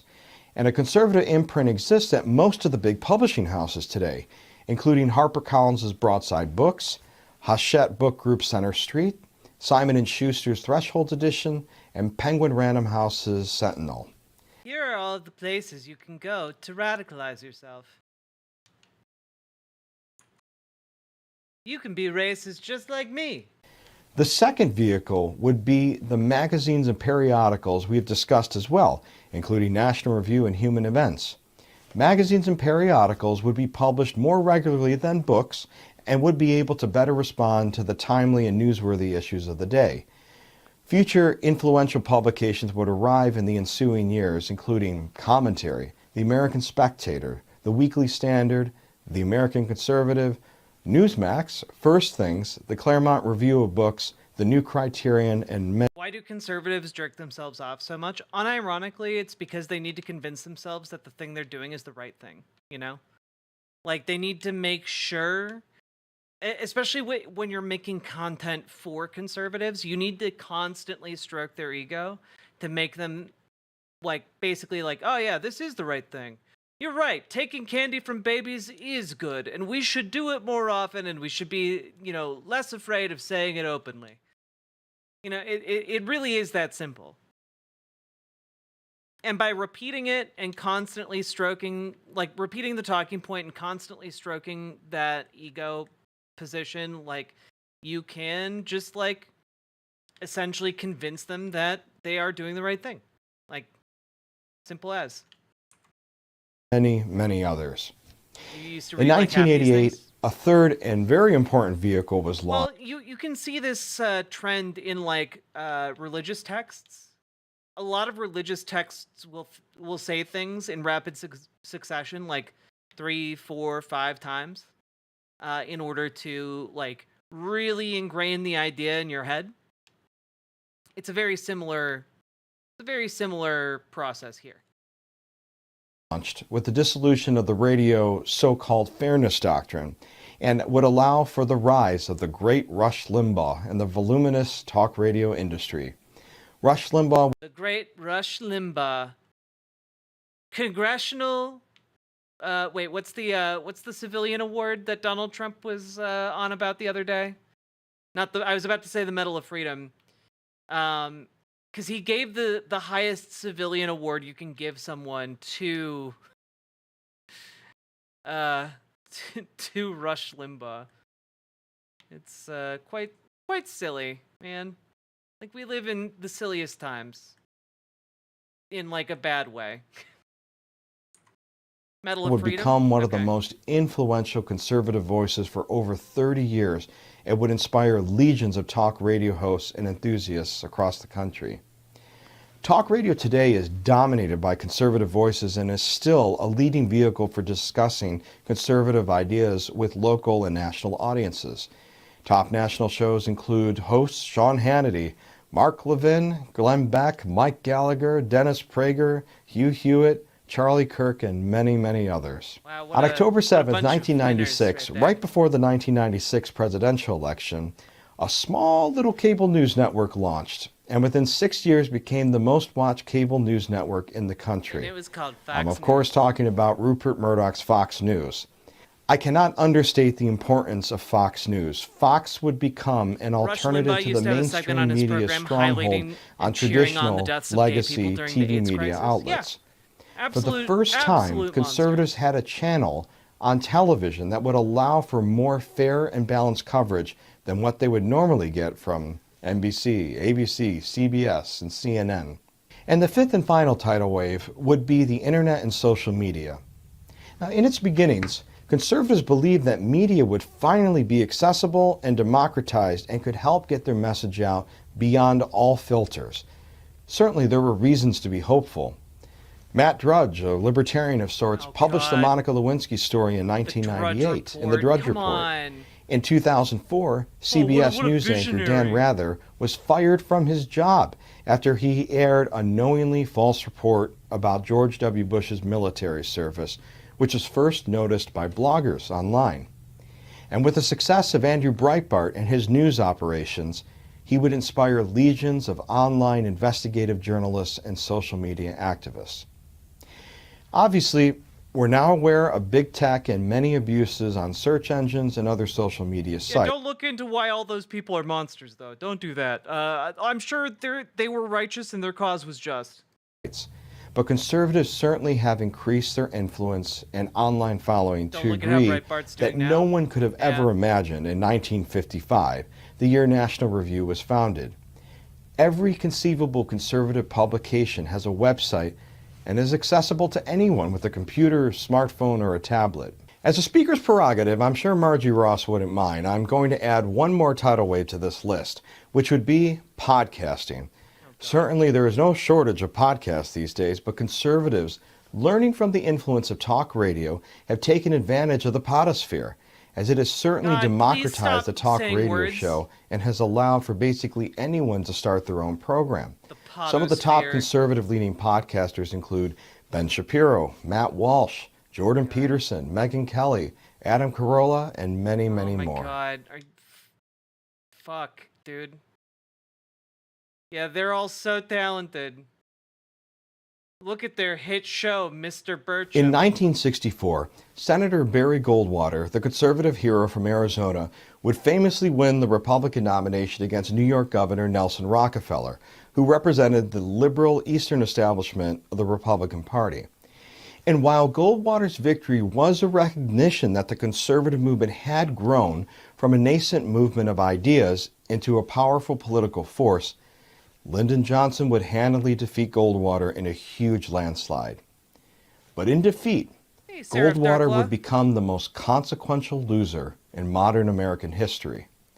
From the ashes of the Goldwater candidacy, a conservative phoenix rose with a new, smarter, and better organized political conservative movement.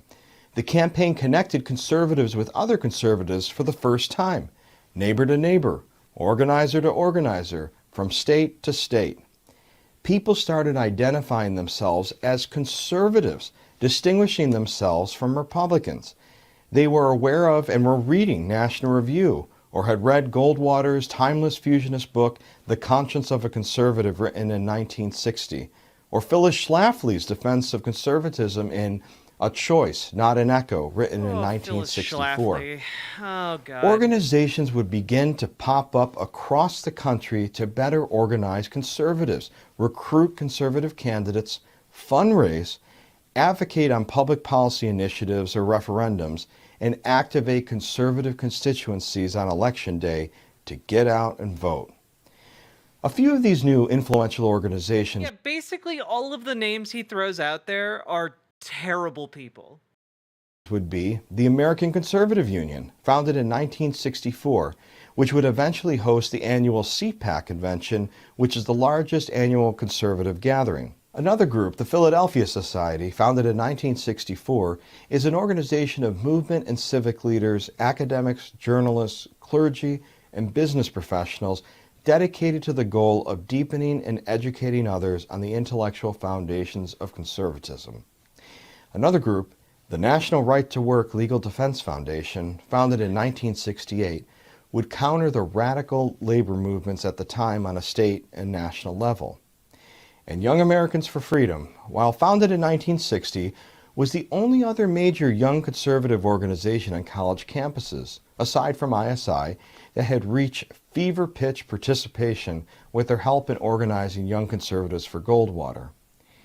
It should be noted that the organization was founded at the Childhood Buckley estate in Sharon, Connecticut, and its founding statement of principles, the Sharon Statement, written eloquently by M. Stanton Evans, was a statement clearly outlining conservative principles in a way that was easily understandable to the average person. The Sharon Statement would inspire a countless number of conservative leaders and would help educate many new conservative voters and activists. Later on, the Young Americas Foundation would oversee Young Americans for Freedom as a part of their successful youth programming, conferences, and initiatives. While we're listing influential organizations, now is probably the time to introduce another important figure in the post-Goldwater era. Next to Bill Buckley, Barry Goldwater, and Ronald Reagan, Paul Weyrich would become one of the most influential and important conservative figures in this era. Because he politicized abortion. That's like his main contribution to this is that he lit a fire under the evangelical base and brought them into the political movement. Like, this guy on screen right now is maybe one of the most evil motherfuckers in conservative politics.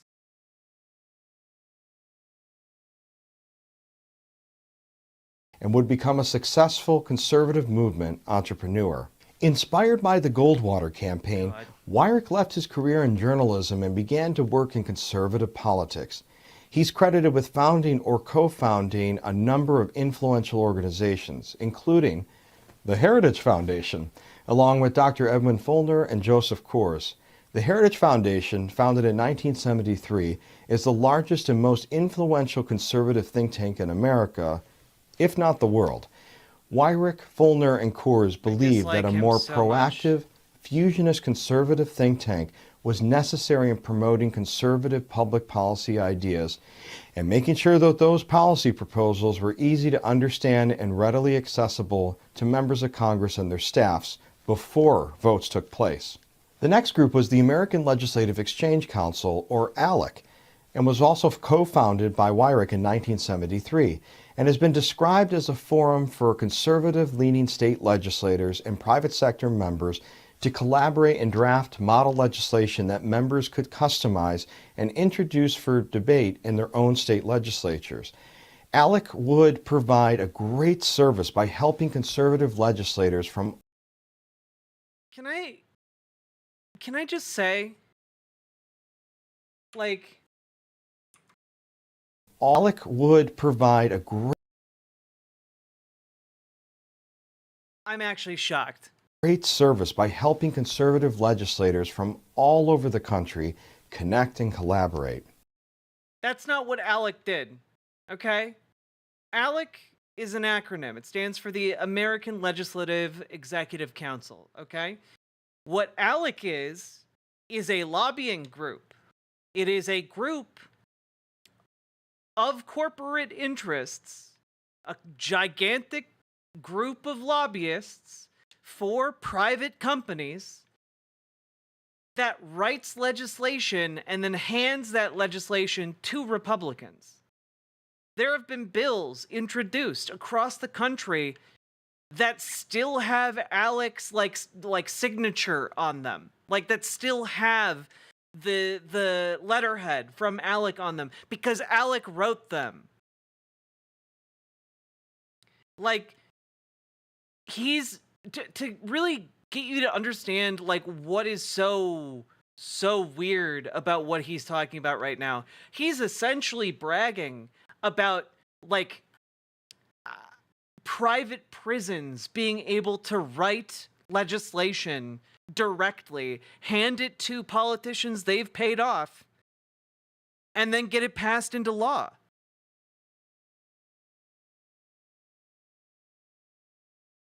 Like, I know it's not surprising because I know what the form and function is of the things he's talking about.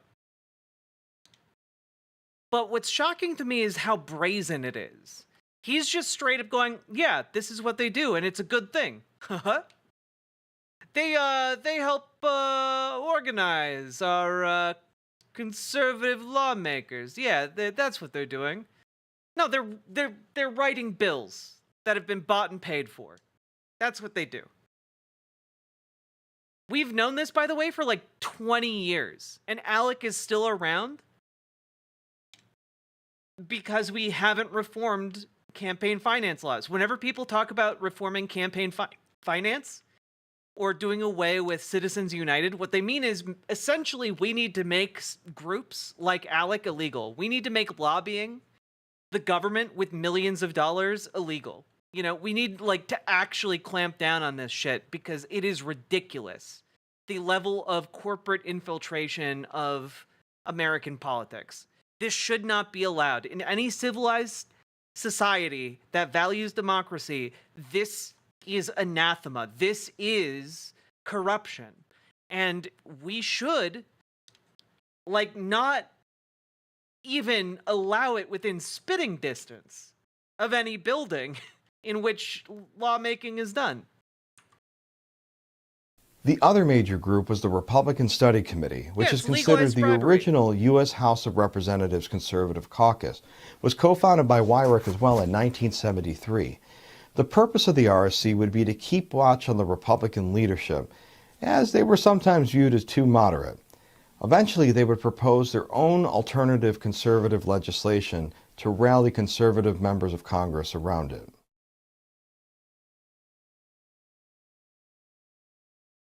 My old boss, Morton Blackwell, the president and founder of the Leadership Institute, a national conservative political training organization, once reminded me of Law 18 from his famous Laws of Public Policy. You can't save the world if you can't pay the rent. As the philosophers had fused an intellectual conservative platform and as the popularizers helped promote conservatism and create a national constituency, and as the movement began to establish itself more in the post-Goldwater campaign era, there was a need for angel donors to help physically build the new infrastructure of the conservative movement. Enter the philanthropists, Dr. Lee Edwards' third P of the 4 Ps of building a successful political movement. In 2008, Ron Robinson, the decades-long president of Young America's Foundation, and Nicole Hoplin, director of YAF's foundation relations at the time, co-authored Funding Fathers, the Unsung Heroes of the Conservative Movement. The book chronicles the philanthropists, foundations, and unsung heroes who invested in building the conservative movement that we know today. I strongly encourage you to read their book, as there are just too many donors and foundations that invested so much into building this movement. I could. Yeah, I bet there are so many donors. So many billionaires, huh? Not possibly name everybody in this presentation. But here are some that I know through reputation, many whom have literally donated hundreds of millions of dollars to conservative scholars, think tanks, publications, and... Man, I wonder where this guy's loyalty lies. I wonder what this guy values, you know? Dude's literally over here talking about how amazing, how great it is that they are beholden to their millionaire, billionaire donor class. Organizations over the years. And again, this is just a personal list that I made myself. Joseph Coors, the Coors beer magnate who helped co-found the Heritage Foundation, as mentioned earlier. Keep in mind, he's speaking right now to a friendly audience. And I want you all to think how weird it is that he's listing off money, like big money donors, to like political appointees in training, which is essentially who this video was meant for, you know? Like, this is a bizarre thing to include. Richard Uihlein, founder of Uihlein and heir to the Schlitz brewing fortune. Richard Mellon Scaife and the Scaife Foundations, whose relatives were related to Andrew Mellon. Lynn and Harry Bradley Foundation, the John M. Olin Foundation, Daniel Searle and the Searle Freedom Trust, the DeVos Family Foundation, whose family co-founded Amway, the Van Andel family, who also co-founded Amway, F.M. Kirby Foundation, the Mercer Family Foundation, and Donors Trust. Some other individuals, Bar Said, who is the former owner of Triplight, Sheldon Adelson, former hotel and casino resort owner, Peter Thiel, the co-founder of PayPal, Charles Schwab, and Bernard Marcus, who is the co-founder of Home Depot. One individual needs special mention here, Richard Viguerie, who has been called the funding father of the conservative movement. Richard Viguerie was a direct mail pioneer who essentially invented direct mail marketing and fundraising for conservative causes and helped fund and educate much of the early conservative movement through his national donor lists and direct marketing campaigns, bypassing the mainstream media, and still does so today with his company American Target Advertising. Many owe their start in politics to him.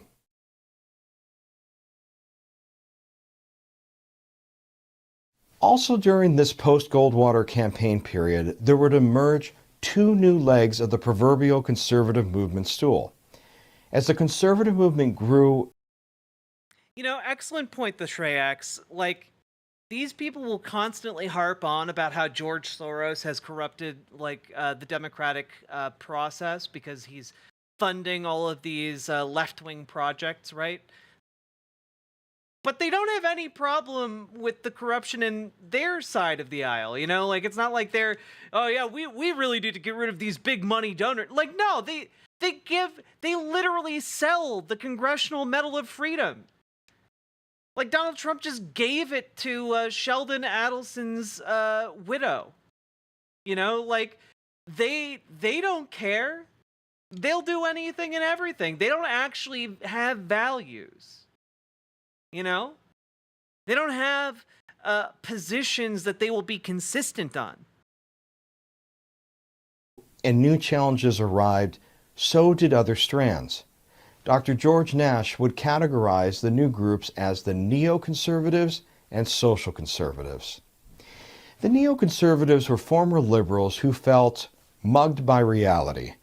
After many became disillusioned with the new left and their pacifism during the Vietnam War and the 1960s counterculture, many of them found common cause with the burgeoning conservative movement. They're known for their proactive Yeah, because, you know, they were dipshits. foreign policy stances and hawkish positions, and fit firmly within the anti-communism. Yeah, they were useful idiots, you know? Kind of like how that George W. Bush was a neocon. Quite a useful idiot for conservatives. Camp. Domestically, they were much more accepting of the welfare state than their libertarian and traditionalist conservative colleagues, but not as progressive as the new left. Like the other strands, their thought leaders were often in academia, think tanks, and the media. Two in particular would come to define the early neoconservatives, Irving Kristol and Norman Podhoretz, and early public supporters would be Democrat Senators Henry Scoop Jackson from Washington State, Daniel Patrick Moynihan from New York State, and Jeane Kirkpatrick, who would serve as UN ambassador for President Reagan. Irving.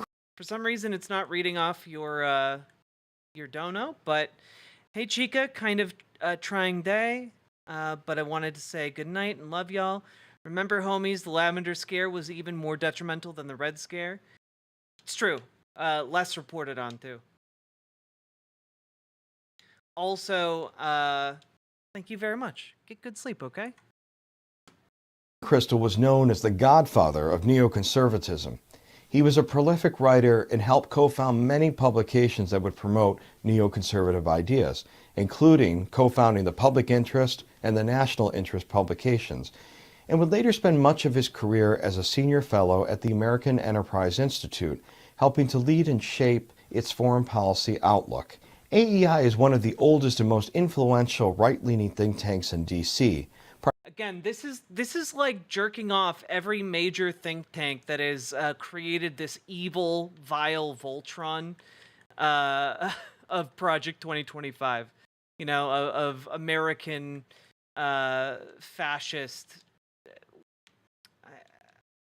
What's the word I'm looking for? American fascist, like legal framework, maybe? Maybe that's what I'm looking for. Primarily focusing on free market. Can you go over the Lavender Scare?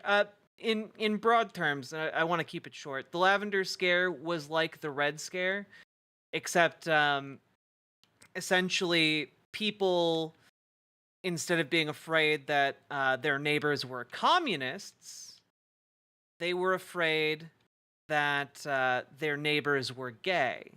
So people would report folks for being gay, and that was associated with, you know, potentially being like willing to sell out America, you know, for material pleasures, whether communist or not. And so then those people would be investigated to see whether they were gay or not. This was also the time period where, and this happened to a lot of people, it's not as talked about in American classrooms because gay people. But this was also the time period when, hilariously, the U.S. Navy spent millions of dollars to try and figure out who Dorothy was. Because at the time, one of the phrases for asking or, you know, basically feeling out whether or not someone was gay was asking if they were a friend of Dorothy's.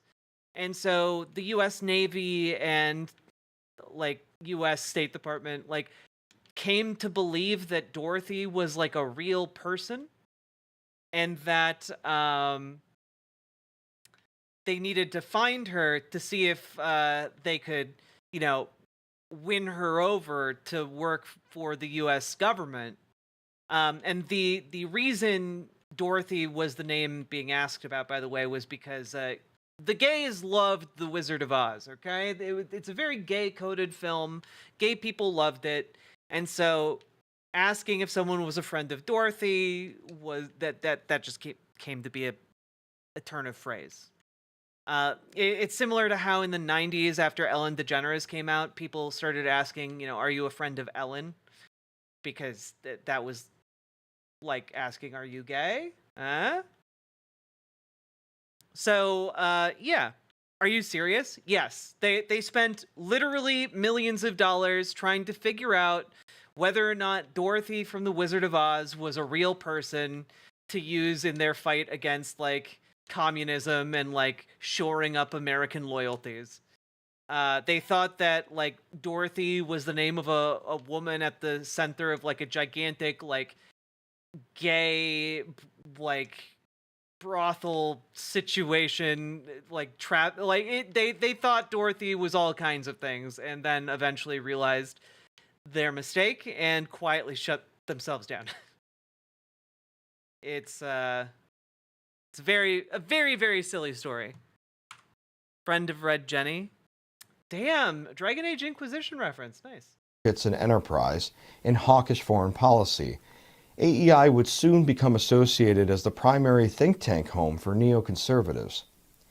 The other early influential neocon figure would be the prolific author and editor Norman Podhoretz. Podhoretz would serve as editor-in-chief of Commentary magazine for 35 years. Commentary was initially a publication dedicated to Jewish affairs and would serve as a home to the anti-Stalinist left. Podhoretz is credited for moving the magazine more towards the Republican Party. The neoconservatives would serve in high-level positions and drive much of the foreign policy of the George W. Bush administration. In 1995, Irving Kristol's son, Bill Kristol, and colleague Fred Barnes would launch the Weekly Standard, a neoconservative weekly magazine, and it would quickly become the largest circulated magazine on the right next to National Review. Their founding publisher was News Corporation, which was owned by Rupert Murdoch, who also owned Fox News. And many of their writers would... Like, if you're a conservative and you're watching this, your alarm bells should be going off at, like, how consolidated all of this ownership is. How consolidated, like, oh yeah, this one guy started, like, 15 magazines to create the impression of widespread support for this ideology. Oh yeah, this billionaire, funded, like, 5 dozen think tanks, and we are forever grateful to him. He is the biggest penis I've ever seen. These kinds of statements should, stir some level of suspicion in you about whether or not, hey, maybe these people are doing things for money. Maybe they are being paid to believe and say the things they're doing. What was that last part? You heard me. serve as commentators on the channel for many years.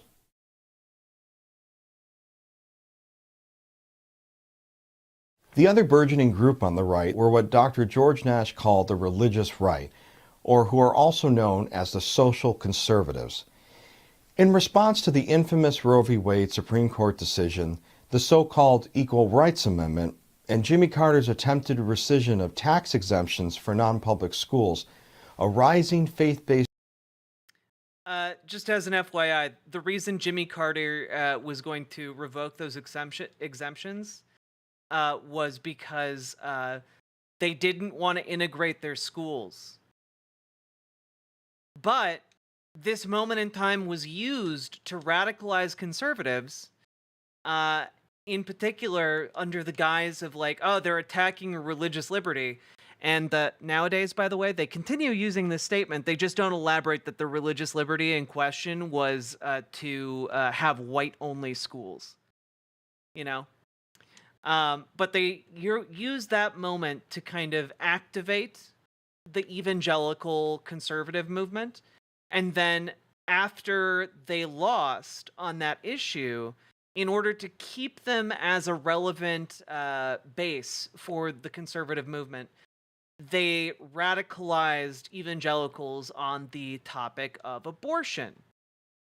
This is one of like the most egregious, like, frankly, it's an egregious political action in my book, but it is also one of the most successful like political strategies of American history. Like, unfortunately, it put a ton of power into conservative hands for like the last 60 years. And I know people might be tired of me talking about it, but prior to this moment, evangelical Christians in America didn't really object to abortion, which might be like a crazy thing to wrap your head around today, but it was largely seen as like a kind of agnostic position. Yeah, you could find Christians who were against it, but by and large, most Christians were pretty okay with it. They would point out that, like, hey, the Bible actually gives instructions on how to like induce an abortion in a woman in the Old Testament. Like, this seems to be a fine thing if it needs to happen. Like, we aren't thrilled if there's an abortionist in our town, but you know what? It's not like the end of the world. We'll live, and women will get medical care, you know? Yeah, it was largely seen as a Catholic issue, but this is why I'm talking about the evangelical Christian community. Catholics cared, but Catholics were also kind of seen as weird and fringe by a lot of the evangelical community. So sharing beliefs in that way was not super common, I'll say. Yeah.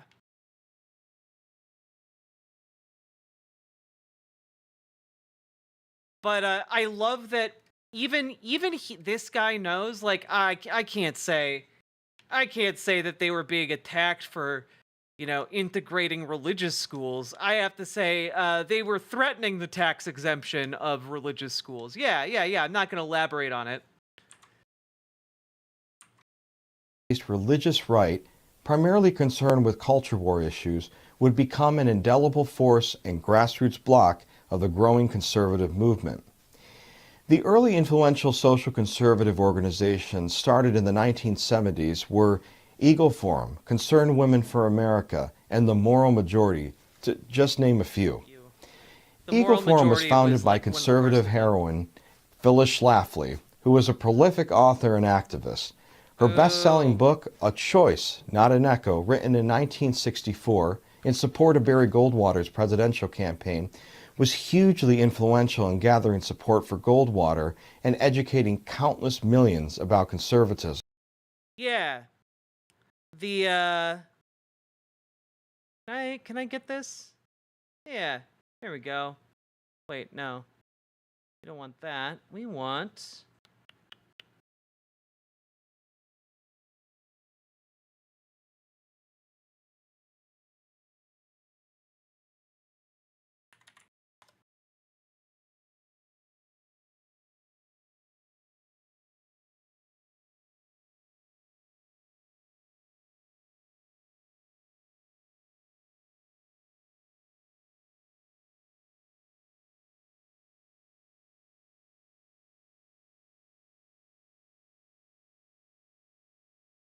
Phyllis Schlafly, by the way, is the woman who was like so bigoted against gays that she got pied in the face. And honestly, she got pied in the face and cried while trying to like push being bigoted towards people, you know? She's a bad person.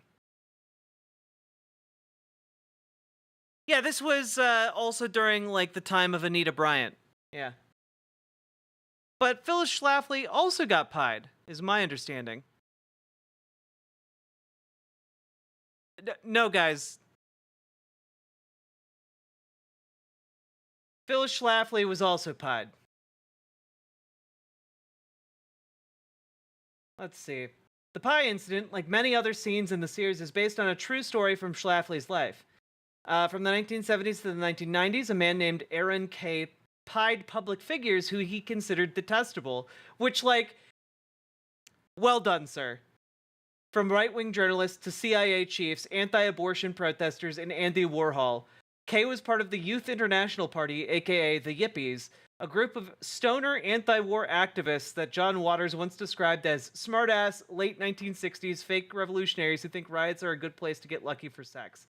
Which is probably an accurate description of them, but you know what? I'm not gonna begrudge him this. You know what? Like, I like that he spent 20 years of his life plotting on how to pie the worst people in America. You know, it's a silly little way to resist, and I approve of it. Yeah, the actual pie moment versus the immediate aftermath.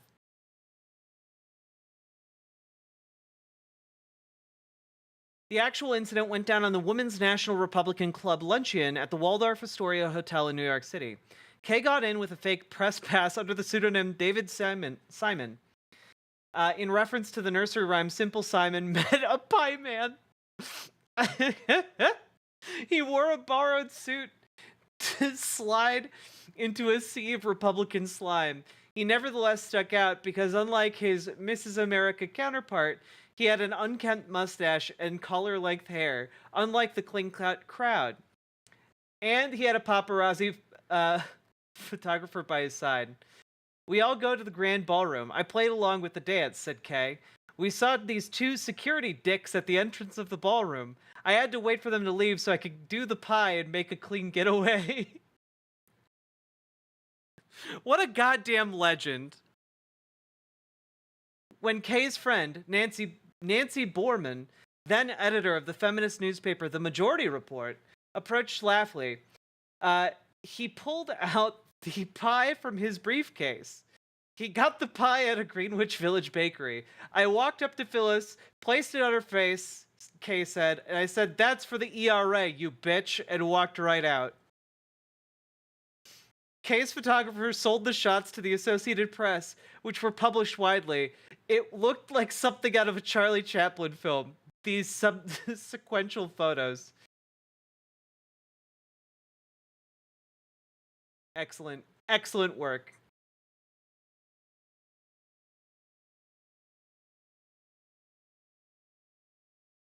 Though he didn't see Schlafly's response because he immediately bolted out the door, luncheon guests recalled her supposed retort, which Blanchett also delivers in the Miss America episode. Thank goodness it wasn't a cherry pie because it would have ruined my dress.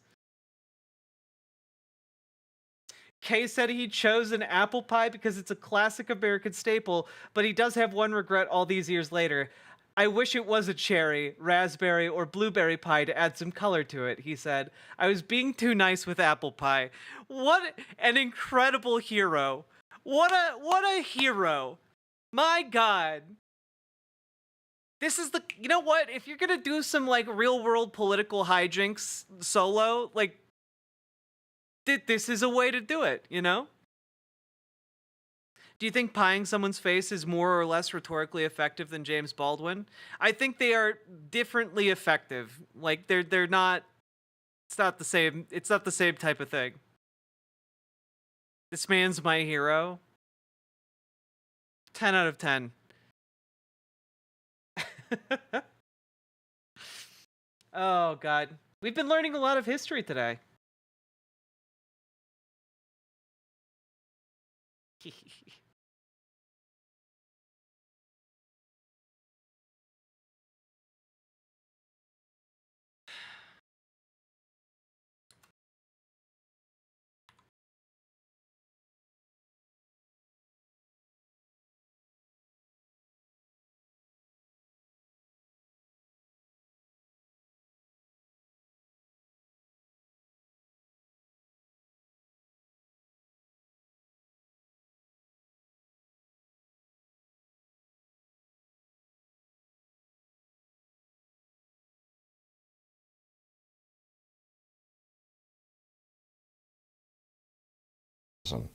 Schlafly and Eagle Forum, which had state chapters across the country, are credited for stopping the Equal Rights Amendment in the 1970s, which was believed to be hostile to traditional family values.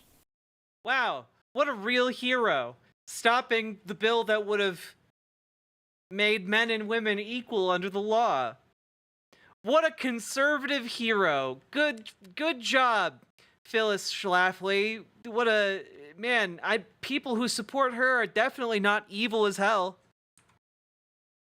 Concerned Women for America was another organization that launched in 1978 by Beverly LaHaye, whose husband was Tim LaHaye, an evangelical minister and popular author of the Left Behind book series.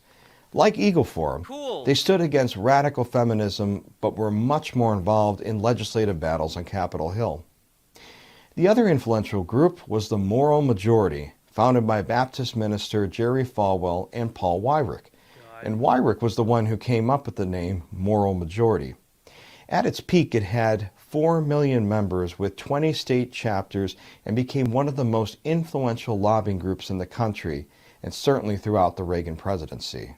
With the addition of both the neoconservatives and social conservatives, the conservative movement seemed healthy as it was attracting more members and influence.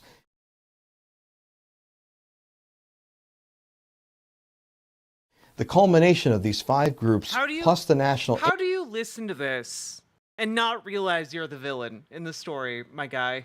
Infrastructure that had been built since the '64 campaign was incredibly influential in helping to propel Ronald Reagan to win the Republican nomination and the presidency in 1980. In just 16 years after Goldwater's consequential defeat, conservatives would soon elect its hero, Ronald Reagan. Reagan's presidency was not just a win, but was called a revolution. The Reagan Revolution would be the first fusionist presidency, with Reagan asking representatives from the various conservative groups to serve in his administration. Reagan is credited for fixing our economy from the disastrous Carter-run years, lowering taxes significantly for all Americans, and for devising and implementing a successful strategy to win the Cold War and defeat Soviet communism peacefully. In his inaugural address, Reagan talked about getting government out of the way and restoring the proper balance between the citizen and government, a recognition that since the FDR days, government had grown beyond its constitutional mandates. Conservatives finally had someone in power championing American constitutionalism again. But more than anything else, Reagan brought a sense of morning in America again, a 1984 election campaign slogan that signified a new posture for the American people, a new hope, a new confidence, a reminder that America was still that shining city on a hill and did not have to be a nation with a crisis in confidence.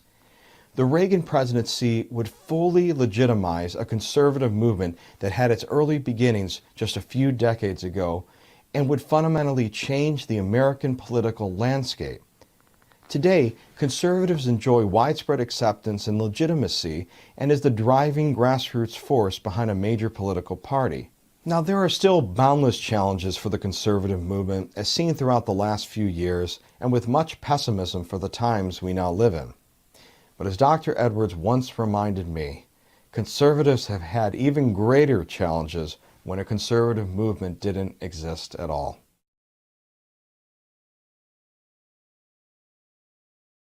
I hope this presentation has given you a better understanding and appreciation of the conservative movement. In just 1 hour, it's hard to summarize essentially a 100-year movement. In my class at American University, I normally have 2.5 hours weekly for 15 weeks to do this. But I hope you leave with a sense of appreciation of what came before us and the giants whose shoulders we stand on. With more time, it would be interesting to investigate and further dissect the conservative movement in the post-Reagan era, and I strongly encourage you to independently explore on your own. Other important highlights worth delving into would be the post-Reagan legacy, the courts, and the further expansion of the conservative movement, George H.W. Bush, Pat Buchanan, and the rise of paleoconservatives in the 1992 Republican presidential primary. Just want to remind you all, paleoconservatives, every single time I have talked to someone who calls themselves a paleoconservative, they're a Nazi. Like straight up white supremacist, like swastika-loving Nazi, okay? Like, not in a hyperbolic sense, in a literal, like, oh yeah, I don't think Francisco Franco did anything wrong in Spain type of ways, you know? The fact that he's like, yeah, you know, I'd talk about them if I had more time. Sure you would, bud. Sure you would. Newt Gingrich, the 1994 Republican Revolution, and the Clinton presidency, the compassionate conservatism of George W. Bush, the war on terror, and the beginnings of the conservative crack-up. Barack Obama, the modern progressive challenge, and the rise of the Tea Party and constitutional conservatism, the presidency of Donald Trump and its implications, and post-2020, the rise of the post-Fusionists, post-liberals, paleocons, Straussians, and the future of the conservative movement. Make sure to check out the recommended reading section for more resources and links. I wish you all the best in your completion of your coursework. Thank you. That was a lot. Okay, we got a lot, man. The fuck is a paleocon? Lady Raincloud, unironically, when you hear someone call themselves a paleocon, they're just a Nazi. Like, a good example of someone who calls themselves a paleocon, John Doyle, all right? John Doyle calls himself a paleocon. He's just a Nazi. He's just a Nazi. Yeah. Like, they are the Nazis who want to use Christian nationalism to ascend to power. So basically every Nazi in America.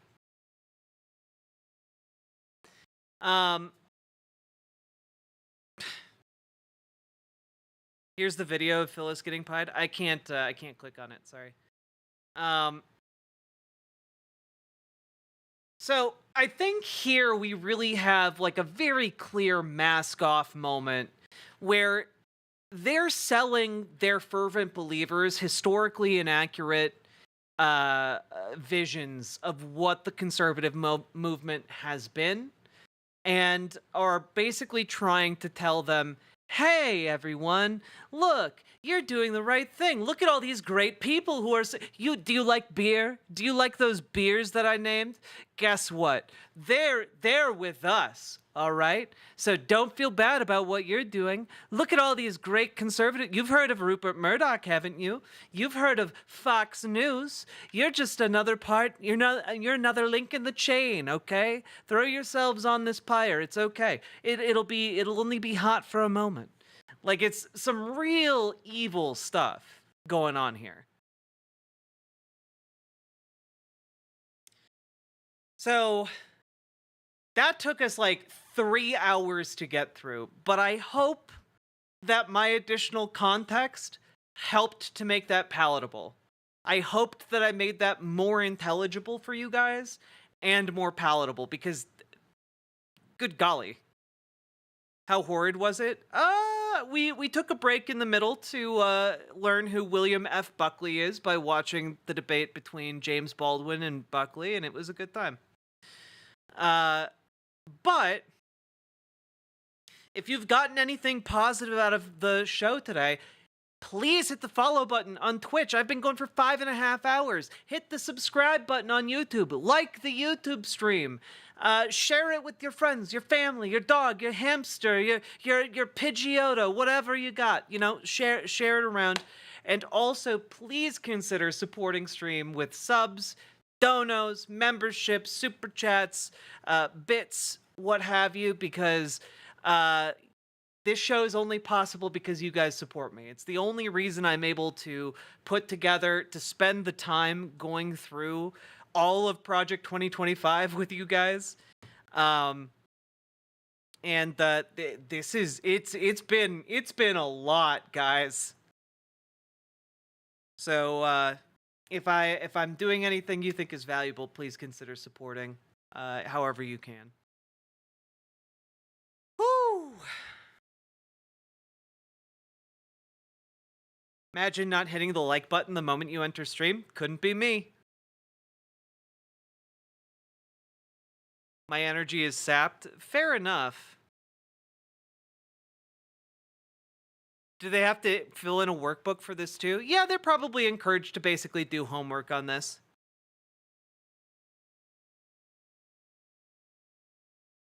Have I seen the Project 2025 if the Republicans said the quiet parts out loud skit?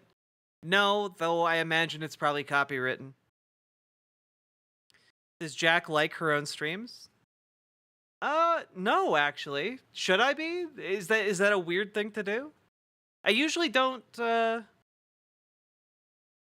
hit the like button on my own streams.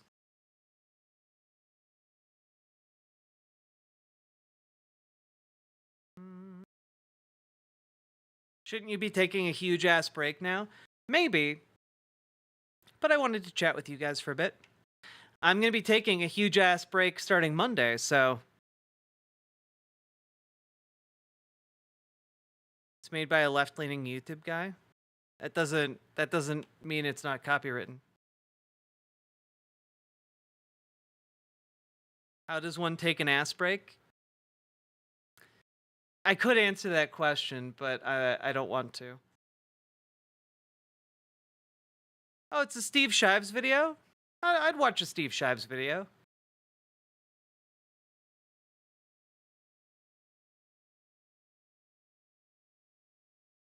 The answer is pretty clearly TOS. Yeah, okay. Yeah, send me the link. There we go. Let's take a little palate cleanser, okay? Very long.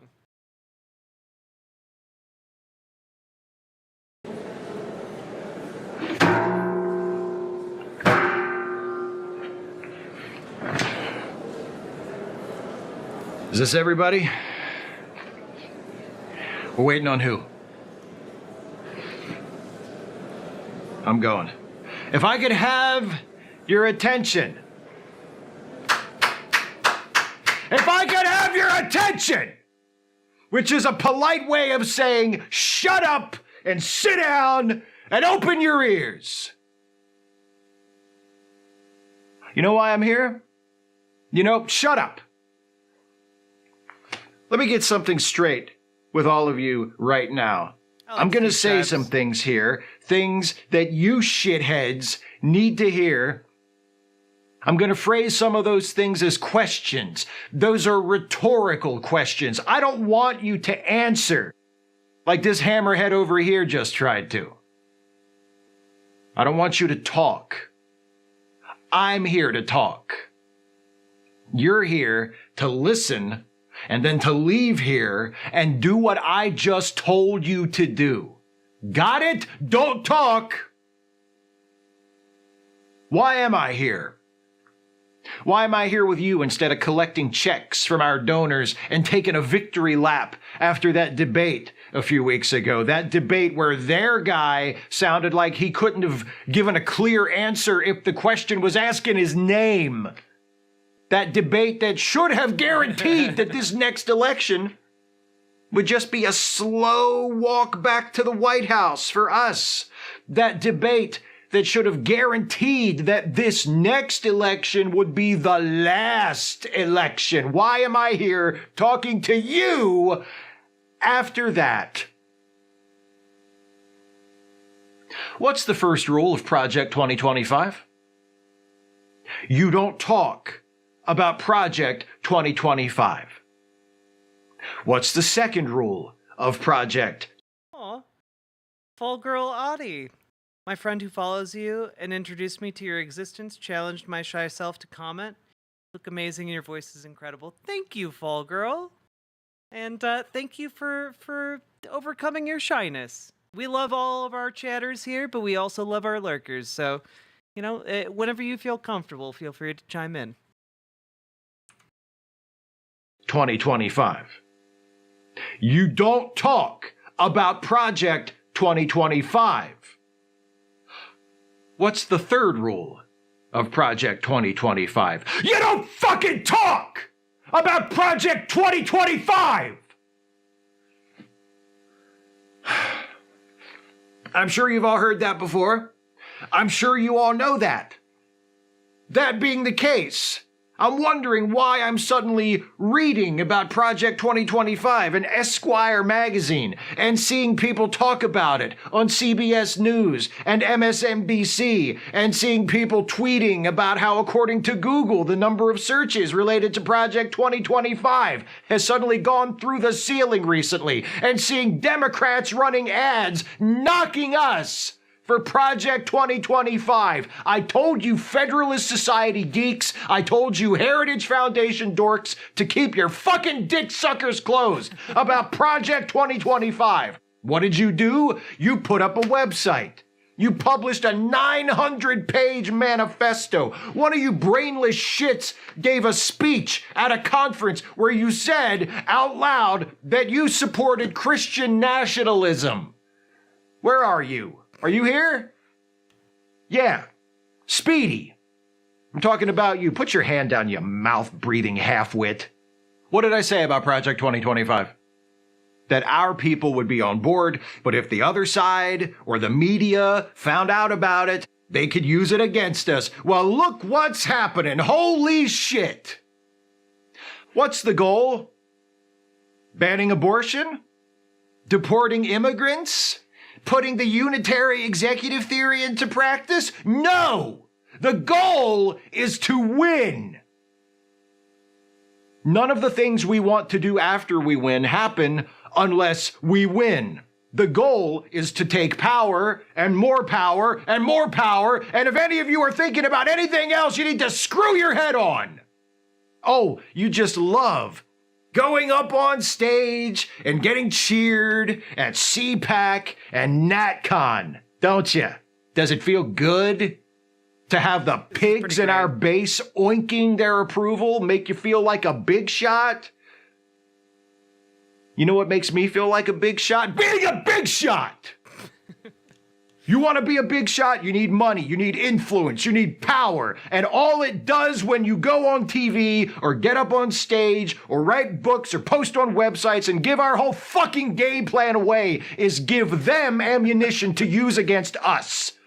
Now we've got Democrats talking about Project 2025. We've got journalists talking about Project 2025.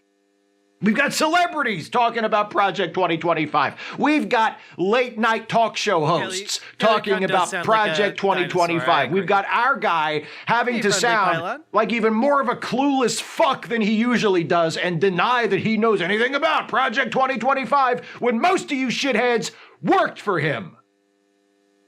What's all that add up to? Distraction.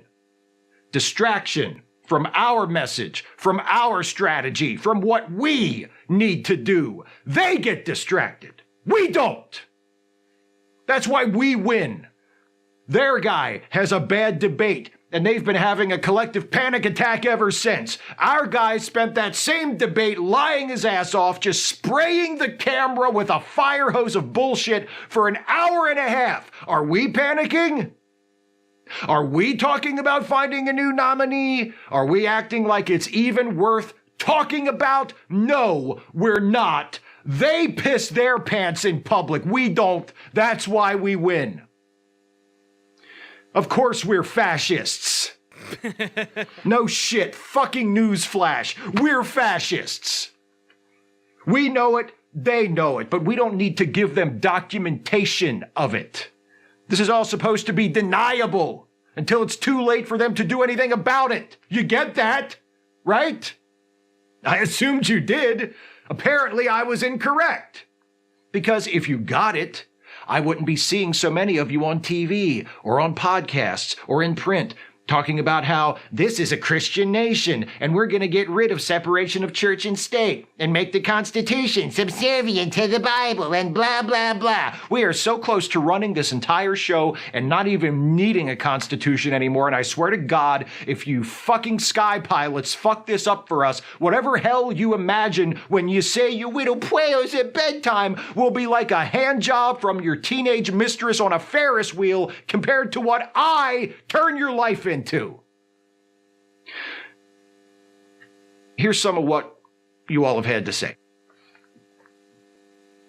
in writing about Project 2025 from your book, Mandate for Leadership, you fucking jerk-offs. And no, I didn't read it. 900 pages, are you serious? This is from Media Matters, those assholes who are always messing up our shit by accurately reporting things we do and say. Quote, the policy book, the fucking policy book, the 1,000-page policy book, you wonky dinks. The policy book suggests that public schools must require students to take the Armed Forces Vocational Aptitude Battery to receive any federal funding in an effort to increase recruiting. I bet that'll be popular. Good thing we're letting that get out there months before an election. Project 2025 also suggests eliminating the FBI director's 10-year term limit established by Congress, claiming the position must remain politically accountable to the president in the same manner as the head of any other federal department or agency. Sure, let's broadcast that we want to turn the head of the FBI into a puppet who will use the Justice Department to do the president's bidding. Hey, maybe we should just start circulating an enemies list containing the names of people we plan on arresting. Oh, wait, one of you shitheads has already been doing that. In the section on the Department of Health and Human Services, quote, HHS should return to being known as the Department of Life. Do you have any idea what Jesus-pilled losers you sound like when you talk like that? Are you trying to take over this country? Or are you trying to get a show on the church channel so you can swindle old people out of their Social Security checks? Because if we take over the country, we won't need to swindle them out of their Social Security checks because we're just going to take the money directly out of Social Security. Do you want to put that in writing too? Who wants to go on Fox and Friends tomorrow and announce that if the Republicans win the election, we're going to end Social Security and pocket the money? Put your fucking hand down! Has it occurred to you clowns that we haven't actually won this thing yet? Has it occurred to you that we can still lose? How are we going to kill Social Security if we lose? How are we going to put women in prison for having miscarriages if we lose? How many of our political enemies are we going to put in prison if we lose? How many immigrants are we going to deport if we lose? How many trans people are we going to kick out of the military if we lose? How many teenagers are we going to con into joining the military if we lose? How are we going to do any of the stuff we've been building toward for the last 50 years if we lose, you pea-brained, loose-lipped, self-incriminating snitches? Eyes on the prize. Stop talking in public about what we actually literally want to do. Stop giving the other side motivation to vote against us. When the liberals and the leftists don't vote, we win. When they do vote, we lose. I know most of you religious types aren't so good at math, but that one's pretty basic. You want to end democracy? You want to tear up the Constitution? You want to crush the poor and black people and women and gay people and trans people and immigrants and refugees and everyone else who isn't one of us? Is that what you want? It had goddamn well better be. If that's not what you want, you shouldn't be a Republican, because that's what this party has been about for as long as any of you fuckers has been alive. If that's what you want, you better start acting like it and tighten this shit up. Got distracted for a bit and spent the last several minutes trying to figure out if it was or not, because true. Yeah, right? This parody is very good. Steve Shives, everyone. Go give him like subscribes and follows and likes and all that jazz, because like this is a 10 out of 10 bit. This is good. I don't want to have to come back here again. And now, if you'll excuse me, I have to go. I'm attending a sneak preview of the Reagan movie at the personal invitation of Mr. Robert Davi. And if I don't get there in time to get a good seat, I'll be stuck sitting next to Greg Gutfeld again. Last time that happened, he talked all the way through Sound of Freedom, ruined the movie for me. All right. Dismissed. Quit fucking up. Which one, Lady Raincloud? I'm open. I'm open to ideas.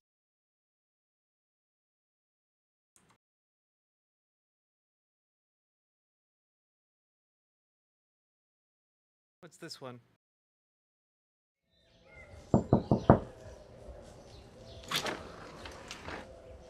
Hi. Good afternoon, sir. I'm going through the neighborhood today talking to people about Creel Ferret, your Republican candidate for Congress. Do you have a few minutes? We're about to hose off our son in the backyard, but I can talk while my wife's filling the wading pool.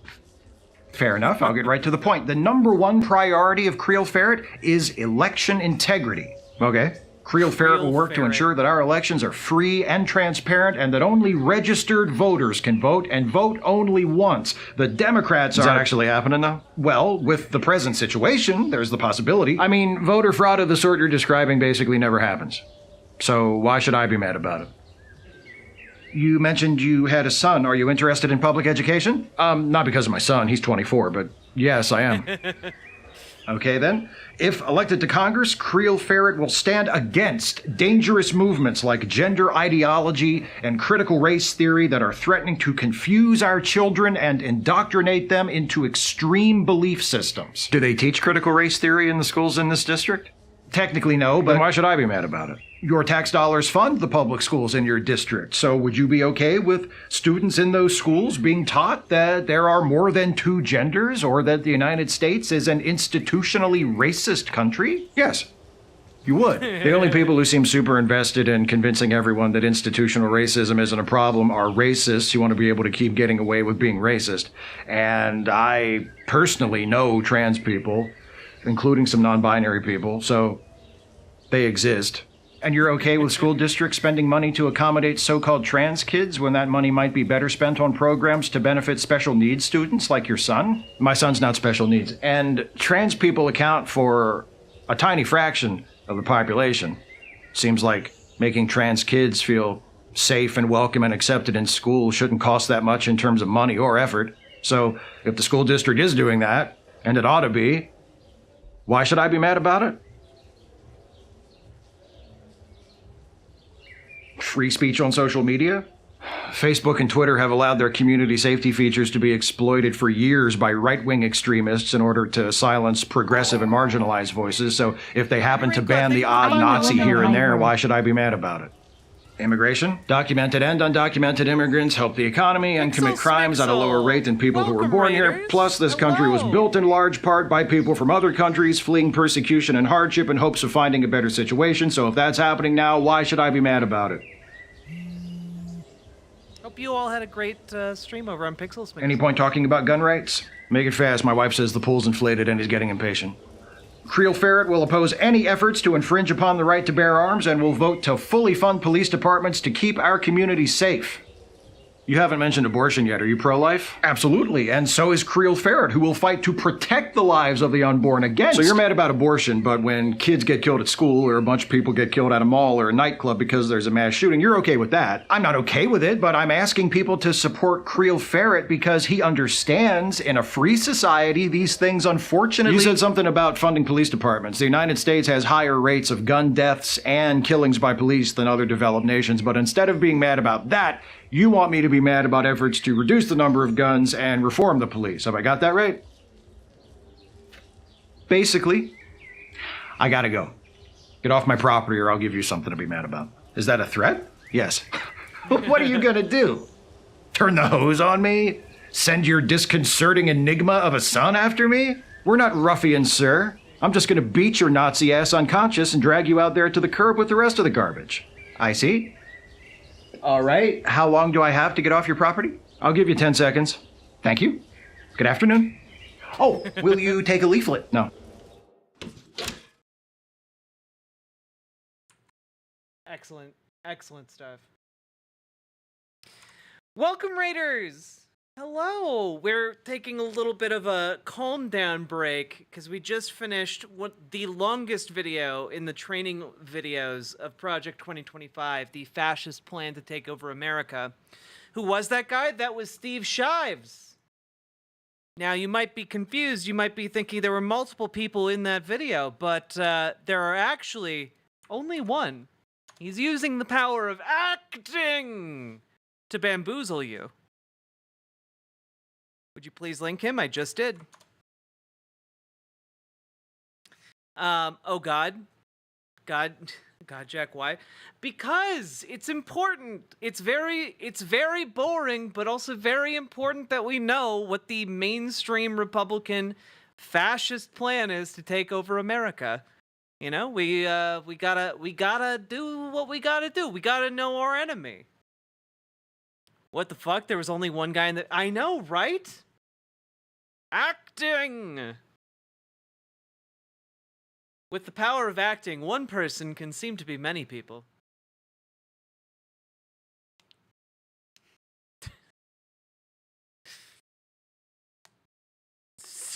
Shive Steves, Shive Steves and Steve Shives. God, you guys. All right, how far are we in this Project 2025 endeavor? So we just finished video number 11 out of 23, and it's rough. It's rough. That last one took us like 3 hours to go through because it was pretty dense bullshit in there. But good news is that was the longest video. Okay? There's only one other video of a comparable length, and it is Cold Comfort, but 3 minutes shorter, so 3 minutes less of that.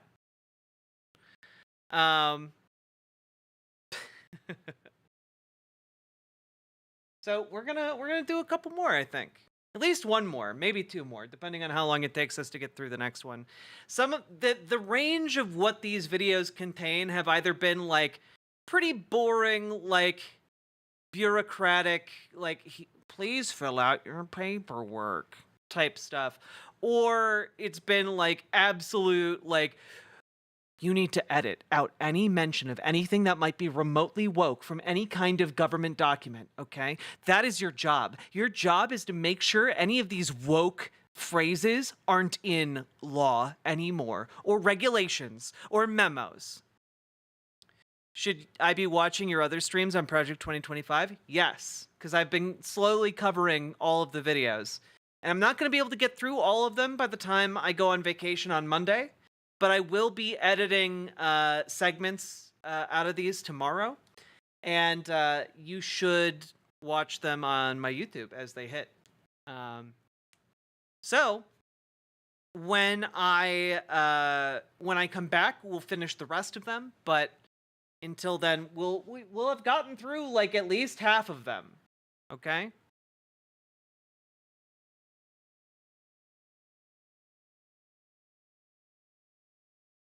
Vacation, hope you enjoy. I hope I do too. I think I will. I get to spend time with my loved ones, and we're going to like a quiet corner of like the North Shore, and I love that area of the country a lot. And it's gonna be nice to not have to work. I might bring my laptop so I can do like some minor editing stuff while I'm up there, but it's gonna be done in a relaxing way, you know? Yeah, it's like the one thing I do. Like my partner and I go on like a little vacation with her family, and it's really, really nice.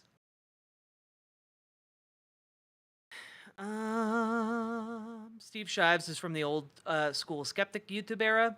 Been watching his stuff since before Gamergate. One of the few that never jumped on the right-wing grift. Yeah, he's a good dude. I've wanted to get him on the show for an interview for a while, but I don't... I know that I have some, like, mutual contacts. I just don't know who is the mutual contact. And I am just terrible at reaching out to people to talk with. But he's really cool. I like him a lot. I think he's very funny. And I love his Star Trek content, so... I did the thing. I'm moving all my stuff to my chosen name and email address. Legal name change. Let's go, Gamer G. We all believe in you. You can do it, girl. Always good to take some time for yourself. It's good to take time for yourself, but I also don't get like paid time off. So part of this is just like, oh God, I need to cram all of my content creation. Oh God. You know, like. Also, it's my birthday on the 22nd. I'm turning another year older, so that's exciting. I'll probably do a birthday stream when I get back, rather than while I'm on vacation. And if there's any like major event that happens, I'll do like a little like live stream from my phone or something. You can't, it's too early to wish me happy birthday. No, I won't allow it. No happy birthdays until either the day of or when I get back.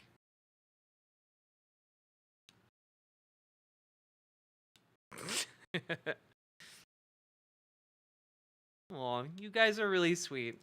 I appreciate all of you. Does it make you a Virgo? No, I'm right on the cusp. I'm a Leo. A Leo Virgo cusp, but technically a Leo. Love your hair. Thank you, Micah. And folks, if you haven't yet, hit the follow button, hit the subscribe button, hit the like button, and please consider dropping those subs and donos, because taking a week off is very expensive when you are a contract worker, which I am.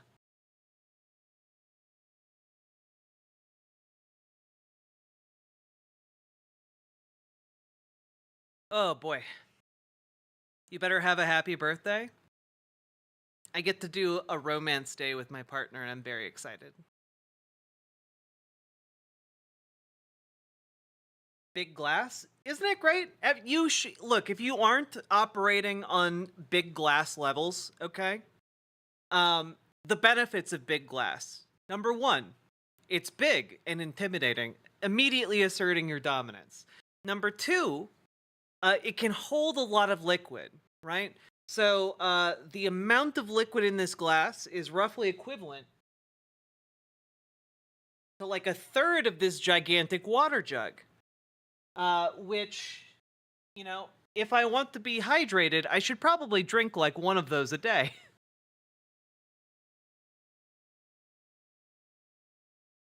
And if you drink all of the water from this glass 3 times a day, your skin will be very happy with you, okay?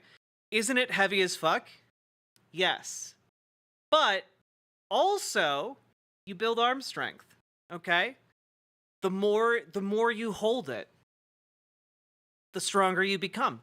So you are training your body and your mind and your skin and creating a social impression that will last. BWA is now doing SpawnCon. I don't know what that means.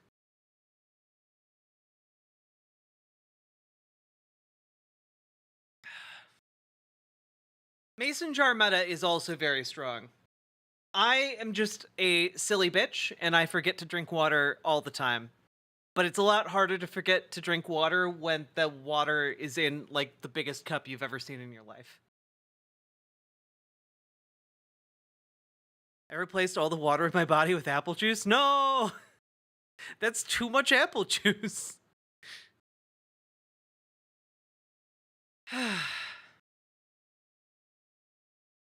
Happy early birthday. Does that skirt the rules? Kinda, yeah. A nice cleanser, toner, and moisturizer? True. And put it on before you sleep, because your pores open up in the nighttime. Intake and output. Oh god, big hook. Oh god.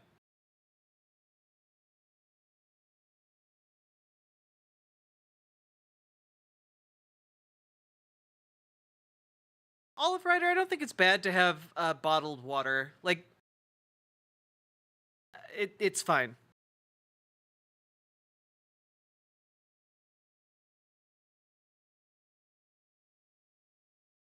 Whole quart jar of Monster Rehab?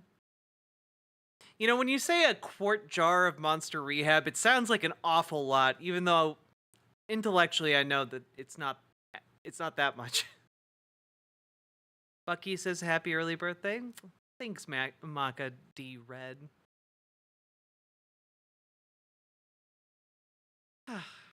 Also, find yourself a good under eye cream. It's like the best stuff. A good under eye cream feels amazing.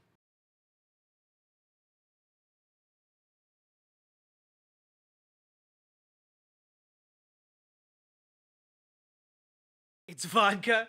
Yeah, I'm just drinking straight vodka. My goodness. No, I would drink whiskey, and I would drink it out of the bottle because I'm uncivilized. Also, like, okay, a little bit, maybe TMI, okay. Part of the reason I go to the bathroom a lot is because trans people tend to be put on a diuretic medication called spironolactone, okay? At least in the US. It's less common in England, but it's common in the US because FDA. And it makes you pee a lot. So one of the things that I used to do, and I still do it when I have to go out and do things, is I would deliberately dehydrate myself in order to like go and function in public so I wouldn't have to use the bathroom. Because it's really scary sometimes as a trans person going to a bathroom that you haven't been before, that you haven't been to, an unfamiliar bathroom in an unfamiliar place. And so,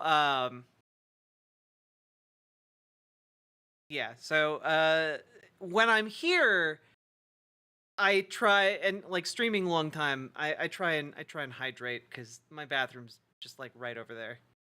What is your potassium strategy? I take a daily vitamin, a daily multivitamin, and I don't worry about potassium. Monotherapy, high E dose, nice. If you can swing it, it's nice.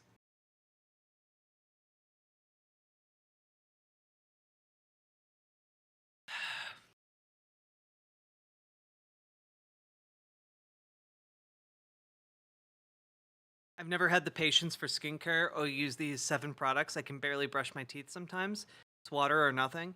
I will say the thing that helped me get more into skincare is that it feels really nice to put on and it smells nice.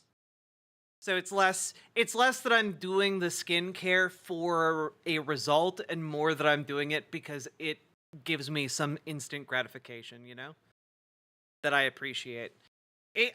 I had to reframe exercise in a very similar way, where exercise is just nice because it makes me feel good and I'm able to handle stress a lot better than it when I don't.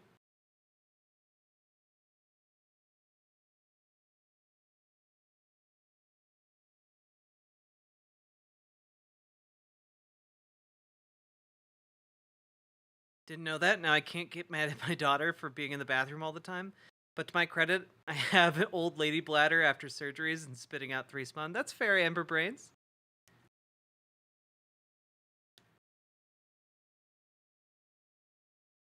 I'm on diuretics to keep water out of my legs. I only take half pill if I go out. Yeah, see, like it's a whole thing. Getting old or like being trans, you gotta have like bathroom strategies, and it sucks. I envy people who don't have to consider that.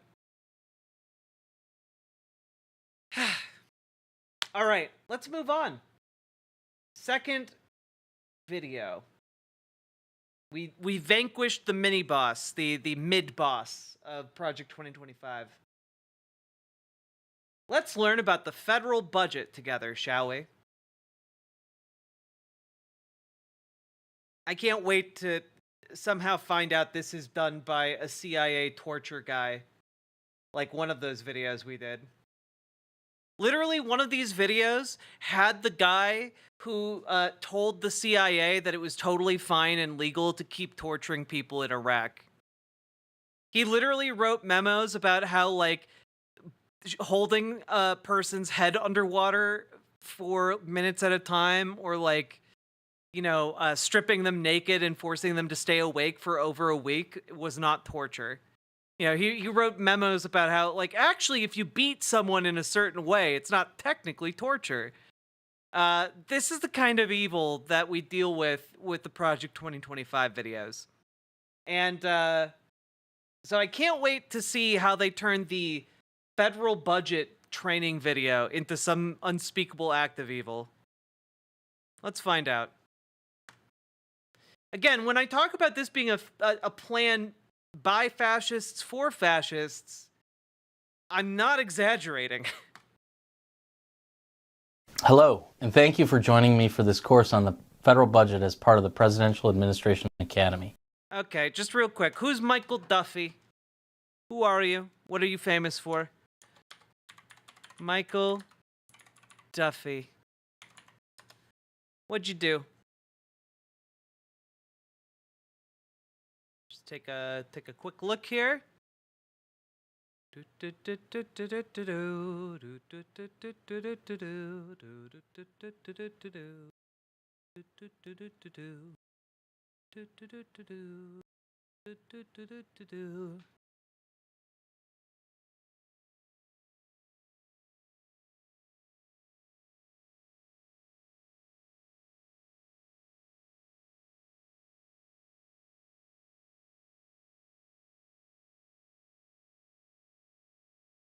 He seems very oh good, yes, he did support legislation to limit collective bargaining for public employees to try and kill like teachers unions. And of course is an opponent of the estate tax. Of course. He seems to be a relatively insignificant political figure. He held office in Ohio for a bit.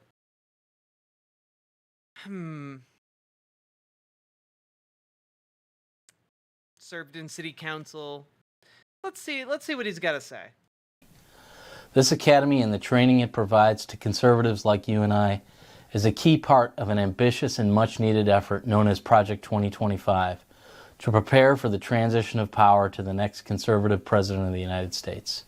Project 2025 has brought together a coalition of conservative organizations dedicated to restoring common sense leadership, fiscal responsibility, energy independence, strong national security, personal liberty and freedom, and traditional cultural and family values back to our great nation. I'm grateful for the opportunity to participate in this effort and that you have taken time from your schedule to view this course, learn about the federal budget, and take steps toward making a substantive contribution to advancing the conservative movement. In the eyes of many in the world, this every 4-year ceremony we accept as normal is nothing less than a miracle. In America, we understand that a nation is only living as long as it is striving. It's only living as long as it's alive.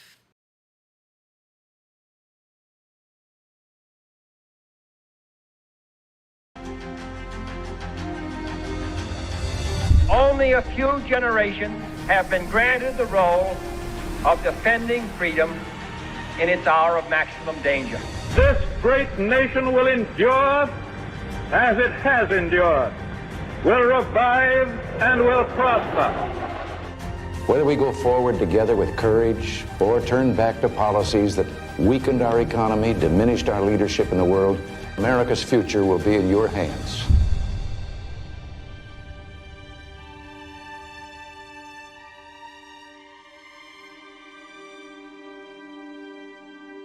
I'm really worried about this man's tone of voice and it putting everyone... My name is Mike Duffy, and I'm honored to join you today to discuss the federal government and how to apply this knowledge to promote conservative policies and help movement leaders fulfill the mandate of a conservative presidential administration beginning in January of 2025. The federal budget is the allocation of money to fund the government's activities and operations critical to achieving the government's mission. Tasks won't get completed, people are not paid, policies are not implemented, goals are not accomplished, and the government cannot perform its functions without federal funding. Federal departments, agencies, offices, programs, and officials would not have the... He does have a kind of deer in the headlights look to him, doesn't he? He looks like... He looks like you just walked in on him and he wasn't expecting you. We might have to speed this guy up just to make him sound more interesting. The funding they need without the federal budget development and execution processes that have evolved into a long and complex process that we have today, shaped over many budget cycles to enable officials to make recommendations and decisions about how to allocate funds across the multiple agencies of the federal government. Today I want to discuss a few key elements of the federal budget process with you. We'll start with budget concepts such as authorization versus appropriations and discretionary versus mandatory spending. We'll also talk about the structure and contents of the federal budget, the organization and stakeholders of the federal budget enterprise and their role in budget development and execution, and an overview of the federal budget process. Cool. Lay it on us. The first concept that's important to understand as you begin to think about how the budget is proposed, negotiated, and enacted is the distinction between authorization and appropriation legislation. Authorization is done by Congress via legislation that, according to the Congressional Research Service, can establish, continue, or modify an agency, program, or activity for a fixed or indefinite period of time. In other words, Congress grants authority to the executive branch to spend funds on a given program, activity, or item, but not that it will necessarily be spent on that program, activity, or item. You're giving the option to the executive branch to spend that funding. When Congress recently passed a 2-year budget deal, it authorized $1.3 trillion in government spending. That legislation only set the new levels for what the government was allowed to spend. In order to actually spend the money, they had to pass another bill that appropriated the funding or made those funds available to the federal departments and agencies, along with a set of rules and specific direction about how that funding could be spent, based on the spending levels that had been set in the authorization bill. Congress may also set forth duties and functions of an agency or program, its organizational structure, and the responsibilities of the agency or program officials through authorizing legislation. Authorizing legislation can also authorize, implicitly or explicitly, the enactment of appropriations for an agency or program. If that authorization is explicit, the amount authorized to be appropriated may be specified for each fiscal year, or it may be indefinite.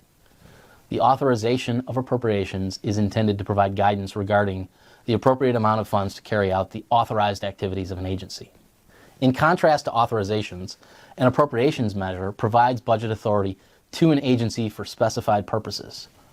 Budget authority allows federal agencies to enter into a commitment to spend those funds through a contract, grant, award, etc., also known as an obligation of funds, and authorizes payment to be made out of the Treasury.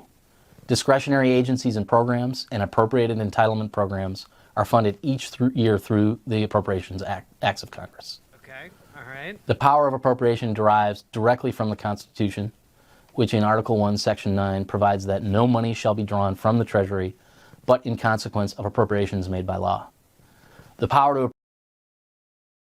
Oh man, is this really going to be 40 minutes of him explaining that Congress holds the purse?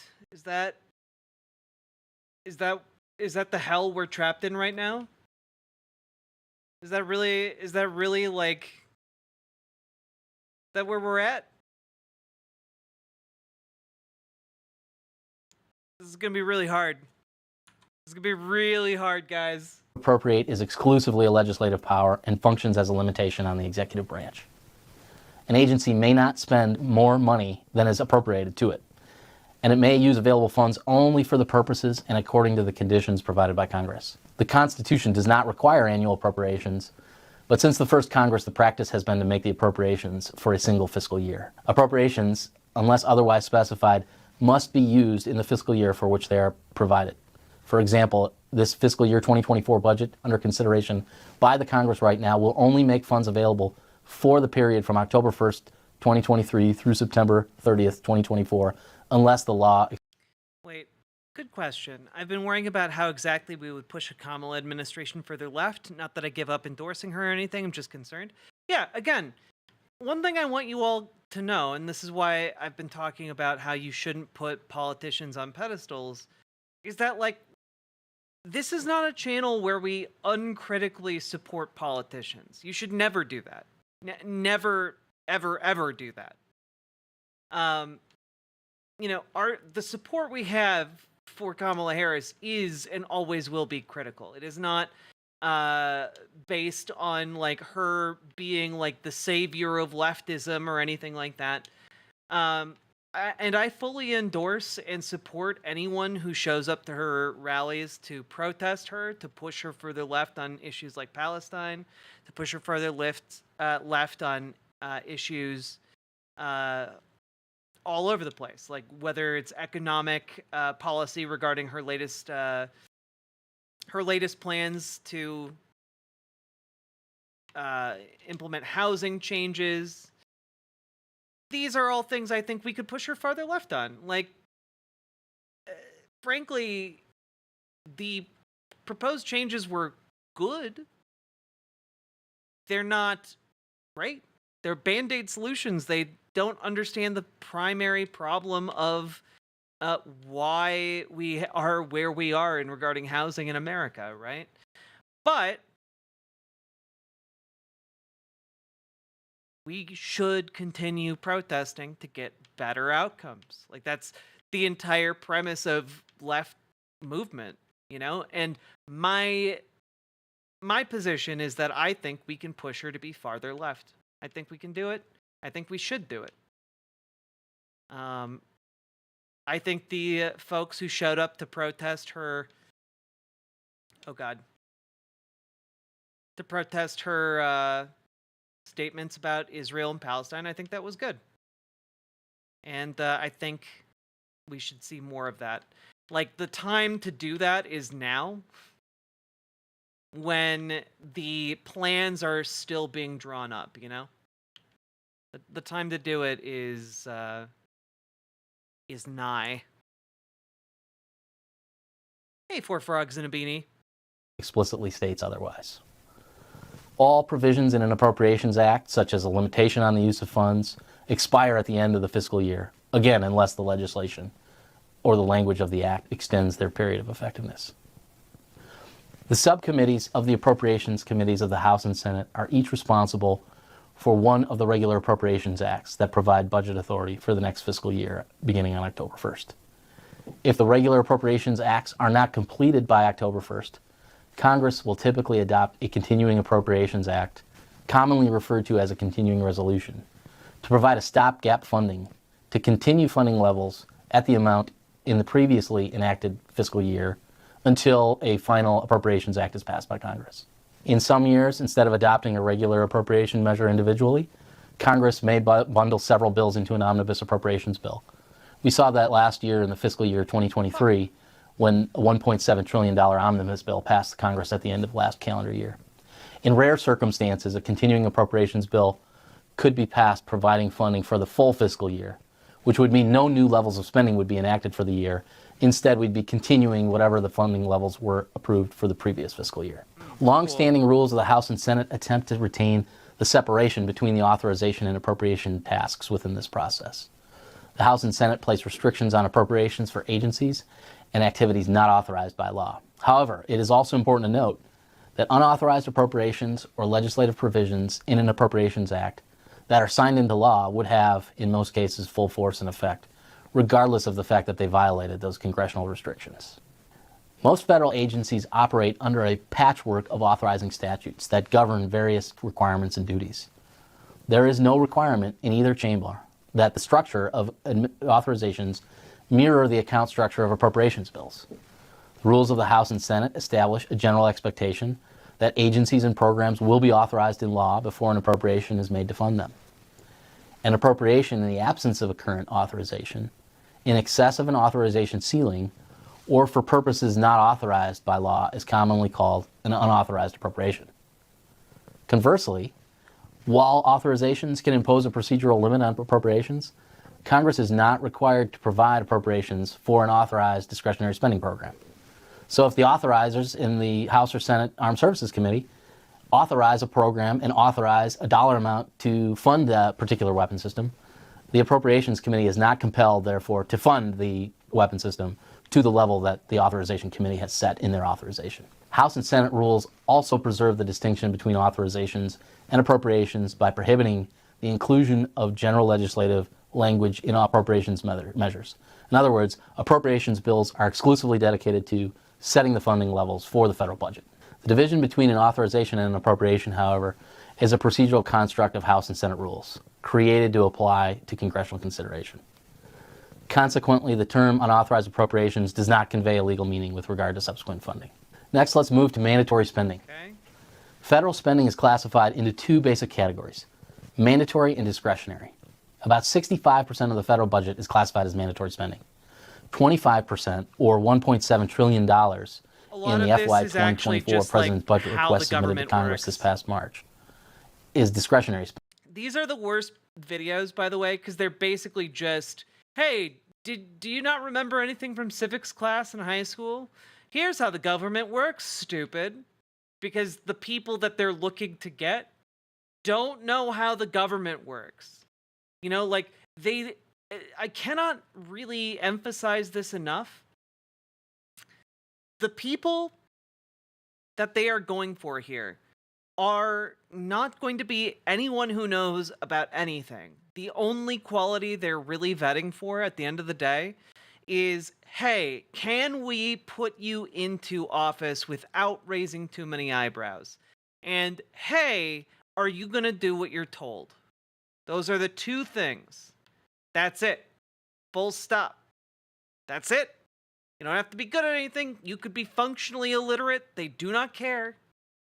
They just want yes men who will do whatever they're told.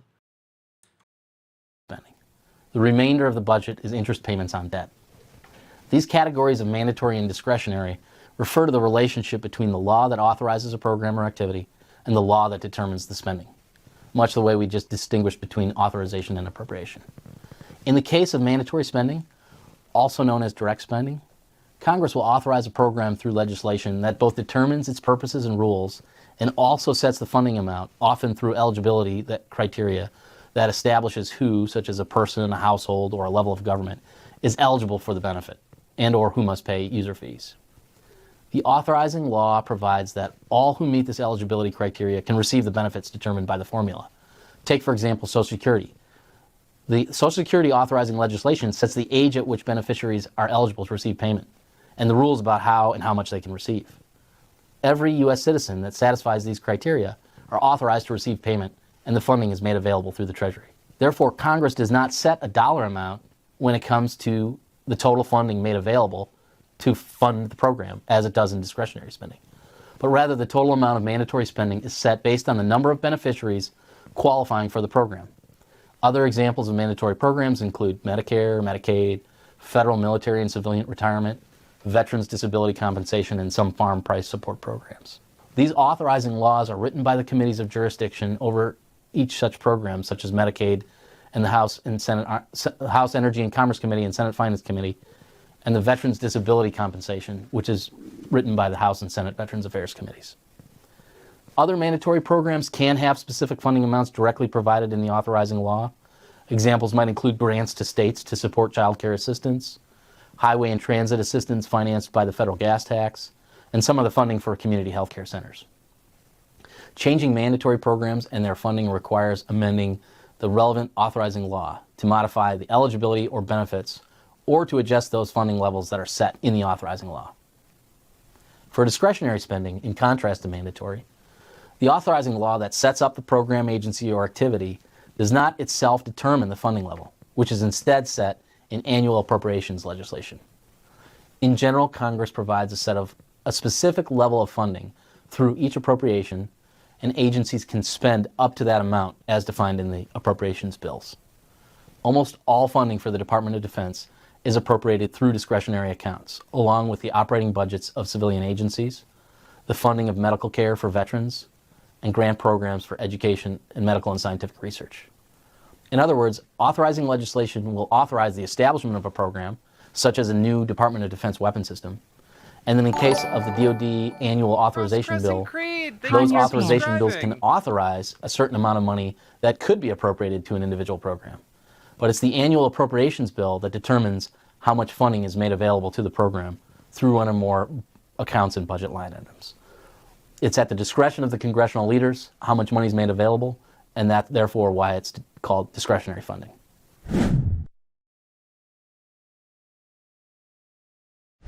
The budget is organized into a hierarchical structure that includes budget functions, federal departments and agencies, budget accounts, and budget line items. The first level of organization within the federal budget parses the total federal spending into approximately 20 categories known as budget functions. These functions include all spending for a given topic, regardless of the federal agency that oversees the individual federal program. A function comprises a set of programs that serve a shared purpose or activity such as agriculture, health, or national defense. While some programs serve more than one purpose, they are generally assigned to a function based on their primary purpose. Occasionally, spending within a large program may be split across multiple functions. Each function is assigned a number, and the budget resolution passed by Congress lists spending by function in order of the function number. Under OMB definitions, there are currently 20 functions. 6 of them represent roughly 70% of federal funding and are primarily devoted to human resources. The national defense function, for example, accounts for another 15% of total spending. Other functions make up smaller shares of overall spending. As an example, the budget's function 050, National Defense, includes spending for the Department of Defense, the intelligence community, the National Nuclear Security Administration, and smaller activities in other federal agencies such as DHS and FBI. Both the President's budget and Congressional Budget Resolution comprise all 20 functions. The next division of the federal budget occurs by agency. Funding in the federal government ties back to appropriations accounts, which in turn are owned by departments and agencies. OMB Circular A11, Section 20, defines an agency as a department or establishment of the government. Every agency has at least one appropriations account.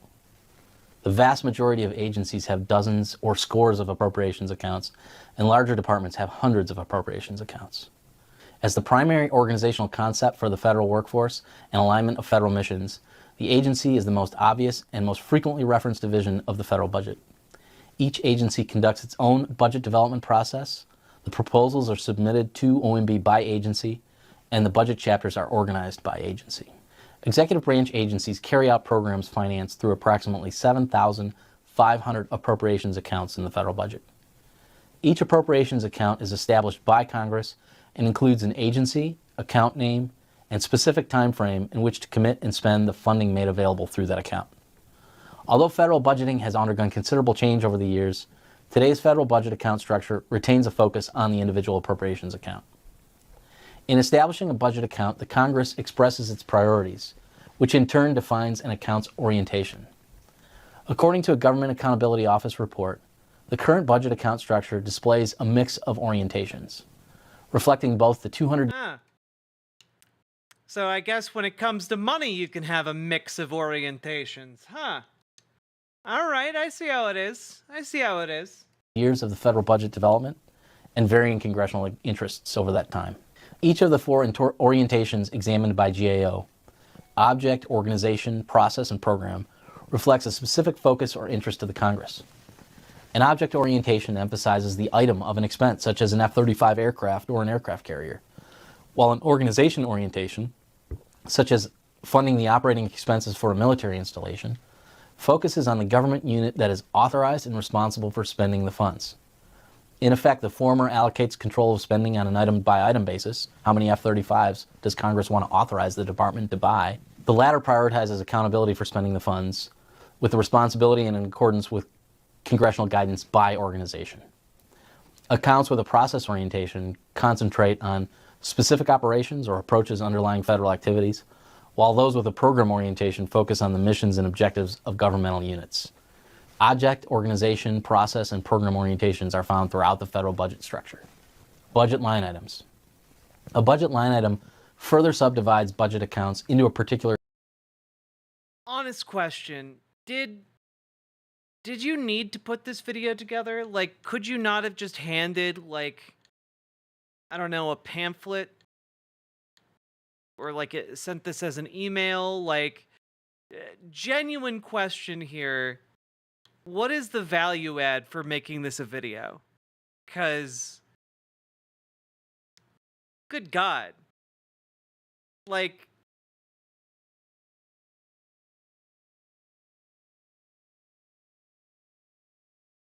I am not a numbers guy, and this process, I understand it already. Why are we taking an additional 20 minutes? Yeah, the training for this is so weird.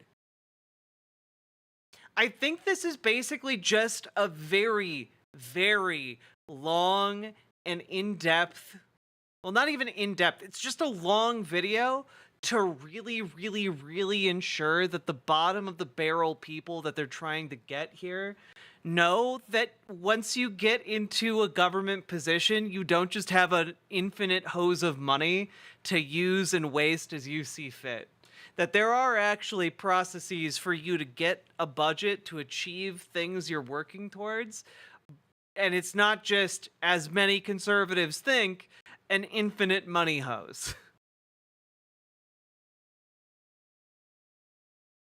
Yeah, they want to introduce Trump, and they know, yeah, you can't read. Yeah. Don't be a felon. Expenditure, They did do an such as a hour on not program, doing subprogram, or object class. In appropriations accounts, it usually refers to an individual account or a part of an account for which a specific amount of funding is available. The President's budget request proposes funding levels by budget line item as published in congressional budget justifications. Appropriations bills appropriate funding by budget line item as a subdivision of the appropriations accounts and published in tables that accompany each enacted appropriations bill. When the President's budget request is submitted to the Congress each February, it's transmitted as several volumes that set forth the President's request for funding by budget function, agency, account, and line item. The main budget volume contains the President's budget message and statements of policy. The appendix contains detailed information by agency, bureau, or program group, including budget accounts, programs, and activities, and proposed appropriations amount. I'm not gonna lie, this guy also just looks like he's trying so goddamn hard to not say anything incriminating. Like, this guy looks like he's got dirt that he could divulge and is worried that he will divulge. You know, like, that's just how it comes across to me. I am but a humble streamer. I don't know his true mental state. Oh, I don't have an imbued key. That's too bad. For each account. Other volumes in the budget request, such as analytical perspectives and historical tables, provide technical perspectives on the budget. The budget, as submitted, covers the agencies of all three branches of government: executive, legislative, and judicial. The information contained in the President's budget request is based on information submitted by agencies and revised in the annual budget process to reflect the President's priorities. The Budget and Accounting Act requires the President to formally transmit the President's budget. Question: does he know where the bodies are buried, or worried that other people do? You know,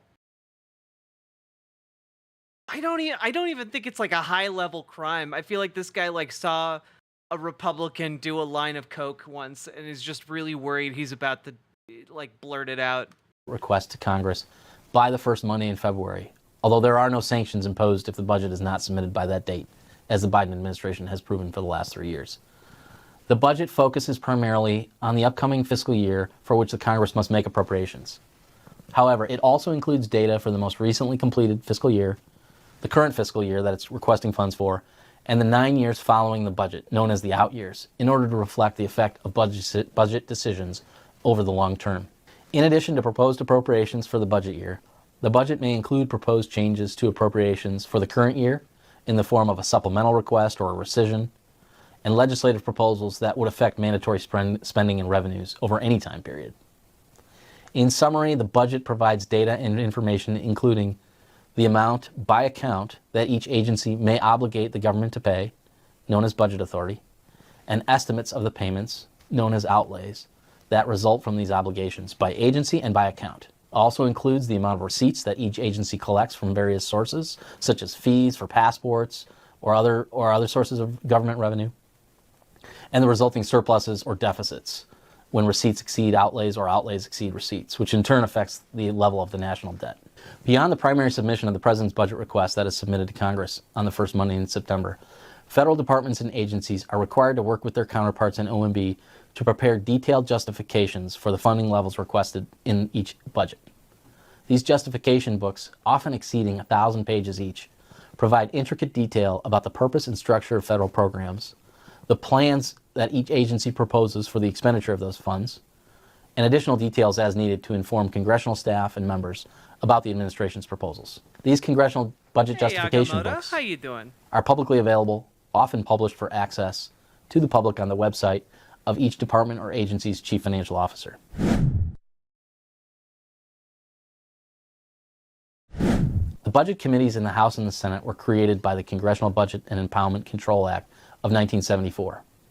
While the duties and functions of the committees have changed over time, and the enactment of new laws and changes to the committee and chamber budget responsibilities. The committee remains responsible for drafting budget plans for Congress and for monitoring and enforcing rules surrounding spending, revenue, and the federal budget. The Budget Committee's principal responsibilities are to develop a concurrent resolution on the budget to serve as the framework for congressional action on spending, revenue, and debt limit legislation. Each chamber individually introduces its own resolution at the beginning of the congressional budget process. When jointly agreed to by the House and the Senate, those bills become the so-called budget resolution. The adoption of the resolution does not result in a new law of the United States, as the President does not sign the resolution. My soul is leaving my body, chat. Section 301 of the 1974 Act requires Congress, by April 15th of each year, to complete the action on a concurrent resolution. The central purpose of the budget resolution is to set a blueprint for the overall fiscal and budgetary policy and to establish a framework for the subsequent consideration of spending, revenue, and legislation during the session. The 1974 Act did not dictate that Congress annually approve a particular fiscal or budgetary policy, such as a balanced budget, but relies on the House and Senate to determine the appropriate mix. You hear words coming out of his mouth, but you can't understand. That's because he's basically talking about how the budget appropriations work. Like, he's talking about how government funds itself. How Congress determines what your budget is, and then you need to, like, request funds from the executive branch when you're a political appointee. That's it. That's all he's been talking about. It's just been wildly, wildly overcomplicated. It's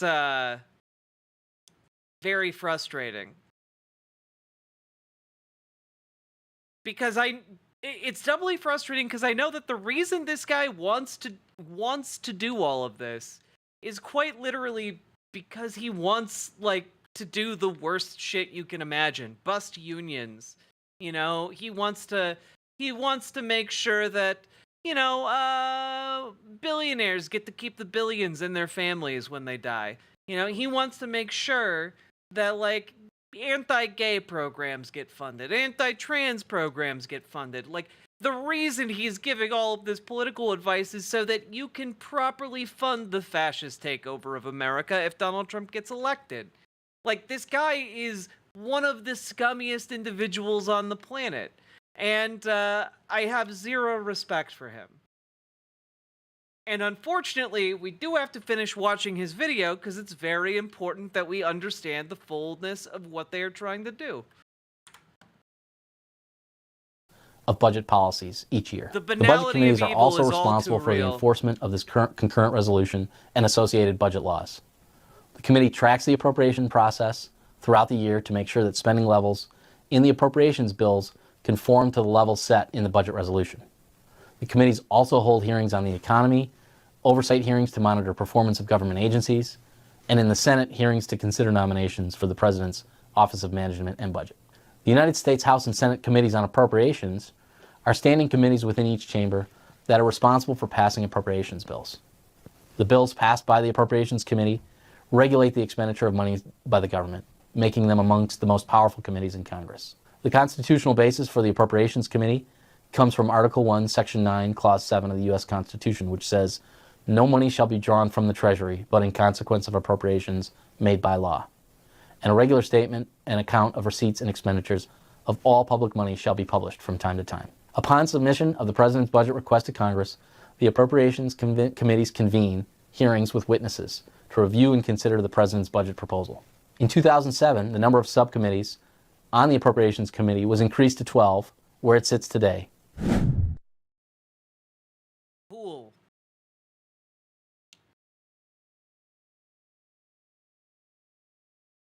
The Congressional Budget Office, also known as CBO, is a federal agency within the legislative branch that provides budget and economic information to Congress in a strictly nonpartisan fashion.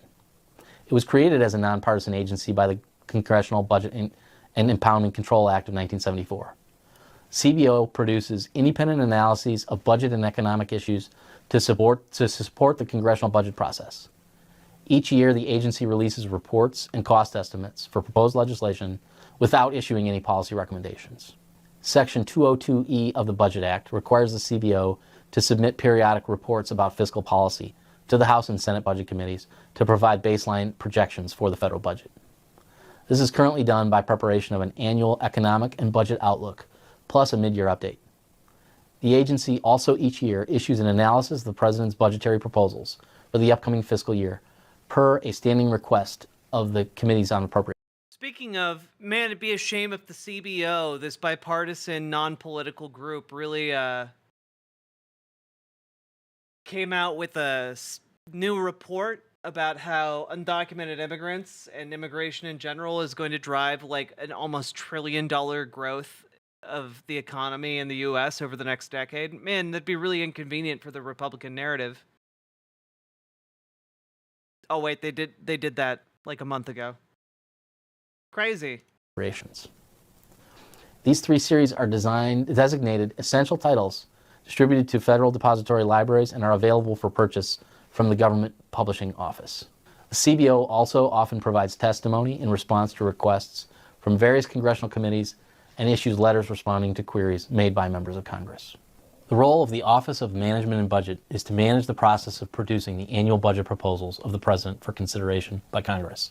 Every president requires and demands for this purpose a source of advice and counsel on the broad aspects of the government's current and proposed policies and budgets. A source that can provide advice in an analytical context, balancing the views of advocates of specific policies with the broader goals of the administration. The technical work necessary to produce this budget is time-consuming, often tedious, contentious, and difficult, but necessary. Damn. Said like a man who understands tedium. I wonder where he learned that. Why I never would be able to guess. Despite journalistic and political dismissals of some budgets as dead on arrival by Congress, in fact, this document sets the basic detailed benchmarks from which Congress makes subsequent changes and from which those same journalists and politicians measure congressional action. OMB completes this work. OMB is headed by a director who is a member of the President's cabinet, whose nomination must be confirmed by the Senate. The director has sweeping responsibilities for policy and management. Presidents frequently turn to their OMB directors for advice and assistance, and the relationship between a president and the OMB director may have an important bearing on an administration's success both in enacting and in effectively executing its policies. A deputy director, also Senate confirmed, serves as the director's general deputy with responsibilities for particular matters as determined by the director. OMB also has traditionally had 5, recently changed to 6, resource management offices, organized by agency and program area. These offices, headed by a politically appointed program associate director, account for most OMB staff. I myself was a program associate director for national security in the administration of President Trump. Cool. Each PAD oversees a set of executive agencies and related policy and management issues. With guidance and technical support from a central budget review division, the RMOs carry out OMB's central role of assisting the President in preparing the budget transmitted to Congress, and also help supervise the each agency's administration of law and policy. In helping to formulate the President's budget proposals, the resource management offices of OMB assess the effectiveness of agency programs, policies, and procedures, review and assess agency funding proposals and policy initiatives, and help OMB leadership prioritize competing funding demands consistent with presidential priorities and guidance. Once budgets have been enacted, RMOs oversee their execution by approving the apportionment of funds to budget accounts and activities consistent with the law. The RMOs analyze and evaluate program performance and budget proposals. I'm finding it so difficult to do this. My God, why? Why? Why are you doing this to us? Why throw this curveball in here, man? Why be this level of boring? I even sped you up and you're still boring. Routinely oversee implementation of policies already at and support 1.25. initiatives to improve agency management. The RMO staff are the core source of expertise on all matters pertaining to programs and operations of the federal departments and agencies.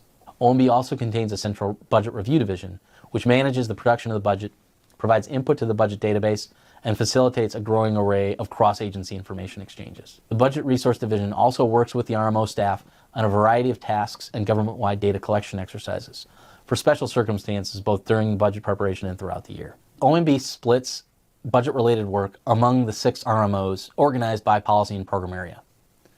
While 6 RMO portfolios may change slightly from time to time, they are generally organized as follows.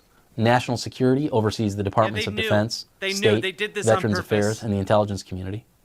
Education, Income Maintenance, and Labor, also known as This is what he IMO, sounds like not oversees Social Security and the Departments of Education and Labor and other labor programs. The Health PAD and RMO office oversee Medicare, This is what he Medicaid, sounds like if I slow the him National down to Institutes of Health, 0.75, the like you're Food and asking Drug me. Administration, and other public health programs.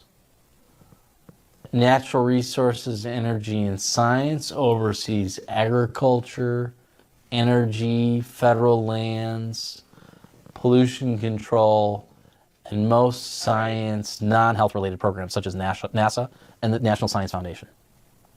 The Financial Services and Housing RMO He is oversees worse the than Departments Dennis of Commerce, Prager, and that's Treasury, saying Housing and Urban something, guys. Development, Small Business Administration, and the Consumer Financial Protection Bureau.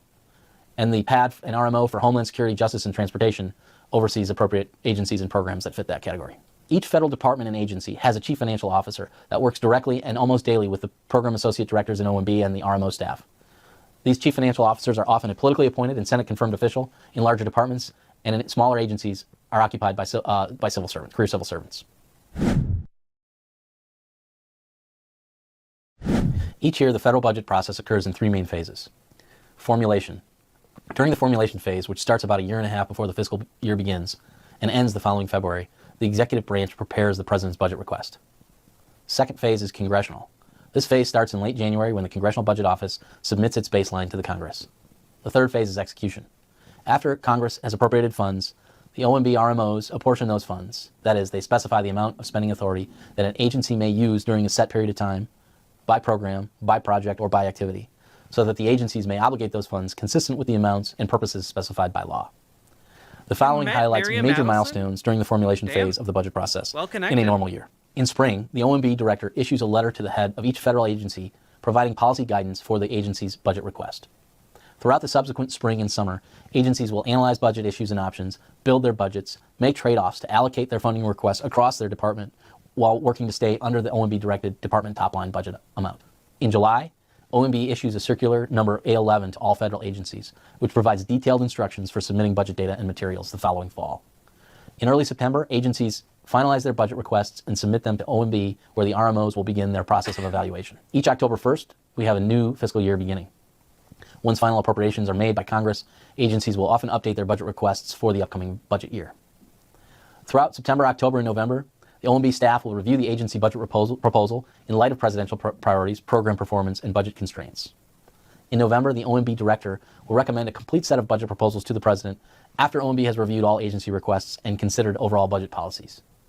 In late November, in a process called Passback, OMB informs executive branch agencies about OMB's decisions on their budget requests. An agency head may ask OMB to reverse or modify certain decisions. In most cases, OMB and agency heads resolve such issues, and if not, work together to present options to the president for decision. In December, any final appeals on OMB's passback are submitted to and decided on by the president.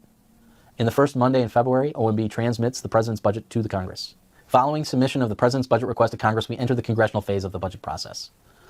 In this phase, the House and Senate create their own budget resolutions, which must be negotiated and merged into a concurrent resolution. Following that, proposed funding is divided amongst the 12 subcommittees of the Appropriations Committee, which proceed to hold hearings, inviting testimony from executive branch and external witnesses as part of the budget review process. Each subcommittee is responsible for funding different government functions, such as defense, spending, or energy and water. In May, the Congress begins the consideration of the 12 annual appropriation bills for the next fiscal year, based on the discretionary spending allocation made in the budget resolution. As these bills move through hearings, markups, and floor consideration, they are constrained by the levels and allocations in the budget resolution and the enforcement of the Budget Act and through House and Senate rules. Congress, when approved, sends the final funding bills to the President for signature or veto. Once the budget has been enacted and signed by the President, OMB and federal agencies are empowered to begin executing those funds, paying personnel, obligating funds to enter into a contract, and using those funds for general operations, as proposed in the original budget request and amended by Congress. Inevitably, a budget that was developed months or years ahead of its execution will have excess or be short funding required in order to fulfill the mission of the government. In that case, agencies, through cooperation with OMB, will undertake a mid-year review to better understand how the agency is executing the funds that were approved by Congress, and will propose a reprogramming package routed through OMB seeking congressional approval to move funds that were originally budgeted to an individual account or budget line item. Wow, okay. Yeah, they'll make sure that the money's going where it needs to go. Okay, cool. there's excess to an account or budget line item where there's a shortfall, enabling the redistribution of funds to maintain efficient operations of the agency. It is my hope that if you are a new political appointee arriving at your federal agency or a seasoned veteran returning to public service, you can apply the knowledge we've discussed here today and these concepts immediately in advancement of the conservative movement. The first major activity for a new administration is revising an already developed federal budget to reflect the priorities of the new president, to be submitted to Congress within the first few months of an administration. If you think about Inauguration Day is in January and a budget is due to the Congress the first Monday in February, there's a very compressed amount of time to make sure that the budget that's been prepared is reflective of the new president's priorities. As an incoming political appointee, understanding the new president's policy priorities, learning the budget process, personnel, and priorities of the office and agency you are working within, and identifying the funding needs required to implement the president's priorities you've been appointed to oversee will be a fundamental skill that you can utilize to succeed in your role as a political appointee. I want to thank you for taking the time to watch this course and learn about the federal budget process. Oh my god. Oh my god, we did it. We did it. We did it, everybody. Holy shit. Holy shit. You know it's saying something, guys? You know it's saying something when in a playlist of boring videos, you made the most boring one. We've gone from one of the more interesting, like, evil videos to one of the literal most boring videos I've ever watched in my life. Oh my god. Like, holy shit, dude. What's wrong with these people?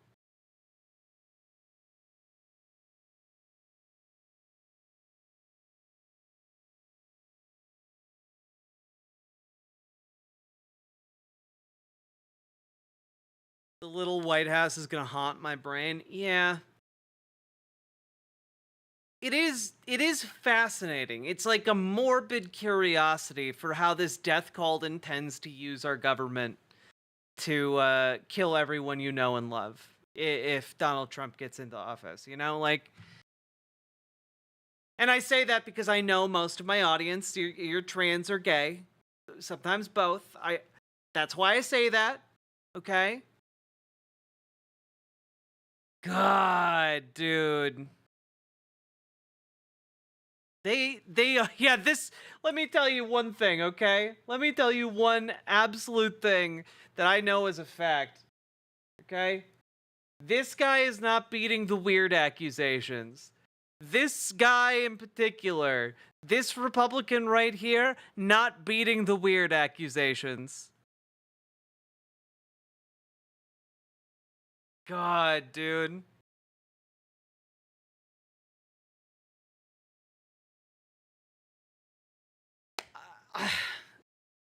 I mean, really, at the end of the day, this was a procedural video. This was, hey, here's how money moves around the government.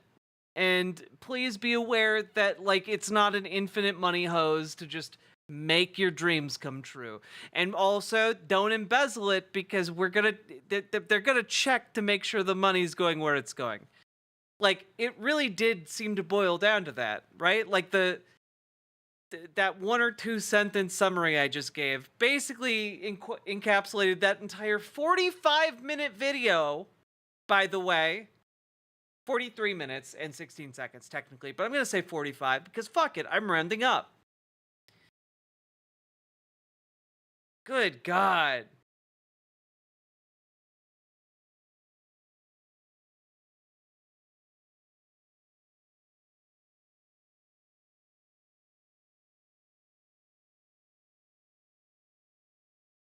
Them's the rules, yeah.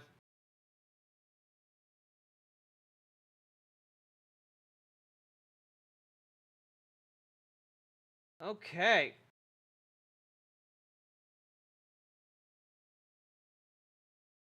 I have the spoons for one shorter video. Oh my God. Okay.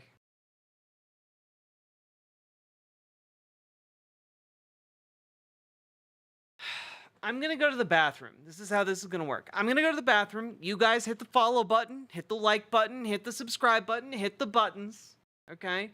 And we're going to do one of the shorter videos that's coming up, which is about 24 minutes. And it felt like 3 hours. It really did, didn't it? Well, I've been going for about 7 hours, so please hit the buttons that you know help stream, and also consider dropping those subs and donos if you feel inclined. I hope you do, because that's how I make my living. But I'm gonna go to the bathroom, and then we're gonna talk about time management for appointees. That's the next video. That is short and not almost an hour, which is what the next one should be in this playlist. But yeah, you're gonna learn how to manage your time. It's gonna be so good, because apparently government does things, so you can't just sit with a thumb up your ass the entire time, which is what conservatives tend to think government officials do. Let's go. I will be back in a couple minutes.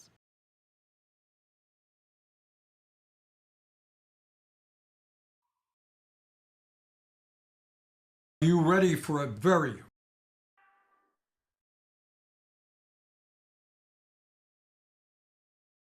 He called himself a hillbilly, wrote an elegy. His problem and his trouble is he went back and he doubled down on the fascism and the lies, and then he made a fatal crime. Couch fucker, what's your deal? J.D. Vance is cut by Peter Thiel. Couch fucker, why must he lie? We must stop Project 2025.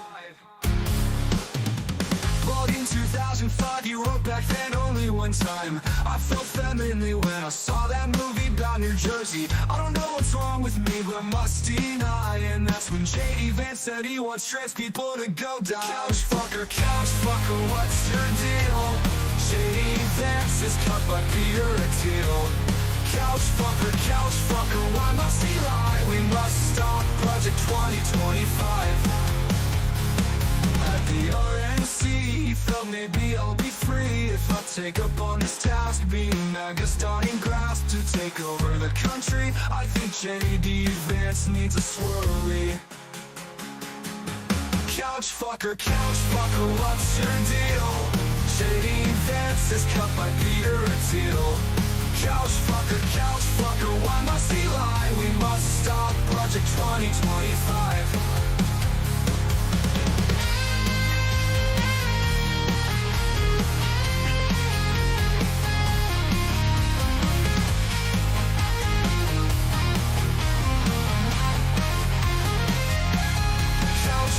Couch fucker, what's your deal?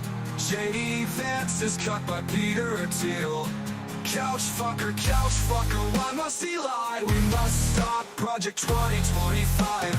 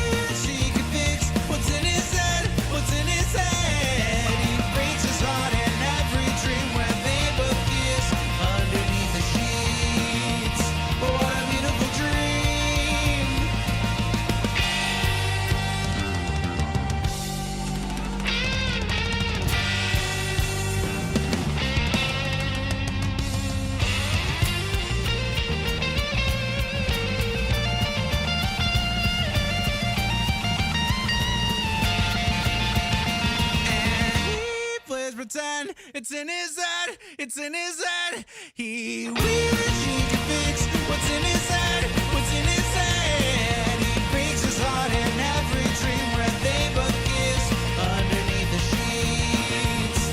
What a beautiful dream. Oh, when he plays pretend, it's in his head, it's in his head.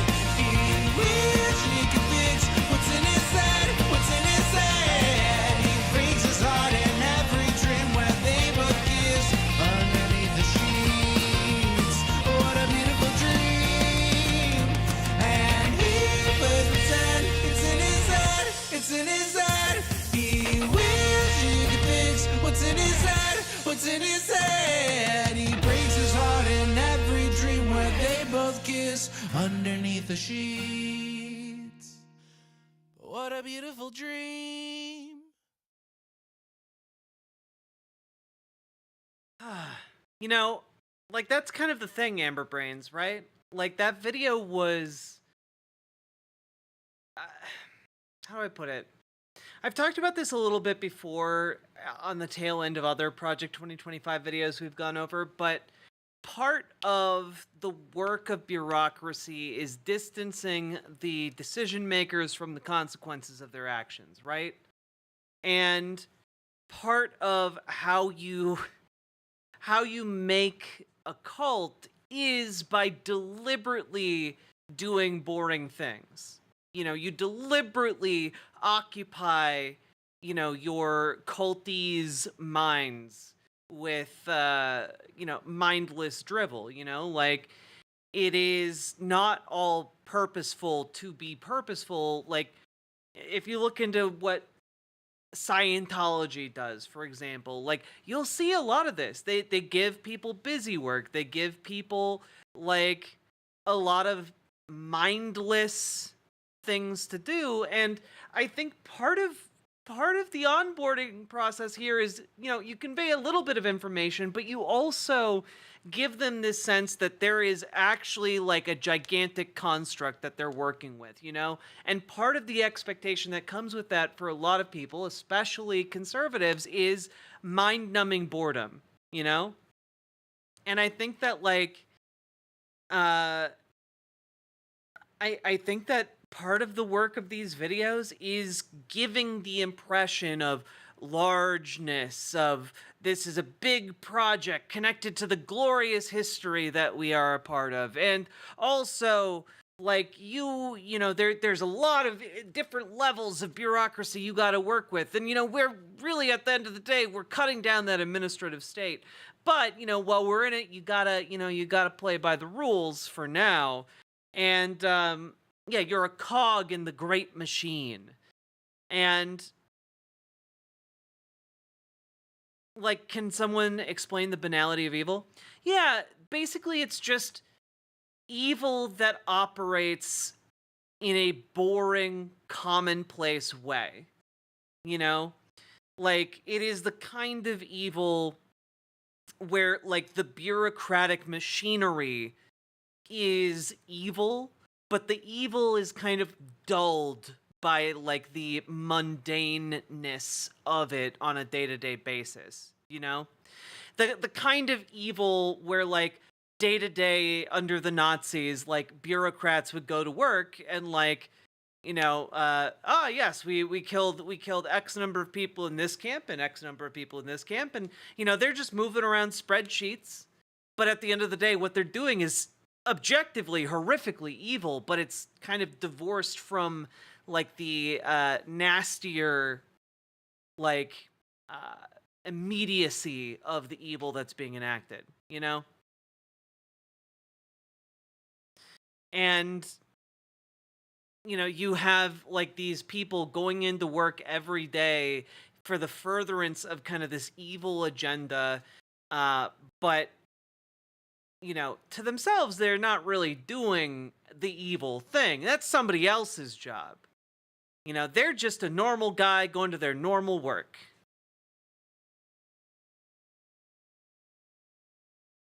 It's just that their normal work is destroying democracy.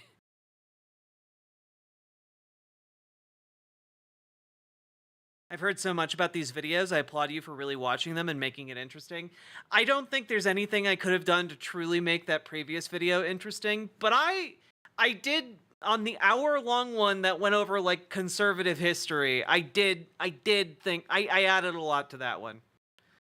I'll fully cop. There's not a whole lot I could have done with the fucking funding video. Tiny White House. Goddamn tiny White House.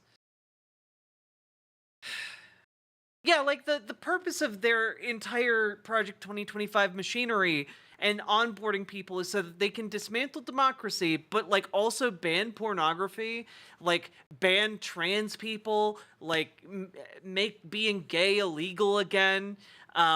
There's like scuttlebutt that they want to, the like conservatives want to bring like a case that will overturn Loving v. Virginia, the court case that allowed interracial marriage in America.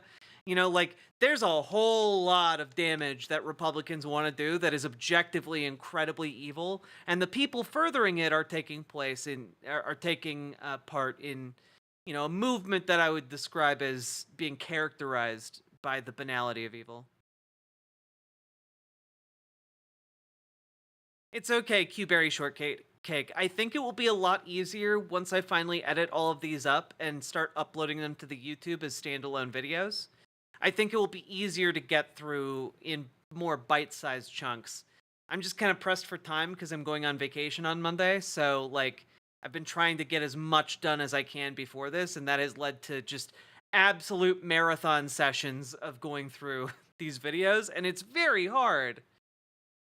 Would that make Clarence Thomas's marriage null and void? I'm guessing, Mr. Miyagi, that if they overturned Loving v. Virginia, they would rule that all previous marriages that were done in accordance with that law would stand. They'd be grandfathered into the new system. But new ones would be prohibited.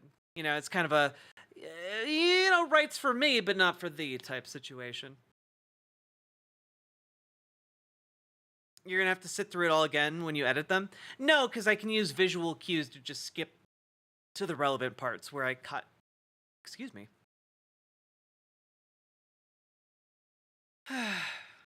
Not the porn? Yeah, I know. Look. You know, I was a sex worker. I support porn. But like, I don't really see the banning of it being a good thing at all.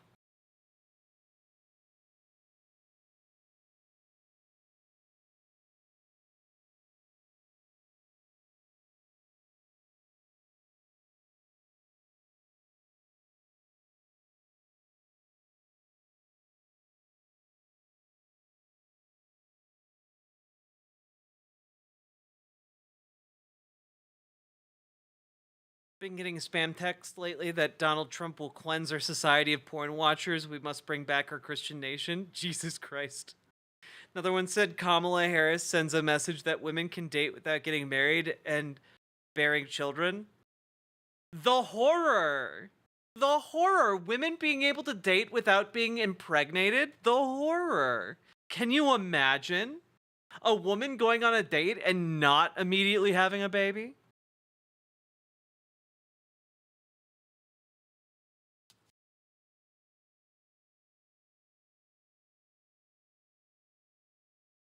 Yeah, it worked when we banned alcohol. Yeah, exactly.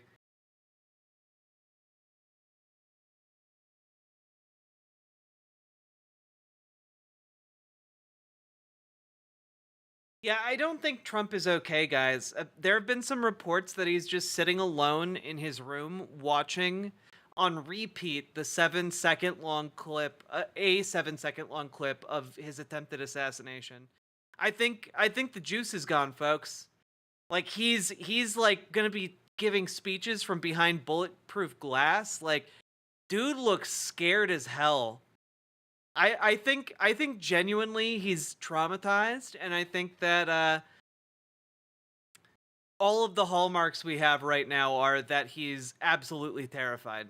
Because again, most of his events have to be held outdoors these days, and because he's been stiffing all of the locations that would otherwise be the place that would host him, So he owes like almost $1 million to different venues around the country still. And no inside venue will allow him to go there because they don't believe that he'll pay them. It's actually pretty interesting. I think the visual of him speaking from behind glass in like an outdoor venues, I think it's gonna affect his poll numbers, honestly. Like his entire position is one that's where he's trying to tell you that he's the strong man who can fix everything. You know? Is that true? Yeah.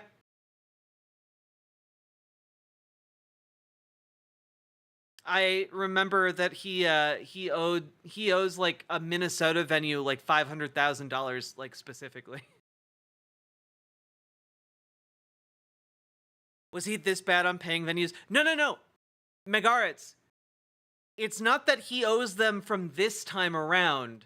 It's that he stiffed them 4 years ago, never paid them, and now they're like, no, we're not doing that again. We're not doing that again. Seeing the new attack on Governor Walz, is it that he did an anti-white racism because of white people tacos?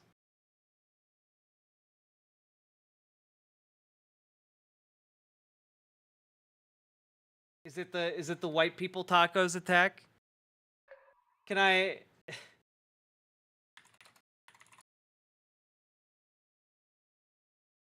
Here, guys.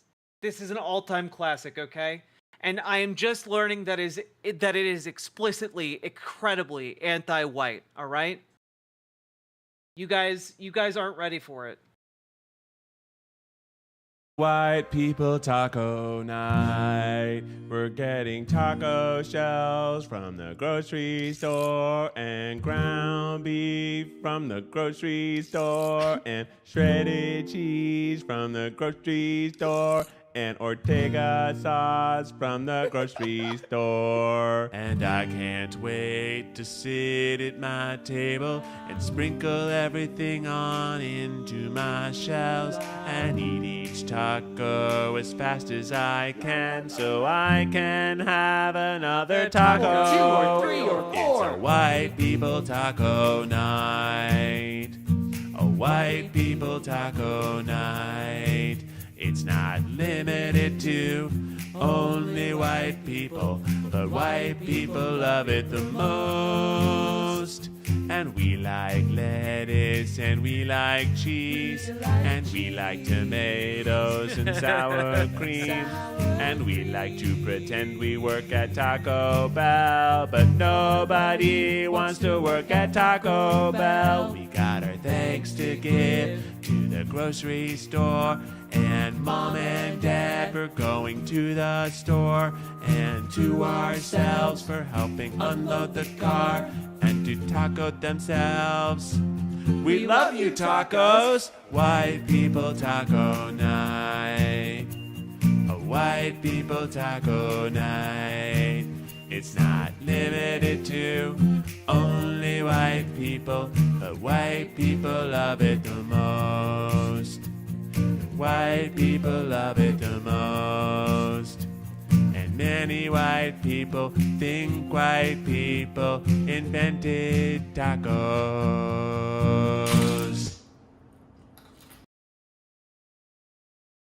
Anyway, that has been playing and living rent-free in my head for like the last couple days since the conservative right has just been freaking out over Tim Walz saying that he eats white people tacos. It's so good. It's so good. Yeah, also, yes, apparently the new attack against Tim Walz is that in 1993 he went to China as part of an initiative to like improve relations between China and the US. Okay?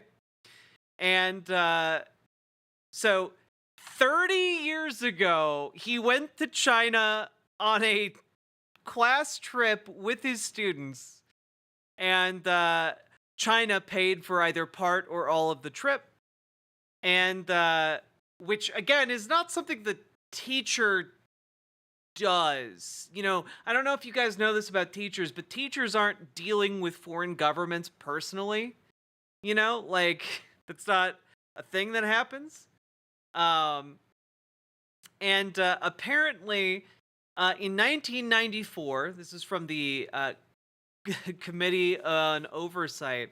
In 1994, get this, Mr. Walz set up a private company named Educational Travel Adventures, Inc., which coordinated annual trips to the PRC until 2003 and was led by Mr. Walz himself. The corporation was reportedly dissolved 4 days after he took congressional office in 2007, which would make sense because he wasn't a teacher anymore, and why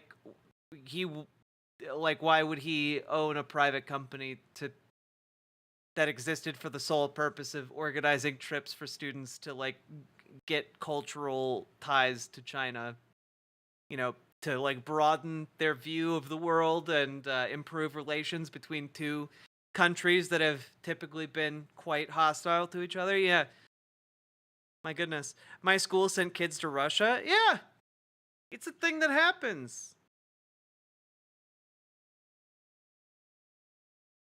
Laura Loomer thinks he was CIA and went there to undermine the Chinese government. Okay. So conservatives are literally either saying he's a Chinese asset or he's a secret CIA plant who is undermining China.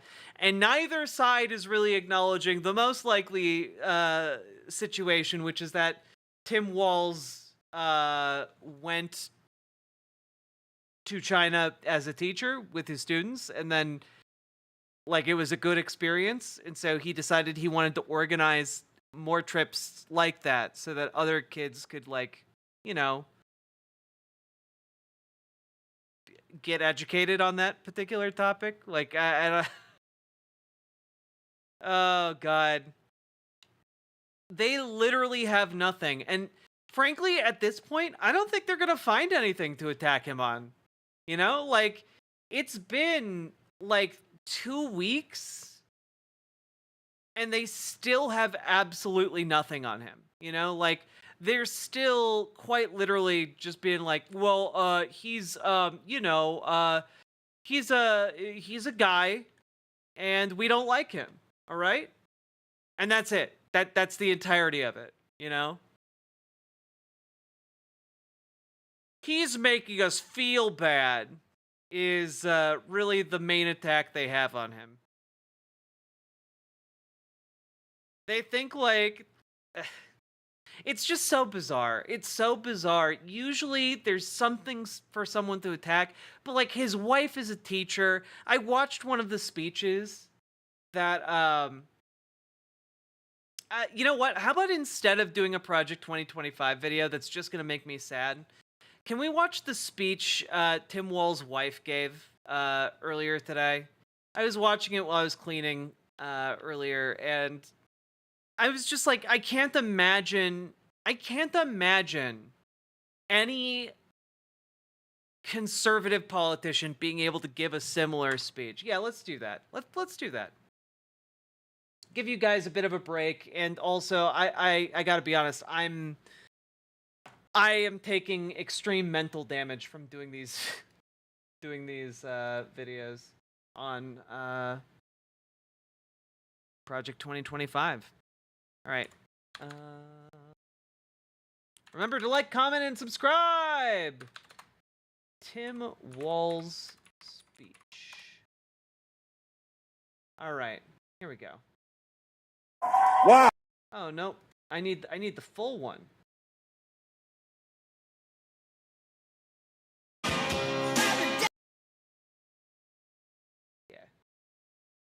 Go.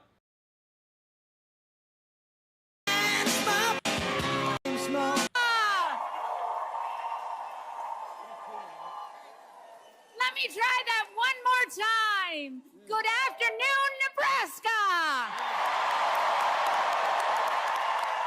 We're not going to do Tim Walz's speech, but we are going to do hers. It's so exciting to come back with Tim to his home state.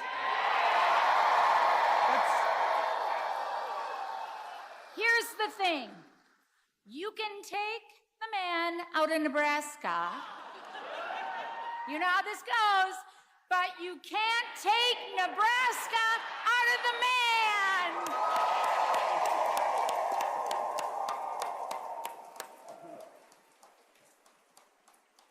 My name is Gwen, and I am so proud to be on Team Harris-Walz. I've been married to Tim for 30 years. They're And you know, sickeningly one of the cute. things that prepared me most for life in politics was being married to a Nebraska football coach.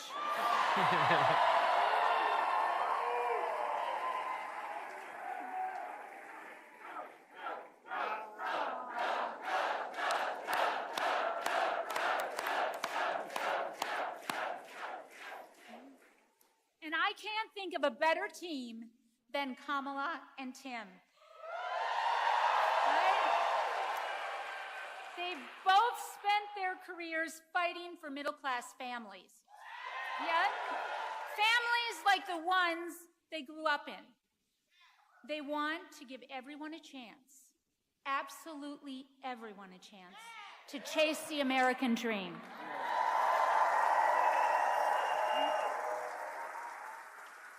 Together, Kamala and Tim will fight for a future that all of our children deserve.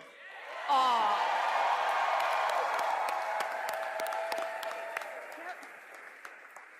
Now, it's been just a little more true. than a She's week never murdered a since dog. Tim joined the ticket.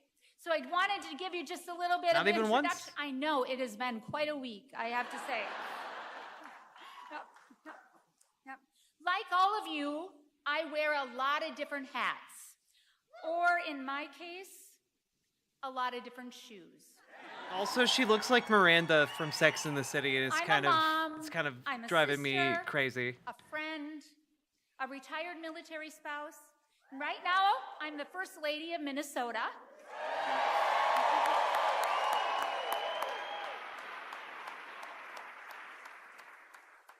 But for much of my life, I've been a teacher.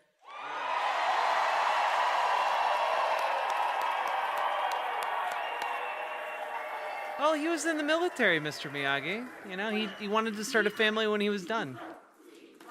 That's why he retired. So I was going to ask this question, but I think you might have answered it, but I'm asking it anyway. Are there any teachers here today?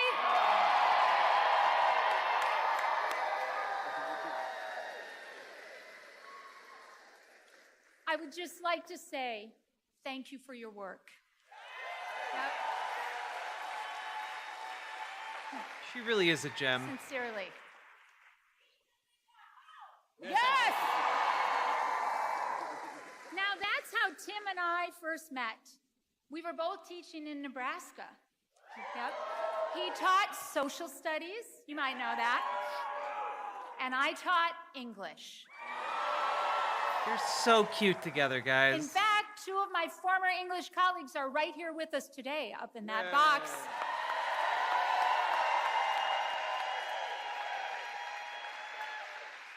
Now, Tim and I even shared a classroom. It was the old choir room, and in the school, they were short on rooms, so they just put a divider right down the middle. And it was thin. So his class was always just a little louder and a little more boisterous. That's right, isn't it, Aubrey? Yes, it is. Yes, it is. There was just so much energy in that classroom. But what I knew is that Tim and I shared a belief that education can be transformative.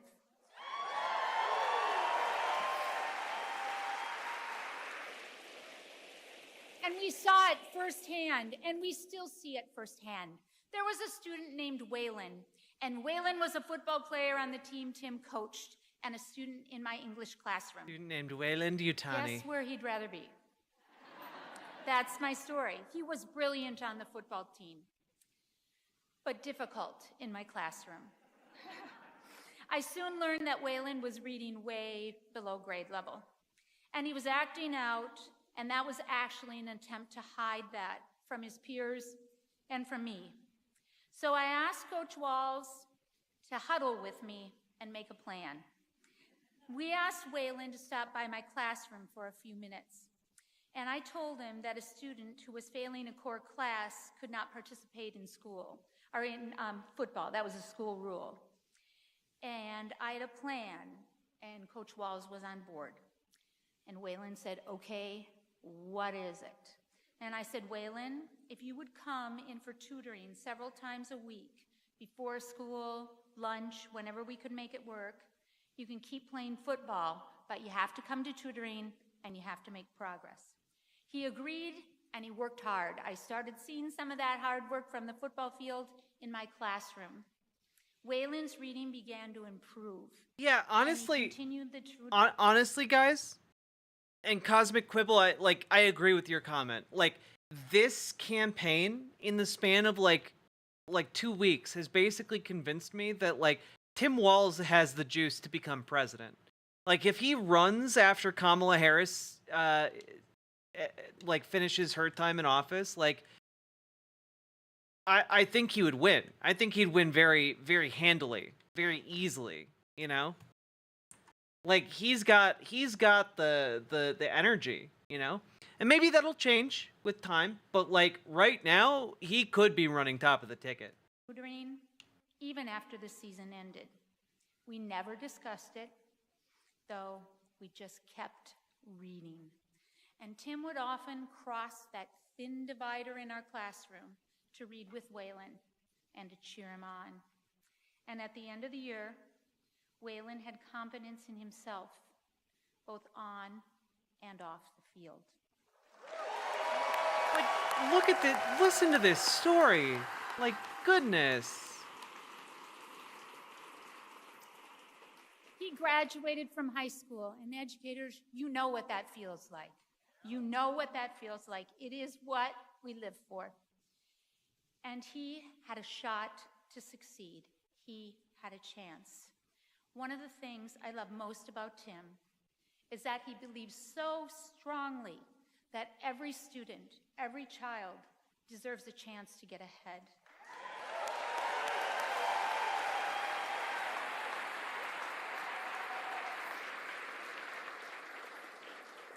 That's what teachers know, and that's what we know in schools today. We have some former students here today who experienced this. It's a commitment that I know Vice President Harris shares, and it is a vision that they will fight for every single day in the White House.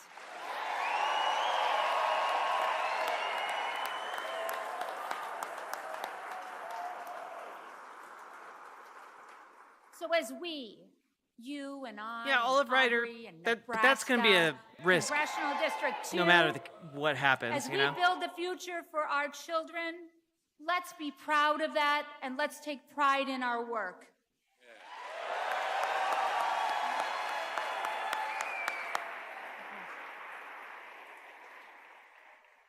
Now, you might not know my mom, but I bet you kind of know my mom. And she used to say to me, Gwen, do the work that is in front of you.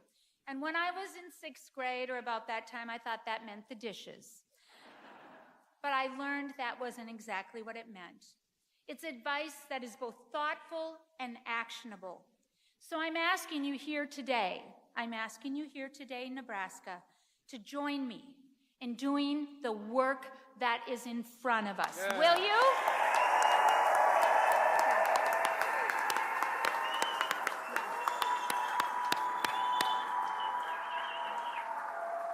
Let's do that work in front of us. Let's volunteer. Let's door knock. Let's sign up. Let's bring volunteers together. Bring a friend. Donate. Talk to people in parking lots. Make the phone calls. Bake brownies for those who are making the phone calls. Like, drive people where they need to go. Let's do whatever needs to be done. Let's watch that work in front of us. She's so that wholesome. Our country needs, that Nebraska needs, that we need. And together, we are going to win this thing.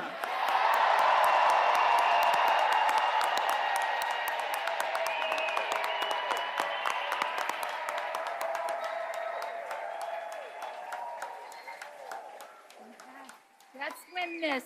Now it's my honor to introduce someone very special, someone who spent time on both sides of that divider in our classrooms. Aubrey Herman Faustman had Mr. Walz for geography and me for English. Right? Yes. Checking. She was a standout student, of course, and she was on the cheer team. So she, along with all of my speech kids, was one of, right, speech kids? Where are you? Yeah. She was one of the few who could call me Coach Walz.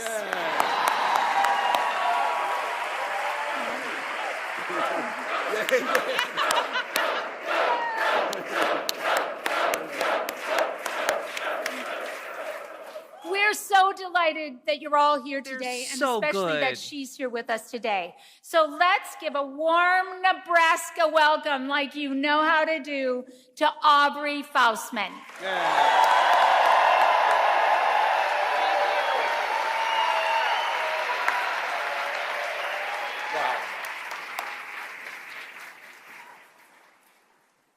Thank you so much, First Lady Walz. Hey, Nebraska! Like, guys, this is a kid both of them taught. Both of them taught this kid. You know, like, I feel like there are very few endorsements that ring as strongly as a kid that you taught. As you heard, my name is Aubrey, and it's such an honor to be here today to welcome Governor Walz back home to Nebraska. Or Mr. Walz, as I used to call him when he was my high school geography teacher. Now, Mrs. Walz, she was my high school English teacher, cheer coach. She helped me raise that pesky ACT score, and she was also my speech and debate coach, which I think is part of the reason I'm able to stand here right now and talk to all of you. As a teacher, Mr. Walz really challenged us as his students. He was incredibly supportive, understanding with all of us. His humor and excitement kept us engaged. That same energy and enthusiasm you're seeing right now from him out on the campaign trail is exactly how he was with us in the classroom almost every day.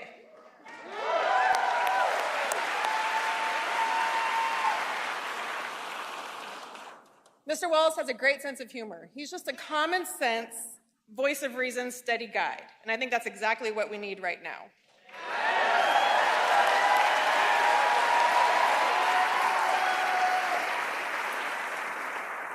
I remember that feeling when you would walk into his classroom. It didn't really matter what had happened earlier on in the day, if you'd had a good day, a bad day.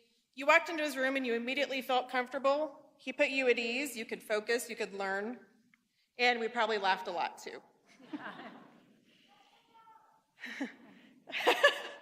The first thing I said to my husband when Governor Walz was announced as Vice President Harris's running mate was, I cannot wait for the rest of the country to get to know this guy. Like, I can't imagine, like, a stronger endorsement, you know? Like, what is a stronger endorsement than that? Than, like, one of your kids that you taught saying something like that.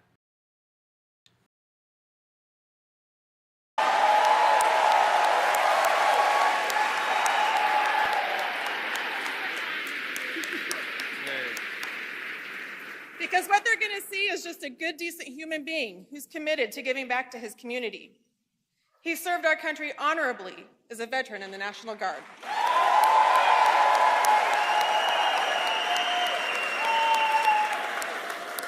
He's never forgotten his small-town roots and has advocated for working families while being in Congress.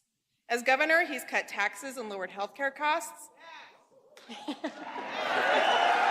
Yes. He's an advocate for women's reproductive rights.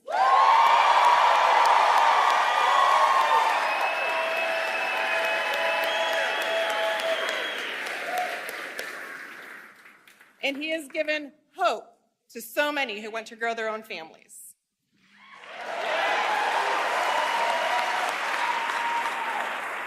He's still the same champion and coach for the countless of students like me whose lives he touched.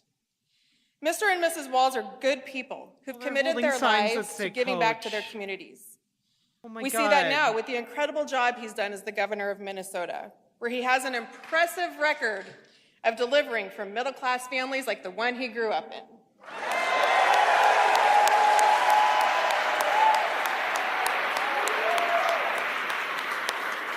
He signed the largest tax cut in state history, passed the largest infrastructure bill in Minnesota history, and with bipartisan support, he cut insulin costs to $35 a month to many Minnesotans.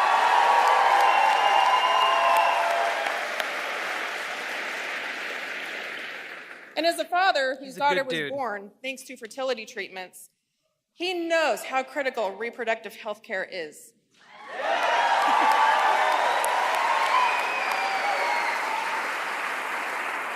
Which is why he made Minnesota the first state to pass a law codifying abortion rights after Donald Trump overturned Roe v. Wade.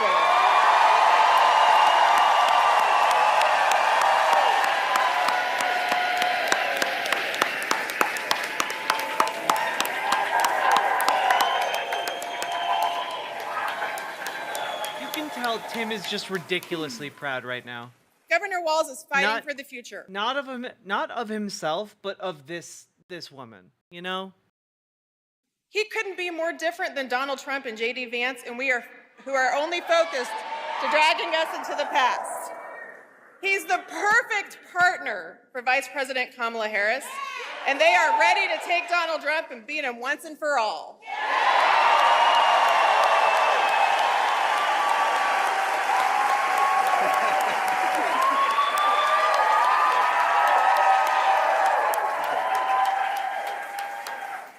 Now it's on all of us to put in the work to send Vice President Harris and Governor Walz to the White House. So let's get to work.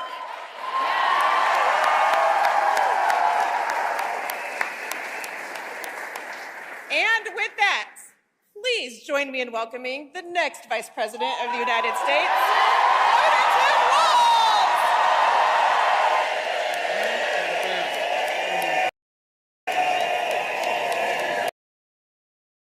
Just like, man, isn't this wholesome? Like, we actually get to fight for something, chat. You know, like, how wonderful is it that we get to fight for the kinds of people whose students are proud of them, who, like, believe in them because they believed in a kid when no one else would, you know? They altered their lives and schedules to make sure that kids got the help they needed at every available opportunity and turn. And frankly, those are the kinds of people that I want to have power. You know? Where did we as a country get this idea that the people who should have power are psychopaths who put profit over people, who have forgotten what it means to be a human being because they're too busy taking shits on golden toilets? You know? I'm really proud that we get to run with this ticket this time around. You know, I wasn't happy about Joe Biden being on the ticket. I thought that was horrible. And I'm really glad that things have taken such a huge swing for the better, because this is unprecedented. The time we are living in, the political reality we are seeing unfold before us, this is not how this usually goes. Usually we are stuck with a sinking ship and our job is to bail water out of it. And this time, our job is just to do normal sailor stuff. We don't have to actually, like, you know, go into crisis mode and, like, have men on the pumps 24/7. We don't have to do that. Because we have a functional campaign that isn't running on neoliberal bullshit. At least not yet, anyway. I'm looking at you, Kamala Harris.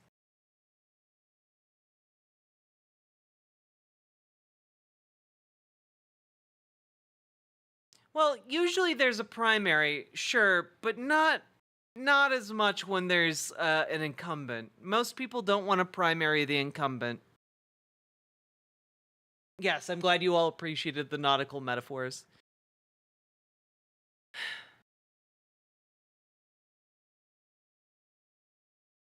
Bootlickers think if they lick enough boots, they'll get rich and powerful too. True.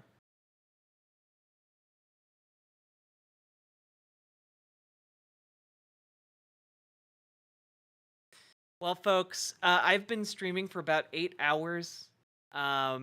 If you've been enjoying the stream, hit the follow button on Twitch, hit the subscribe button on YouTube, like the YouTube stream, and please consider dropping those subs and donos. I think I am going to hit the old dusty trail because I am absolutely and utterly exhausted in a way that I find difficult to articulate because, you know, I've been talking for 8 hours. And I don't know if I will stream tomorrow. Maybe I will. It's more likely that I won't, because I need to get a lot of editing done. It'd be fun to maybe, you know what? Maybe what I'll do is while I'm editing, we'll stream movies on the Discord together. Okay? So if you would like to join the Discord, it's just riverboat.gg/Discord. Just type that in, you'll get an invite. Are you Riverboat Jack the Gambler? Some people call me that. We could do a cozy stream tomorrow. Well, the issue is I also need to edit a lot of stuff, and I'm not sure how successful, how much editing I'll get done. If I get enough editing done, maybe I'll like slow down a bit and do like a stream, but otherwise we can watch movies together on the Discord. But in case, have a great vacation. Thanks, Amber Brains. I appreciate it. It's like my first vacation in a very long time. Have you seen The Brink? Nope. No idea what it is. Oh, God. All right. Well, also, if I am streaming movies in the Discord tomorrow, it's going to be during the daytime. Maybe bleeding over into the nighttime as I continue working, but yeah. Let's see here. Let's raid y'all into...